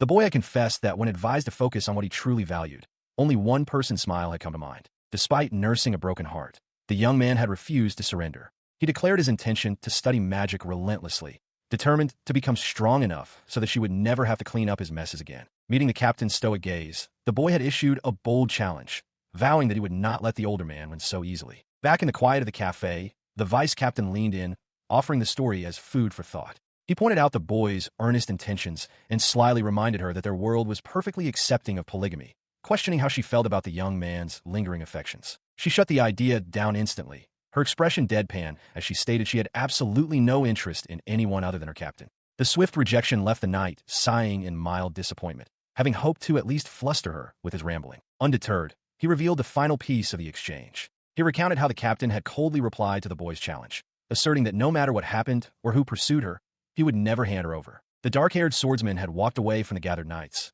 his parting words echoing with absolute certainty. She was interested in no one but him, and he needed no one but her. Hearing that such a bold declaration was made in front of an entire audience, her composure shattered. A deep blush spread across her face, prompting a smug chuckle from the vice captain, who noted how happy the secret had made her. Right on cue, the heavy wooden door swung open, and the captain himself stepped inside, mid-greeting. The blonde knight immediately called out to him, cheerfully announcing that he had just shared some excellent news with the young woman, who enthusiastically agreed, leaving the newcomer utterly bewildered. With a triumphant smirk, the vice captain explained his petty revenge. Since the captain had kept the truth about the savior hidden from him, he had decided to expose the captain's embarrassing, heartfelt confession as payback, leaving the imposing swordsman glaring in silent irritation while the librarian hid her flushed face. He found himself suddenly hoisted by his collar as the swordsman demanded to know exactly what had been shared. The blonde knight struggled with a playful grin, begging for release, while the young woman simply watched the exchange, a soft giggle escaping her lips as she reflected on the sheer amount of chaos she had recently endured. Despite the bickering men beside her, a radiant smile bloomed across her face. She felt a profound sense of relief, confident that her quiet, peaceful life as a hidden savior was finally secure. Meanwhile, life outside the castle walls returned to its normal rhythm. Carriages rolled past the grand stone gates, and citizens went about their daily routines, oblivious to the true nature of their recent salvation. In the bustling streets, rumors spread like wildfire. Two townsfolk animatedly discussed the miraculous events, marveling at how the city's protective barrier had shattered, only to be instantly restored right before the monster horde could strike. As they gossiped, a solitary figure concealed beneath a heavy hood quietly slipped past them. The mysterious wanderer continued down the snowy path, eventually stopping before a quaint, familiar book cafe. Beneath the shadow of his hood, a knowing smile touched his lips as he mused to himself that the very savior who had cast the impenetrable barrier was living quietly right under the kingdom's nose. Stepping through the door to the cheerful chime of a bell, the eccentric deity lowered his hood and offered a warm, familiar greeting. He cheerfully announced his return to finish the book he had started the other day, playfully admitting to being quite the bookworm. Delighted by her returning customer, the young librarian beamed, warmly inviting him to settle in and make himself at home. Months have passed since the barrier's restoration, bringing a lasting peace back to the kingdom. The young man from another world has settled into his new life, mastering complex magic and earning a growing reputation among the knights for his eagerness to help the citizens. Meanwhile, far from the battlefield, the young woman continues to keep her true identity a secret. She finds quiet joy in running her serene book cafe, the cheerful jingle of the doorbell announcing a new arrival as she carries a tray of freshly baked bread. The visitor is a familiar face, a tall figure with light hair sweeping across their eyes. She greets them with a warm, familiar smile, happy to see her friend. Drawn in by the delicious aroma, her friend compliments her recent obsession with baking. She reflects on how close they have become. As her only regular customer outside the knighthood, their shared love for books quickly forged a strong bond, leading to many shared days off exploring local bookstores. Though she occasionally wonders about the enigmatic visitor's true gender, she quickly dismisses the thought, knowing it matters little to their genuine friendship. She simply cherishes these delightful, peaceful changes to her everyday life. Later, under the shadow of a grand, towering cathedral, she walks side by side with the tall swordsman. The time has finally come to prepare for their wedding, and she gazes up at the magnificent structure where royalty and high-ranking captains traditionally exchange their vows. As they stroll through the bustling city square, a wave of anxiety washes over her. She confesses that her stomach is tied in knots, much like when she first met the king, but the swordsman offers a gentle, reassuring smile, promising her that she handled herself perfectly. Reaching out, he gently takes her hand in his. He suggests they ease her nerves by focusing on a joyous task, finding the perfect wedding dress for her today. Her worries meld away into a grateful smile, her excitement bubbling over. She eagerly anticipates seeing him in his formal attire, a stark contrast to his usual heavy cloak. He humbly replies that he will simply be wearing the standard knight's dress uniform, nothing overly extravagant. She playfully questions if he is truly comfortable helping her choose a dress, noting the strict protocols surrounding a captain's marriage.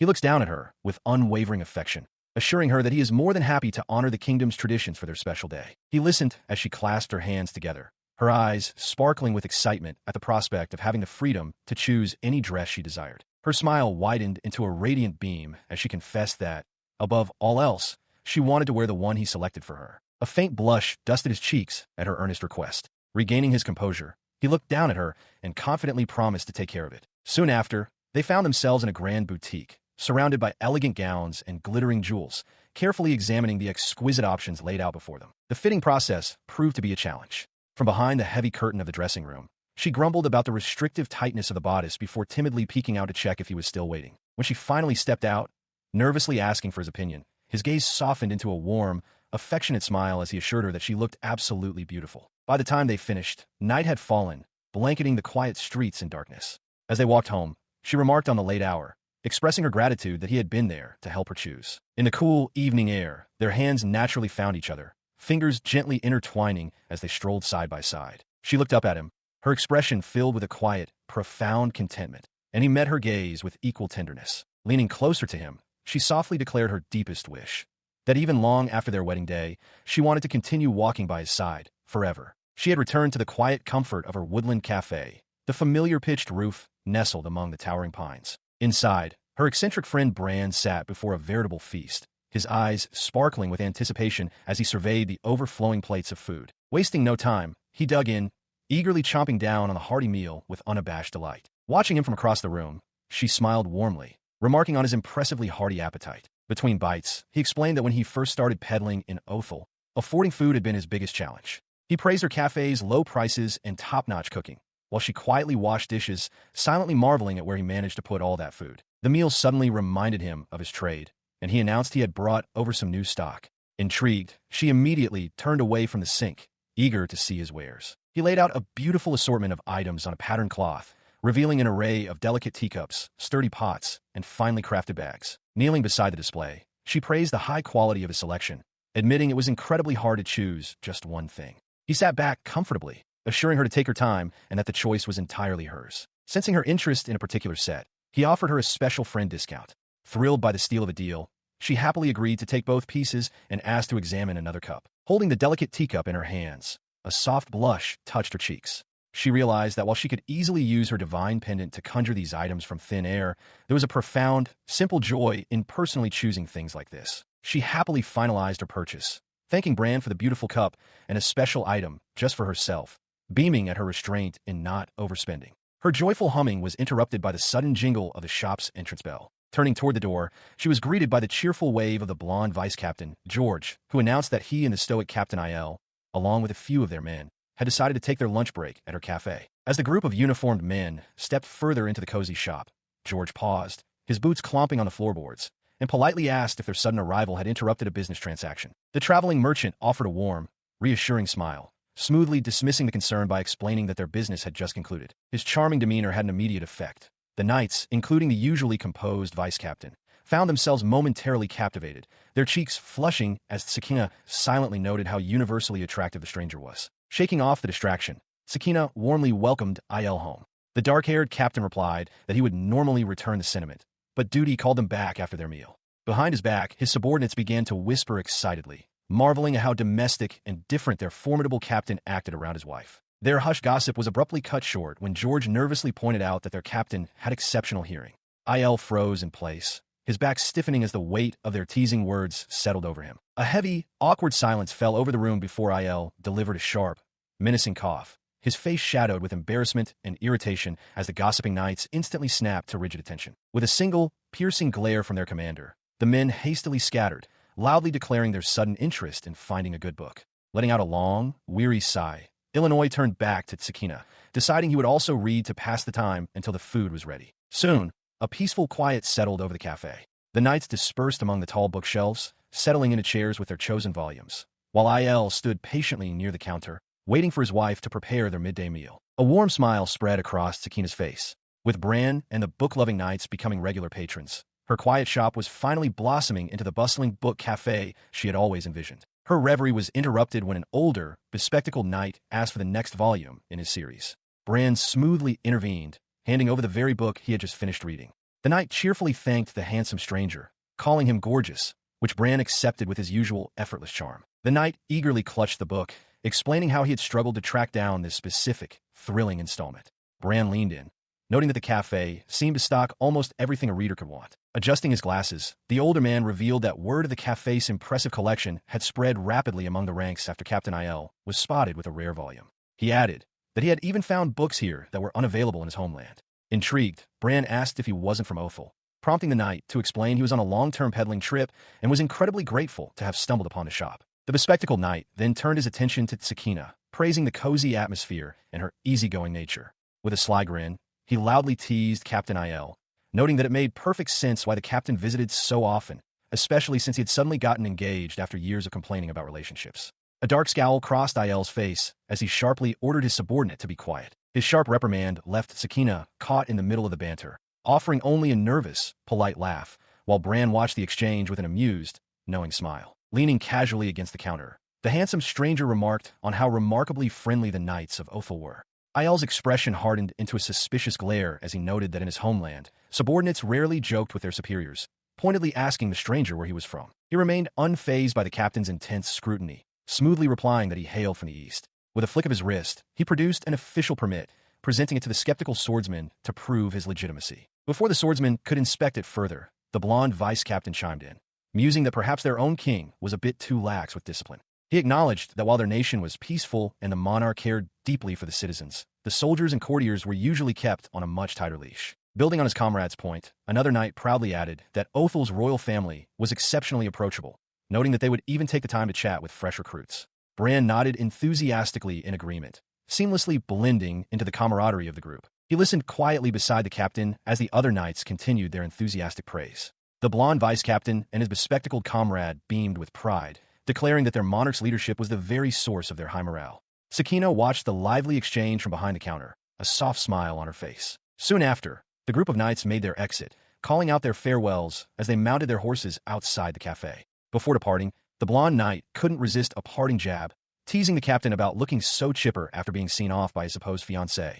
The dark-haired captain merely scowled, bluntly ordering his subordinate to shut up. With the boisterous knights finally gone, a heavy silence fell over the cafe. Sakina stood frozen behind the counter, a strained, nervous smile plastered across her face as she stared at the back of her remaining patron. The eccentric traveler sat perfectly still, his posture unreadable. Unaware of her mounting anxiety, he remained lost in his own thoughts. His usual confident demeanor faded into a solemn, quiet expression, his gaze fixed downward in profound silence. As the cloaked swordsman and the blonde knight took their leave, Sakina turned her attention back to the counter, apologizing for the commotion. Bran, however, seemed entirely unbothered, his eyes fixed intently on a menu. He cheerfully requested another course, remarking on how enjoyable the experience was. She blinked in surprise, stammering as she wondered how he could possibly eat more after the massive meal he had just finished, but she politely asked what he would like. Tapping his chin thoughtfully, he debated between a dessert or a sandwich before deciding he wanted both, specifically requesting an afternoon tea stand. She gently warned him that today's sandwich special was quite heavy, but he waved off her concern, insisting it was perfectly fine. With a soft sigh of resignation, she set to work, the sound of sizzling filling the air as she expertly prepared the meal. He watched her every move from across the counter, his eyes sparkling with eager anticipation as the tiered tray of treats came together. Moments later, he sat before a beautifully arranged three-tiered stand laden with pastries, cakes, and sandwiches. He immediately picked up a sandwich, taking a bite with an aura of pure contentment radiating from him. A delighted hum escaped his lips as he savored the flavor. Watching him from the kitchen, she couldn't help but smile, commenting on how much he clearly loved to eat. She noted that even when consuming large quantities, he always seemed to savor every single crumb. Her observation caught him off guard. He paused, his expression turning thoughtful as he admitted he had never actually considered whether he liked the food or not. He explained that his energy depleted so rapidly that even after finishing the entire tea tray, he would likely run out of fuel again before dinner. It wasn't a matter of enjoyment, he clarified, but a simple necessity to keep functioning. She listened quietly, realizing she had mistakenly assumed his voracious appetite stemmed from the same passion he held for reading. A hint of melancholy touched his features as he stared at the half-eaten sandwich in his hand, softly wondering aloud what it actually felt like to truly like something. The unexpected vulnerability in his words left her momentarily speechless, a soft apology escaping her lips. Later, surrounded by towering stacks of tomes, he immersed himself in a book once more. It became clear that his habits of endless consumption, both of food and knowledge, were simply ingrained routines, born from a time when he was told to eat and read, and having no reason to object, he simply never stopped. He questioned if she would consider those forced actions as things she genuinely liked. She hesitated, her eyes drifting away as she pondered if his words stemmed from a mere hypothetical or a deeply personal experience. Deciding to share her own perspective, she pulled a wooden stool up to the counter. The legs squeaked against the floor as she settled in, ready to offer her thoughts. Leaning forward slightly, she explained her philosophy. True enjoyment, she reasoned, came from a genuine desire to do something, rather than a strict obligation or necessity. The tall man considered her words carefully before posing a counter-question. He wondered about the gray area. What if a person genuinely wanted to perform a task that they had also been ordered to complete? From across the polished countertop, she acknowledged the complexity of his point. She pointed out that while some directives align perfectly with one's own desires, others inevitably breed reluctance and resistance. To clarify, she presented a hypothetical scenario tailored to his habits. If the command to read were suddenly revoked, she asked, would he immediately abandon his visits to her cafe? The question hung in the air, prompting a flicker of realization in his sharp eyes. Her mind drifted back to her previous life under a demanding superior. She recounted how she had been burdened with countless unwanted duties, yet amidst the drudgery, she had discovered certain tasks that sparked a genuine passion, work she actively wanted to pursue. He murmured in quiet understanding as she clasped her hands together, her voice brightening. She declared her profound satisfaction with her current life, expressing a deep, enduring love for both managing the cafe and crafting her potions. She admitted that if her work ever became entirely unbearable, she would likely walk away, though her current commitments made the thought difficult. Emphasizing her present happiness, she listed her passions, cooking, reading, and magic, while pragmatically noting her desire to avoid working herself to the point of exhaustion. A warm, radiant smile spread across her face as she looked directly at him. Adding to her list of joys, she confessed just how much she cherished their conversations. Her words hung in the air, prompting a subtle shift in the tall man's expression. His eyes widened slightly, absorbing the weight of her genuine contentment. Setting his teacup down with a soft clink, A warm smile spread across his face. He confessed that the feeling was entirely mutual, assuring her that even if he were forbidden from reading, he would still find his way back to her cafe. Overjoyed by his response, she clasped her hands together, declaring him her one and only true friend. When he playfully questioned the captain's status, she quickly clarified the distinction. The captain was her beloved fiancé, a bond entirely separate from their friendship. She then casually noted that the wedding was fast approaching. Offering his most sincere congratulations, he wished her all the best for the upcoming nuptials.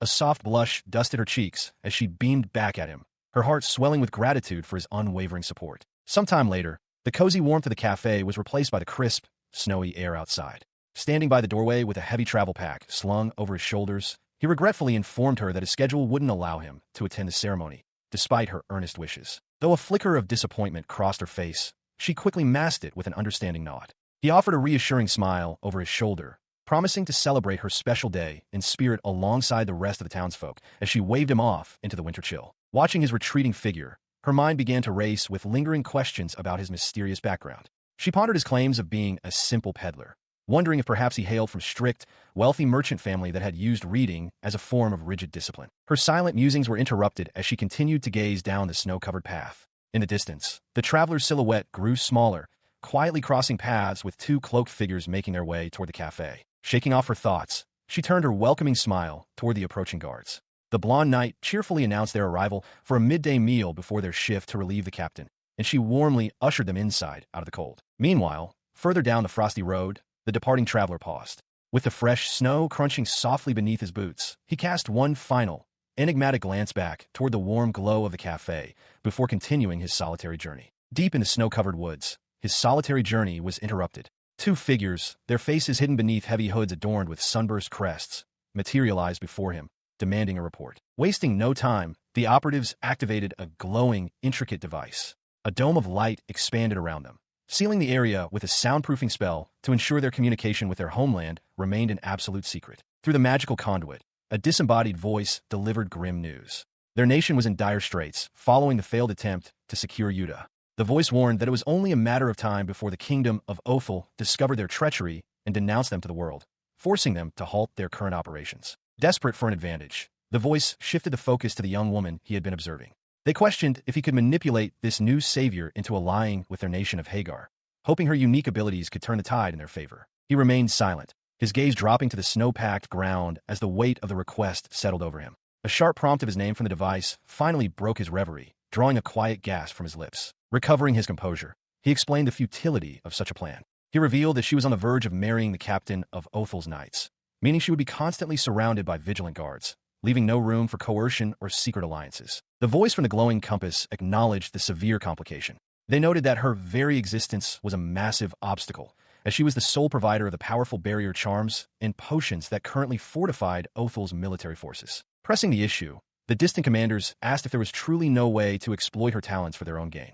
His response was immediate and absolute, a single, unwavering denial that echoed in the frigid air. A chilling silence followed his refusal, broken only by the howling winter wind. Then, the voice delivered a cold, calculated ultimatum. If she could not be used, she had to be eliminated. The conspirators laid out a ruthless strategy, noting that her death would cause the protective barriers across Othel to gradually vanish. They planned to infiltrate her upcoming wedding, a gathering of allied dignitaries, using magical puppets to sow chaos and detonate the venue, a horrific plot to which he offered only a quiet murmur of assent. He listened in silence as the cloaked operatives finalized their deadly scheme. They instructed him to set the plan in motion, confident that their artificial saviors possessed enough power to infiltrate the upcoming wedding. The conspirators ordered him to maintain a close watch until the day of the ceremony, while the rest of their forces returned to Hagar to prepare. They callously reminded him that as long as he remained functional, they could mass-produce as many explosive puppets as they desired. Clenching his fist in the freezing air, he gave a curt, reluctant agreement. The operatives outlined their final political maneuver. They would offer Othel an alliance one last time, and if refused, the violent infiltration would proceed. With a heavy sigh, the eccentric god watched the spies vanish into the snowy woods, his thoughts drifting to the one place he found solace.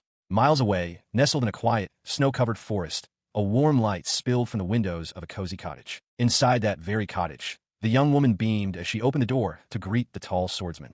He stepped out of the cold, his face shadowed by exhaustion as he offered a quiet, weary greeting. She immediately noticed his downcast demeanor, her mind racing back to the troubling rumors she had overheard earlier that day. The looming threat of Hagar and their aggressive alliance weighed heavily on her thoughts as she studied his tired expression. Pushing her worries aside, she offered him a bright, comforting smile and suggested she prepare dinner to help him unwind. The tension in his shoulders eased slightly at her warmth, and he softly thanked her as he began to remove his heavy gear. Later, as they settled down with warm drinks, the conversation inevitably turned to the political crisis. She carefully asked if the neighboring nation had truly demanded an alliance under the same unfavorable conditions as before. He confirmed her suspicions, explaining that while Othel was currently protected by her magical barriers and their new savior, the situation remained a massive headache. He noted that Hagar hadn't completely cornered them yet, but their insistence on a formal deliberation before Othel could officially reject the proposal was deeply frustrating. Rubbing his temples to soothe a growing migraine, the captain revealed the most suspicious detail. Hagar demanded their final answer on the exact day before their wedding. A look of dawning horror crossed her face as she realized the enemy's timing was far too deliberate to be a coincidence. She listened intently as the swordsman outlined the gravity of their situation. He explained that their upcoming wedding would draw numerous high-ranking officials, including the royal family and foreign dignitaries, making it a prime target for nations hostile to Hagar. The weight of the political machinations pressed heavily upon him. He lowered his gaze, his expression fraught with guilt, and apologized for dragging his bride-to-be into the center of an international conspiracy. Refusing to let him shoulder the burden alone, she gently placed her hand on the table. She quickly dismissed his apology, assuring him that she preferred knowing the truth rather than letting the secret tarnish his own memories of their special day. Stepping behind his chair, she rested her hands affectionately on his shoulders. With a bright, unwavering smile, she reminded him that a wedding was a partnership meant to be shared by two people, through both joy and hardship. He looked up at her, moved by her steadfast support. She eagerly offered to assist in any way possible, though she playfully admitted her lack of combat skills, prompting a grateful nod of acceptance from him. The tension in the room melted away into a tender exchange. He confessed his profound happiness at simply being by her side, a sentiment she warmly echoed, her cheeks dusting with a soft blush. A comfortable silence settled over the cozy room, the quiet intimacy of the moment standing in stark contrast to the looming threats gathering outside their sanctuary. Her thoughts briefly drifted away from political assassinations and back to her own simple pleasures, her mind lighting up with anticipation over a new book that had just arrived at the cafe. Later, as they stepped out into the crisp, snow-covered landscape, she noted the heavy burden he carried, commenting on the daunting amount of work he had ahead of him to secure the event. Standing beside his horse, he corrected her assumption. He explained that his superiors had actually taken over the security preparations, having sternly reprimanded him for overworking and ordered him to spend more time with his fiancée. A revelation that left her blinking in surprise. She burst into bright, ringing laughter, delighted by the revelation that even the formidable captain wasn't immune to a scolding. Beside her, the swordsman rubbed his neck with a sheepish smile, admitting that quite a few of his superiors had recently put him through the ringer. His playful demeanor softened into a sincere, apologetic expression as he stood beside his white steed. He gently assured her that he never meant to cause her any worry, promising to share any new information the moment he received it, especially now that she was fully aware of the political situation surrounding them. With the heavy matters settled, he shifted the conversation to their mandated time together, asking where she would like to go on their upcoming day off. Her eyes lit up with immediate excitement, a bright smile spreading across her face as she eagerly suggested a specific, cherished location. She longed to return to the breathtaking, star-filled sky above the dark winter forest, hoping to revisit the exact spot where they had once watched the magnificent Aurora Festival. High above the snow-capped peaks, a solitary bird glides through the crisp, winter air, surveying the vast, frozen wilderness below. Down among the frost-laden pines, a hidden figure watches intently from the shadows of a heavy, white hood, their sharp gaze fixed on the path ahead. From this concealed vantage point, the watcher observes two figures, a tall swordsman and a young woman, strolling peacefully through the snow-draped forest, completely unaware of the eyes upon them. Oblivious to the hidden observer, the young woman smiles brightly, her breath pluming in the cold air as she remarks on the beautiful, sunny weather. Walking hand in hand beside her, the tall swordsman softly agrees, his demeanor relaxed. Gazing up at the clear sky, she muses aloud, hoping for similarly perfect weather on the day of their wedding. The words bring a gentle, almost wistful expression to his face as he tightens his grip on her hand, murmuring his agreement. Despite the warmth of his touch, a shadow of worry crosses her features. She silently notes how delicately he has been treating her recently, wondering if the looming wedding is the source of his unspoken anxiety. The crunch of their boots in the snow pauses as she breaks the quiet, calling out his name to draw his attention. Turning to face him fully, she speaks with a newfound resolve. She admits that while she once shrank away from hardship, his presence in her life has given her strength, urging him to rely on her more heavily. Looking up into his dark eyes, she firmly declares her readiness to shoulder his burdens alongside him, her voice steady and full of conviction. Her serious expression melts into a warm, blushing smile as she gently chides him to stop being so hard on himself, reminding him that today is their day off, a proper date. Taken aback by her earnest affection, his eyes widen briefly before he closes them with a soft, yielding sigh, a faint flush warming his own cheeks. He held her close amidst the falling snow, his voice steady as he finally confessed his deep love for her, declaring his desire for them to remain together forever. Overwhelmed by his words, she hid her blushing face behind her hands, teasingly exclaiming that it was about time. He offered a gentle, sheepish smile, admitting that he had wanted to tell her since the night of the Aurora Festival, but his own shyness had held him back. His expression then grew serious as he looked down into her eyes, acknowledging the inevitable hardships she would face carrying the heavy mantle of a savior. Pulling her into another warm embrace against the winter chill, he firmly promised that he wanted them to shoulder every one of those burdens together. A soft, radiant smile graced her features. Leaning into his touch, she whispered a heartfelt word of thanks, her heart completely at ease. As the days passed and the date of their wedding steadily approached, a quiet peace settled over their home. Just as anticipated, the looming threat from Hagar remained entirely dormant leading up to the eve of the ceremony. Inside the cozy house, the heavy cover of a freshly acquired book was eagerly pulled open. He sat comfortably on the sofa, already deeply engrossed in the pages. Standing behind him, she playfully noted that it was the new volume he had been so anxious to read, to which he absent-mindedly agreed, declaring his intention to be holed up with it for the entire day. Watching him, she smiled to herself, musing that while he was taking the day off, she certainly wasn't. Seeing his intense focus, she figured he wouldn't even think about lunch until she explicitly called him to the table. Carrying a tray of supplies, she walked away to tend to her own tasks, silently admitting that she couldn't really complain about his reading habits, considering how often she herself lost track of time in a good book during meals. She greeted her visitor with a warm, welcoming smile as Brand stepped into the room, offering a soft hello. Noting his recent absence, she casually asked if his work had taken him away for the past few days. Instead of answering, he remained eerily silent, his eyes hidden beneath his bangs, prompting her to call his name in mild concern. The tall man stepped closer, leaning into her personal space with a quiet, almost intense greeting. He fixed his sharp gaze upon her, questioning if she hadn't noticed something strange about the situation.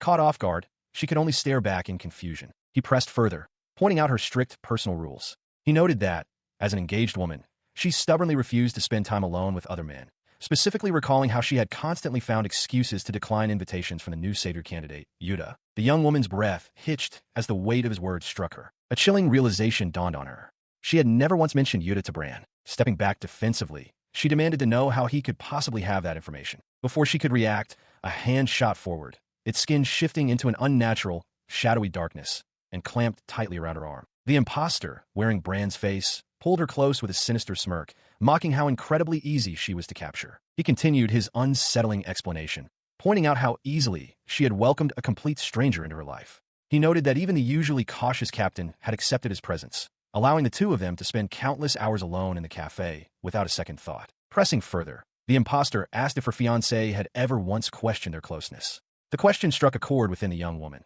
A sudden realization dawned on her that Aiel had never shown a hint of jealousy or concern regarding her time spent with this supposed friend. As he gently grasped her hand, a chill ran down her spine. She realized with growing horror that despite knowing absolutely nothing about his true nature or origins, her instincts hadn't warned her to pull away. He smiled, stating matter-of-factly that her blind trust was entirely by design. The facade completely dropped as he laid out his true mission. He had infiltrated the kingdom to gather intelligence on the newly summoned savior. Stumbling upon her cafe had been a mere coincidence, but discovering her engagement to the captain of the guard had presented an opportunity too perfect to ignore. The pieces violently clicked into place.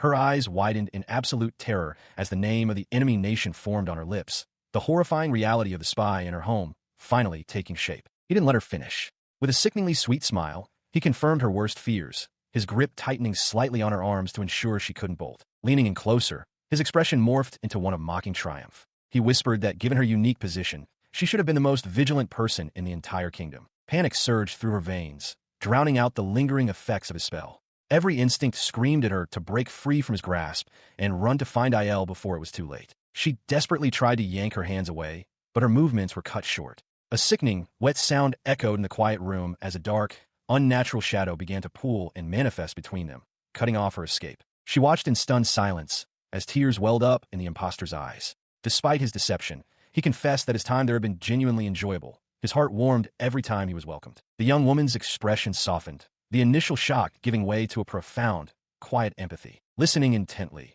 She absorbed the dark truth of his existence as he revealed that Hagar had not sent a man, but a construct, a genderless puppet created solely to follow orders. His hands trembled violently as he reached out, admitting that until now, he had never once questioned a command. Leaning in close, his voice dropped to a whisper as he playfully, yet earnestly, placed the blame squarely on her shoulders. A genuine, bittersweet smile graced his face. He explained that she had taught him how to live, how to refuse things he disliked, and embrace what truly appealed to him, granting him his first taste of personal preference. She murmured his name softly, her heart aching for the conflicted puppet. He wiped away his tears, his grip tightening with newfound resolve. Grasping both of her hands firmly, he urged her to call for the captain, promising to divulge everything he knew about Hagar's plot. His reflection mirrored in her wide eyes. He pleaded with her to hurry, warning that his time was rapidly running out. Without hesitation, she turned and screamed toward the stairwell, her voice echoing through the building. Instantly, the heavy thud of boots sounded from above as the swordsman sprinted down to answer her desperate call. He rushed down the wooden staircase, his dark eyes wide with sudden alarm. Calling out her name, he demanded to know what was wrong, but the words died in his throat as he took in the scene below. Stopping abruptly on the steps, the swordsman stared at the cafe floor. Sakina stood near the counter, her expression a mix of surprise and concern, while the eccentric stranger with the patterned shawl held both of her hands firmly in his own. The pale-haired man calmly tilted his head up, meeting the captain's intense gaze without a hint of fear. Il strode into the room, his dark eyes narrowing as he took in the scene. He immediately questioned Sakina, demanding to know what was happening. She hesitated, her gaze dropping as she struggled to find the right words. Sensing her uncertainty, the cloaked figure beside her gently squeezed her hand, offering a silent reassurance before she could speak. The intimate gesture did not go unnoticed by Il. He stared at the stranger, a flicker of confusion crossing his sharp features as he tried to place the unfamiliar face. Breaking the tense silence, the light-haired stranger addressed him directly, declaring that their presence in Othel was mandated by the highest rulers of Hagar. The revelation hit him like a physical blow. His eyes widened in sharp surprise, his jaw clenching as the implications of a Hagar operative infiltrating the castle sank in. He froze in place, his posture rigid with suspicion as he glared across the library at the pair, assessing the sudden threat. Amidst the standoff, the stranger's hand slipped away from Sakina's. With a soft, almost melancholic tone, the operative murmured her name. The operative then stepped forward, calmly instructing the captain to stand down. In a flash of protective instinct, Illinois lunged, grabbing Sakina by the shoulders and pulling her safely behind him, demanding to know what game the intruder was playing. The stranger merely offered a faint, enigmatic smile. Unfazed by the hostility, the cloaked figure confessed the dark truth they had just shared with Sakina. They revealed themselves to be nothing more than a puppet, a fabricated, counterfeit savior engineered by the nation of Hagar. Elaborating on this grim reality, the artificial savior explained that because a true otherworldly hero had never appeared in their borders, Hagar had resorted to creating magical substitutes. However, they admitted with a hint of resignation that their artificial powers paled in comparison to the genuine abilities possessed by true saviors like Sakina. He lowered his gaze, confessing that he had witnessed her recreate the magical barrier. At the time, he hadn't realized how dear she would become to him, and had dutifully reported his findings back to Hagar.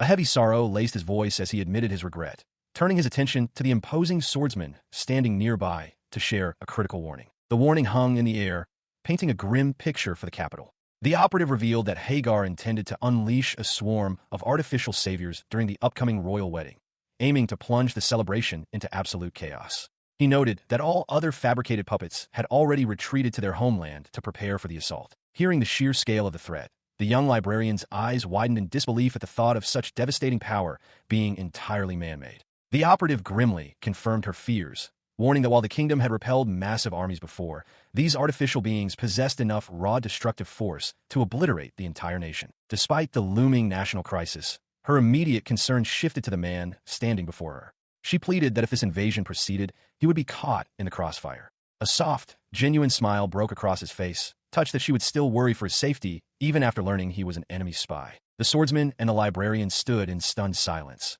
absorbing the weight of his gratitude and the terrifying reality of the impending invasion. Breaking the quiet, he elaborated on his unique position. While the expendable foot soldiers could be wiped out if the attack failed, he was the irreplaceable prototype. His orders were to retreat to Hagar rather than risk the front lines. As long as he and the core power source remained intact, his homeland could endlessly mass-produce more artificial warriors, completely indifferent to the cost. To demonstrate, he pulled back the fabric of his collar, revealing a dark, polished gemstone embedded directly into his chest. This stone, he explained, was the singular wellspring of magic for all the puppets. His seemingly endless appetite was not a quirk, but necessity to constantly refuel the immense magical energy drawn by the others. The swordsman narrowed his eyes, his tactical mind immediately catching a flaw in the enemy's logic. He pointed out that if the gemstone was an irreplaceable, one-of-a-kind artifact, it made no sense to risk sending its host in a hostile territory. He sharply questioned why a lesser, expendable puppet hadn't been sent to gather intelligence instead. A bright, almost cheerful smile returned to the operative's face as he revealed his defining flaw. He was the only artificial creation burdened with genuine emotions. Any espionage requiring complex human interaction naturally fell to him. He casually confessed their original, sinister plot to manipulate a newly summoned hero into attacking the capital before dragging him back to Hagar. His smile softened into an expression of relieved defeat. He admitted that their grand, destructive scheme had completely unraveled, entirely thwarted by the librarian's overwhelming magical prowess. He held her gaze, his silence hanging heavy in the room. Sakina stared back, her eyes wide, her breath catching in her throat as she braced for his next words. His pale eyes narrowed slightly, the weight of his true purpose reflecting in their depths. He finally broke the quiet, his voice steady as he addressed her directly, preparing to deliver the final, crushing truth of his mission. He delivered this stark revelation. His superiors had commanded him to eliminate her.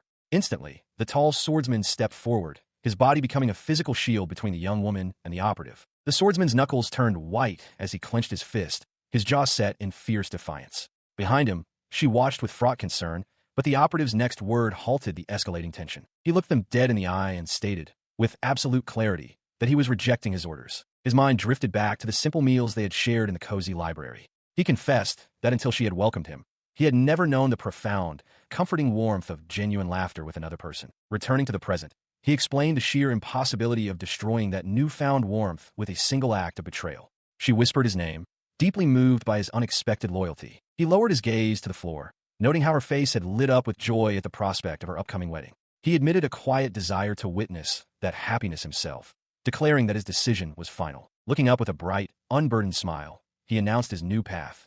He would no longer force himself to carry out despicable orders, choosing instead to protect the things he had grown to cherish. His sudden declaration of loyalty left the captain and the librarian staring in stunned silence, absorbing the weight of his words. Turning his attention to the tall swordsman, the youth formally requested that the captain clean up the impending mess in Hagar. When questioned about what he meant, he explained that his homeland would soon fall into chaos, requiring their intervention. He elaborated further, a confident but somber smile crossing his face.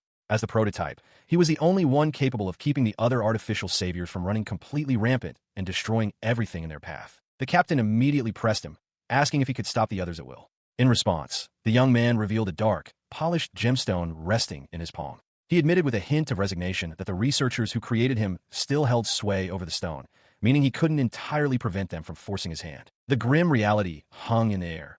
As long as he and that cursed gem existed, the two people who had shown him kindness would remain in mortal danger. Realizing his intent, the librarian gasped in horror. He offered her a final, wistful smile, whispering that he truly had wanted to attend their wedding. Suddenly, a complex, glowing magical circle erupted beneath his feet, bathing the room in a harsh light. The swordsman instantly threw his arm out, shielding her from the surging energy and warning her to stay back. She cried out the youth's name in desperation, but he only offered a gentle, parting glance, softly confessing how much he had cherished her in the quiet warmth of her book cafe. Embracing his fate, he clutched the dark gem to his chest as his body began to dissolve into brilliant, ethereal light. To protect them, he declared he would exhaust the very energy that fueled his fellow puppets, sacrificing himself to neutralize the threat. Meanwhile, miles away, the imposing walls of the royal capital stood resolute under the morning sun, unaware of the sacrifice unfolding. Inside the grand council chamber, the king and his advisors were abruptly interrupted.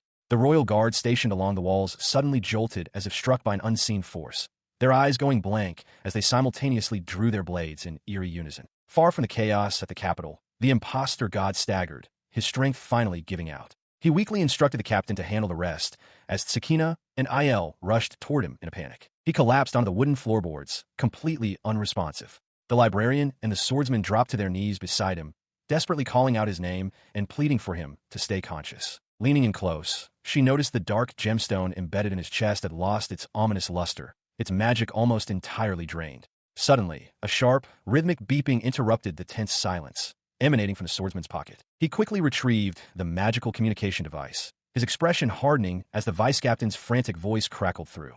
The blonde knight reported an urgent, troubling message from their operative stationed near the Hagar border. The report detailed a scene of absolute devastation. A massive, inexplicable explosion had suddenly ripped through the enemy territory, completely leveling their castle and interrupting a critical gathering of their high-ranking officials. The swordsman's eyes widened in sudden realization.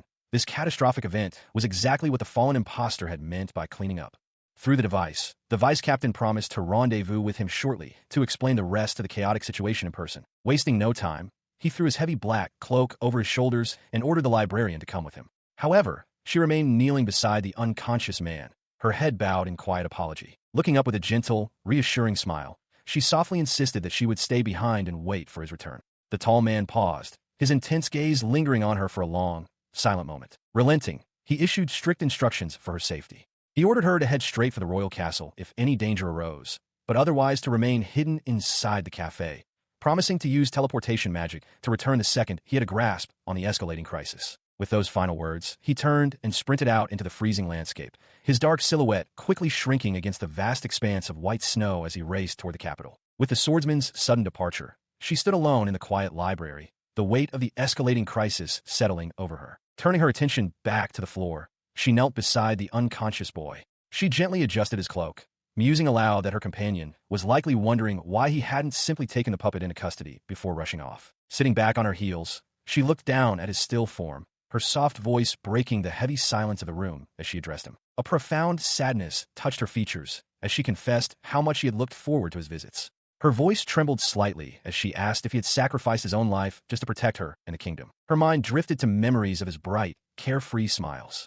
She admitted she never suspected he was an operative for their enemy, especially since his supposed mechanical nature seemed entirely fueled by his comical obsession with devouring his favorite meals. Reaching out, she gently brushed a stray lock of hair from his forehead. A bittersweet smile touched her lips as she recalled how he had spent his time utterly engrossed in fictional adventure novels, learning absolutely nothing of strategic value for his masters. Her expression softened into one of deep affection. Regardless of his origins or his hidden directives, she declared that to her, he was simply a normal person, and more importantly, a cherished friend. Her gaze then shifted to the dull, lifeless gem resting on his chest. A sudden thought struck her.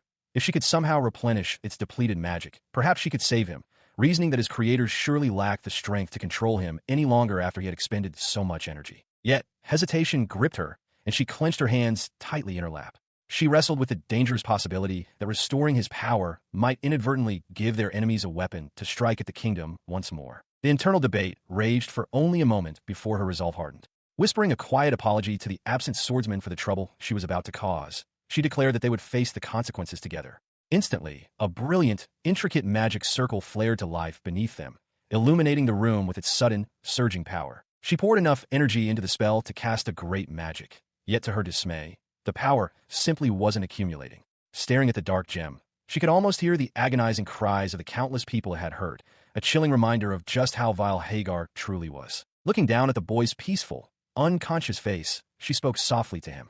She told Bran that by demolishing Hagar's castle and taking vengeance on the guilty parties within, he had inadvertently become the true savior of Hagar's citizens. A bittersweet smile touched her lips as a quiet sniffle escaped her, tears welling in her eyes as she fought to keep her composure. Pushing through her sorrow, she knelt within the radiant glow of the magic circle. With her hands pressed firmly against his chest, she channeled every ounce of her remaining strength into the spell, desperate to bring him back. But as her trembling hands rested against his unmoving form, a crushing realization washed over her.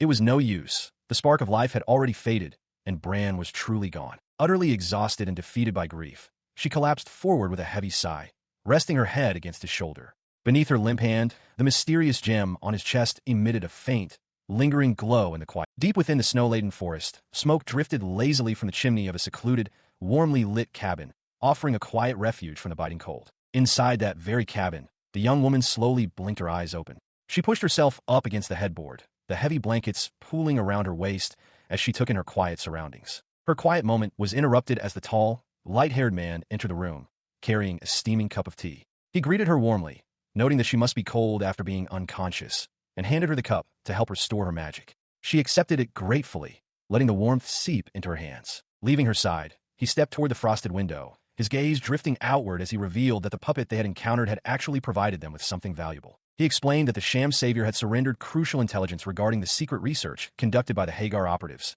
information that would prove immensely useful to King Othel. Hearing this, she let out a soft sigh of relief, a gentle smile gracing her features as she took a sip of her tea, genuinely glad that his intervention had yielded such positive results. She quickly lowered her cup to apologize for the trouble she had caused. He brushed off her concern, admitting he simply hadn't expected her to wake up so soon, nor had he anticipated her immediate assumption that he would revive the puppet. To clarify the situation, he recounted how the swordsman had convinced the king that his magical expertise could restore the puppet's consciousness. He then held up a small, glowing communication device, from which a familiar, frantic voice suddenly emanated. Through the device, the swordsman and the blonde knight could be heard in a state of utter panic, shouting over each other about her sudden collapse and a confusing mention of a puppet, forcing him to calmly order the chaotic knights to settle down and explain themselves. Back in the quiet cabin, she cringed, her shoulders slumping as she lamented causing such a massive uproar among her friends. He merely smiled, turning his attention back to the snowy landscape outside, noting that the Hagar faction would likely dissolve in the wake of these revelations.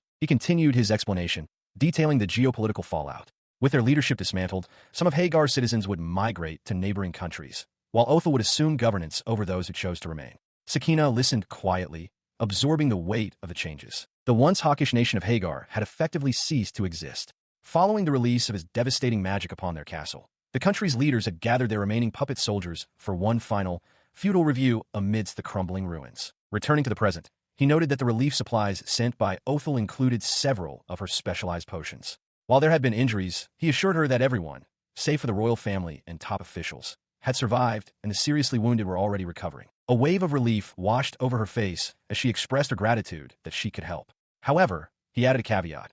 Othel's allies were now burning with curiosity, desperate to know how she had managed to brew such extraordinarily potent remedies. Clearing his throat, his tone shifted to something more official. He announced that the king had entrusted him with a direct message regarding her recent, unauthorized involvement with the Hagar puppet. She swallowed hard, bracing herself for a reprimand. Instead of a harsh penalty, the royal decree was a mandate for production. Because Othel now needed to mass-produce unprecedented amounts of medicine, she was officially ordered to tutor the nation's doctors, sharing her methods to create her exceptional products. She blinked, her anxiety evaporating into sheer bewilderment. She asked if that was truly the extent of her punishment, to which he offered a simple, affirmative nod.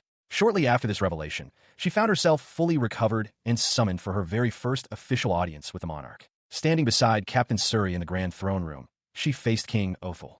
The monarch looked down from his dais, his voice echoing as he formally addressed her transgression.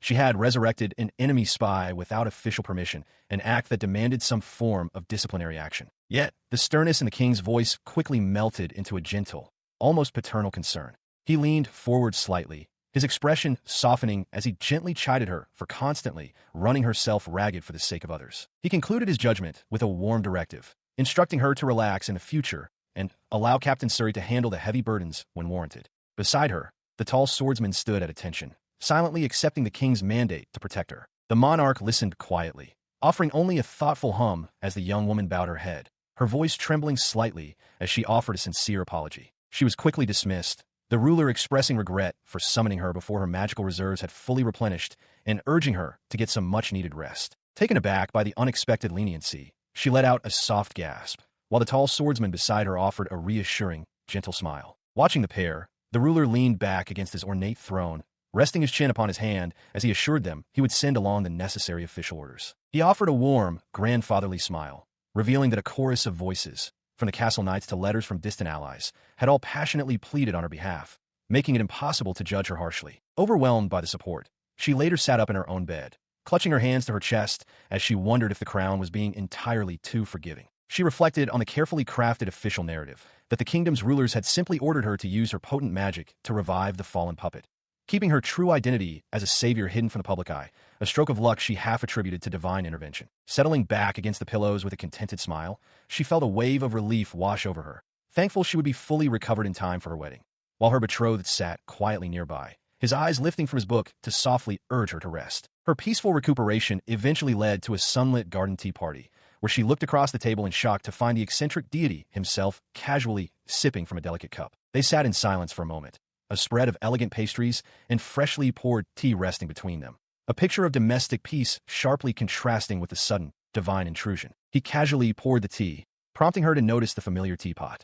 The eccentric visitor admitted he had borrowed a few items from her cafe. She sighed, resigning herself to the situation, noting she couldn't reopen the shop yet anyway, and had just finished a cup before her nap. Settling into his seat, he confessed that she constantly kept him on his toes. He recalled his initial disbelief at making such an unusual person a savior when he first brought her to this world. Taking a quiet sip of her tea, she mused internally that it would have been far stranger if she had actually been eager to be summoned. With a bright smile, he praised her for unexpectedly resolving the situation in Hagar. She blinked in confusion, quickly denying any involvement and insisting that the credit belonged entirely to Othel's people and Bran. He raised a finger, gently correcting her. Her true crowning achievement, he explained, was simply how her way of life inspired those around her. He pointed out that her influence had profoundly affected both Yuta and Bran, guiding them toward better paths. Leaning in slightly, he elaborated on his philosophy, stating that a true savior's mere presence should naturally balance and enrich their surroundings. She looked away, her expression uncertain, quietly doubting that she actually lived up to such a grand expectation. He reminded her of the night she floated a glowing blossom upriver during the national festival, yearning for peace. The magic she had poured into that simple act, he revealed, had mingled with the land's natural energy and taken deep root, ensuring that Othel would flourish for decades to come. Furthermore, he declared that her very existence in the kingdom acted as a divine shield, one far more powerful than any traditional barrier magic. Her eyes widened in genuine shock at the revelation, gesturing to the peaceful garden around them. He called her the most level-headed savior he had ever chosen. While others treated this realm as just another temporary world, she had truly made her home. Hearing this, she smiled softly, resolving to attend every future festival and create countless more memories with IL. Modestly, she told him he was giving her far too much credit. He playfully countered by pointing out that she barely even used the magical pendant she had originally wished for. She simply shrugged, admitting with a small smile that she genuinely enjoyed the mundane act of shopping. Listening to her simple reasoning, he smiled warmly. Her true secret, he observed, was how remarkably grounded she remained. By choosing to earn money, buy everyday goods, and genuinely interact with the people, she had perfectly woven herself into the very fabric of Othel. He allowed a moment of quiet to settle between them, the silence broken only by the gentle flutter of a passing butterfly. Breaking the stillness, the deity offered his sincere gratitude. He confessed that of all those chosen, she was the savior who had most perfectly realized his hopes for the world. He elaborated that her mere presence had been a balm to the realm. As memories of her quiet, steadfast support for the knights and citizens of Othel drifted through his mind, he affirmed that she had saved their world simply by existing within it. His warm, approving smile caught her off guard, bringing a soft flush to her cheeks as the weight of his praise settled over her. Recovering her composure, she took a delicate sip of her tea and humbly deflected the compliment, insisting she was merely living life exactly as she pleased. The deity chuckled, entirely satisfied with that simple truth. Leaning forward with a sly glint in his eye, he casually mentioned his desire to attend her future wedding, noting that marrying a citizen of Othel would permanently anchor her ties to their realm. She could only sweat drop at the sudden, forward suggestion. Changing the subject, he reached for a sweet pastry from the table. He admitted that her cafe's excellent tea and food had sparked a newfound curiosity within him, turning him into quite the snacker, a surprising personal change since their first encounter. Watching him enjoy the simple pleasure of a meal, she realized how remarkably human he had become. With a warm smile, she invited him to visit her cafe anytime, not as a divine overseer, but simply as a welcome guest. The invitation brought a bright, genuine smile to his face. He wholeheartedly agreed, declaring that sharing a table sounded infinitely more enjoyable than watching over the world in solitary silence. Their peaceful camaraderie was abruptly interrupted when a sudden rustling sound from the nearby bushes caught her attention, making her eyes widen. And high above the bustling streets, the grand cathedral stood as a beacon of pristine stone and towering spires, ready to host a momentous occasion. Inside one of the cathedral's ornate chambers, the young woman sat adorned in a breathtaking, lace-trimmed wedding gown. She bit her lip, her heart hammering against her ribs as the reality of the day finally set in. Her anxious reverie was broken by a familiar, teasing voice suggesting she relax. She gasped, nearly smudging her makeup in surprise, as Bran stepped into the room flanked by royal guards. She scolded him playfully, admitting that the pressure of facing so many dignitaries was finally overwhelming her. As she looked at the delicate floral arrangements nearby, she reflected on how swiftly time had passed since the chaotic conflict with Hagar. The long-awaited day had finally arrived. Turning back to her guest, she expressed her genuine delight that the king had permitted the visit. One of the accompanying knights chimed in, explaining that Bran's invaluable intelligence regarding Hagar had earned them special privileges, including escorted visits to her cafe. She admired her friend's restored appearance. No longer hidden behind a disguise, their natural fair skin and striking blonde hair shone brightly. The former spy, meanwhile, confessed to having doubted they would be allowed inside given the high-profile guest list. Reflecting on this, the former spy mused on the unexpected leniency of the Othel kingdom, recalling quiet moments spent gazing out at the peaceful city they had once infiltrated. Shifting the mood, the blonde youth eagerly brought up the royal chef catering the reception, playfully expressing jealousy. when they promised to try and recreate the best dishes for her later. A bright, genuine smile finally broke through the bride's nerves. Noticing her brightened expression, they gently asked if the anxiety had faded. She nodded enthusiastically, her confidence restored. Though barred from the main guest list, Bran assured her they would be watching and celebrating from separate room. Right on cue, a sharp knock echoed through the heavy wooden doors, announcing that it was time. With a final, grateful thank you to her friend, she stood tall, ready to walk down the aisle. She closed her eyes as the delicate, sheer fabric of her veil was gently draped over her head, completing her bridal attire. Turning to Bran, she offered a heartfelt thanks for his protection. He teased her gently, noting that she had caused him quite a bit of trouble, but added with a laugh that her time in Othel had clearly softened her. Stepping out into the grand, arched hallway, she was greeted by the sight of her escort and Bran, who cheerfully complimented her stunning dress. She looked up at the older gentleman beside her, expressing her deep gratitude to Mr. Surrey for his support on such a momentous day. He smiled warmly, his eyes crinkling at the corners, and assured her that it was his absolute pleasure. Having no relatives of her own in this world, she gently looped her arm through the crook of Aiel's father's elbow, ready to be walked down the aisle. As she prepared to take her first steps, her thoughts drifted back to the family she had left behind. Warm memories of her mother, father, and grandparents flashed through her mind, a silent tribute to the loved ones who couldn't be there. A serene, bittersweet smile graced her lips as she whispered a quiet, internal declaration to them.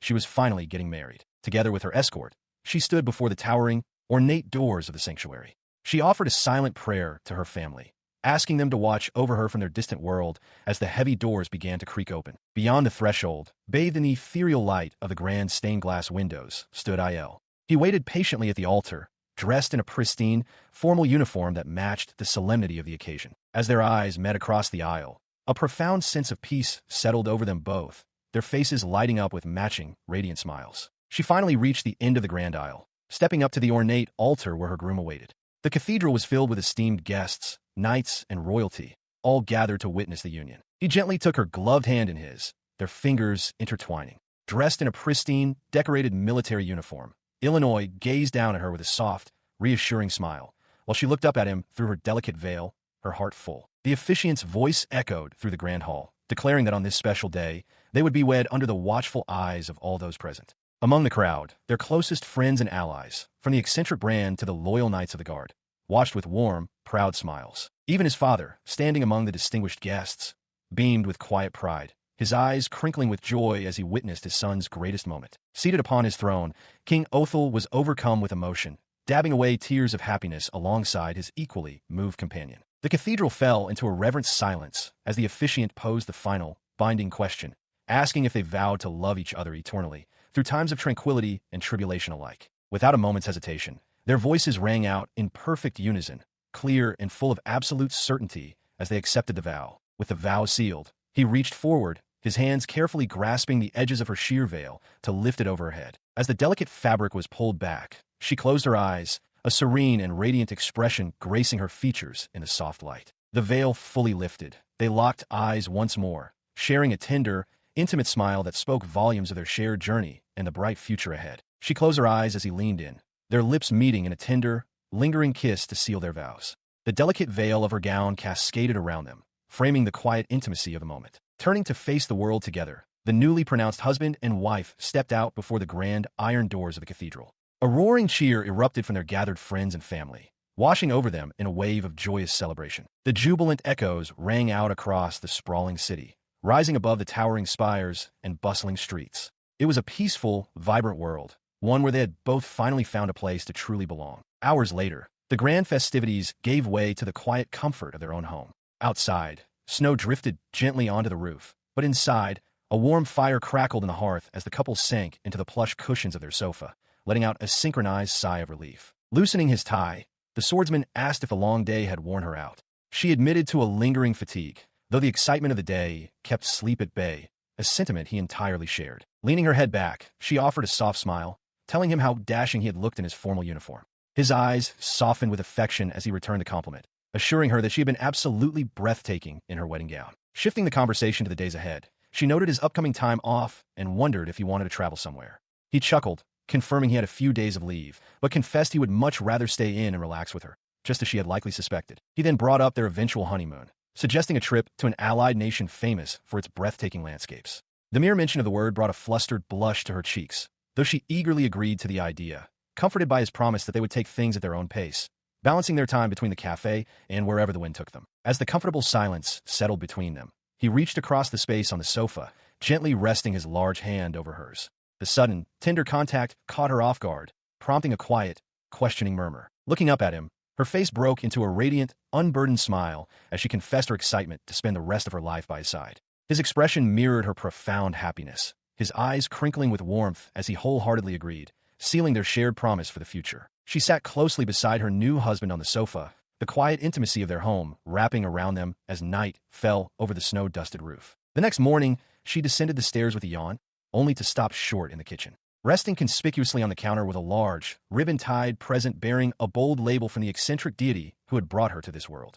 Opening the box, she discovered a cookbook inside, complete with a note suggesting she try the recipes. Though she decided to save the book for lunch, she immediately tied on her apron and set to work preparing a familiar breakfast. As she finished, heavy footsteps sounded on the stairs. Il appeared, his hair loose and his expression soft, offering her a warm morning greeting, which she returned with a bright smile. A sudden, bashful silence fell between them. They exchanged shy, fleeting glances, both acutely aware of the slight, endearing awkwardness of their first morning as a married couple, prompting a soft giggle from her. To break the ice, she presented the meal, a plate of neatly cut, thick sandwiches accompanied by fresh fruit and steaming tea. His eyes widened in immediate recognition. She beamed, explaining that she had recreated the exact same meal he had ordered during his very first visit to her cafe. The memory washed over him, bringing a nostalgic smile to his face. He recalled the deep frustration he had felt back at the castle dealing with the cruel savior, and how those simple sandwiches had been the first truly good meal he had eaten in ages. Taking a bite, he praised the familiar, delicious taste. Watching him enjoy the food brought a look of pure, contented joy to her face. As they finished their breakfast, the conversation shifted to their shared hobbies. He eagerly mentioned a newly released sequel to a book they had been waiting for, and they happily agreed to clean up quickly so they could settle in and read the story together. He settled into the comfortable armchair opposite his wife, a book resting open in his lap. Across the small table, Sakina mirrored his quiet focus, completely absorbed in her own reading as the morning light filtered into the room. As the pendulum clock ticked away the peaceful minutes, she turned a page with a soft rustle, pausing only to take a delicate sip from her teacup. Setting the porcelain cup back onto its saucer with a gentle clink, her eyes softened behind her glasses. A profound sense of contentment washed over her, a quiet realization that she was truly, deeply happy. Across from her, he lowered his book and removed his reading glasses, his attention shifting from the pages to her. She caught his gaze, momentarily wondering if she should return to her story, but the overwhelming warmth in her chest demanded to be acknowledged. Unable to contain the feeling, a radiant smile bloomed across her face as she confessed aloud just how incredibly happy she was. The words had barely left her lips before a deep blush rushed to her cheeks. Flustered, she quickly waved her hands, stammering that she was just thinking out loud. He simply watched her frantic backpedaling with a tender, knowing smile. Closing the distance between them, he stepped behind her chair and wrapped his arms around her shoulders.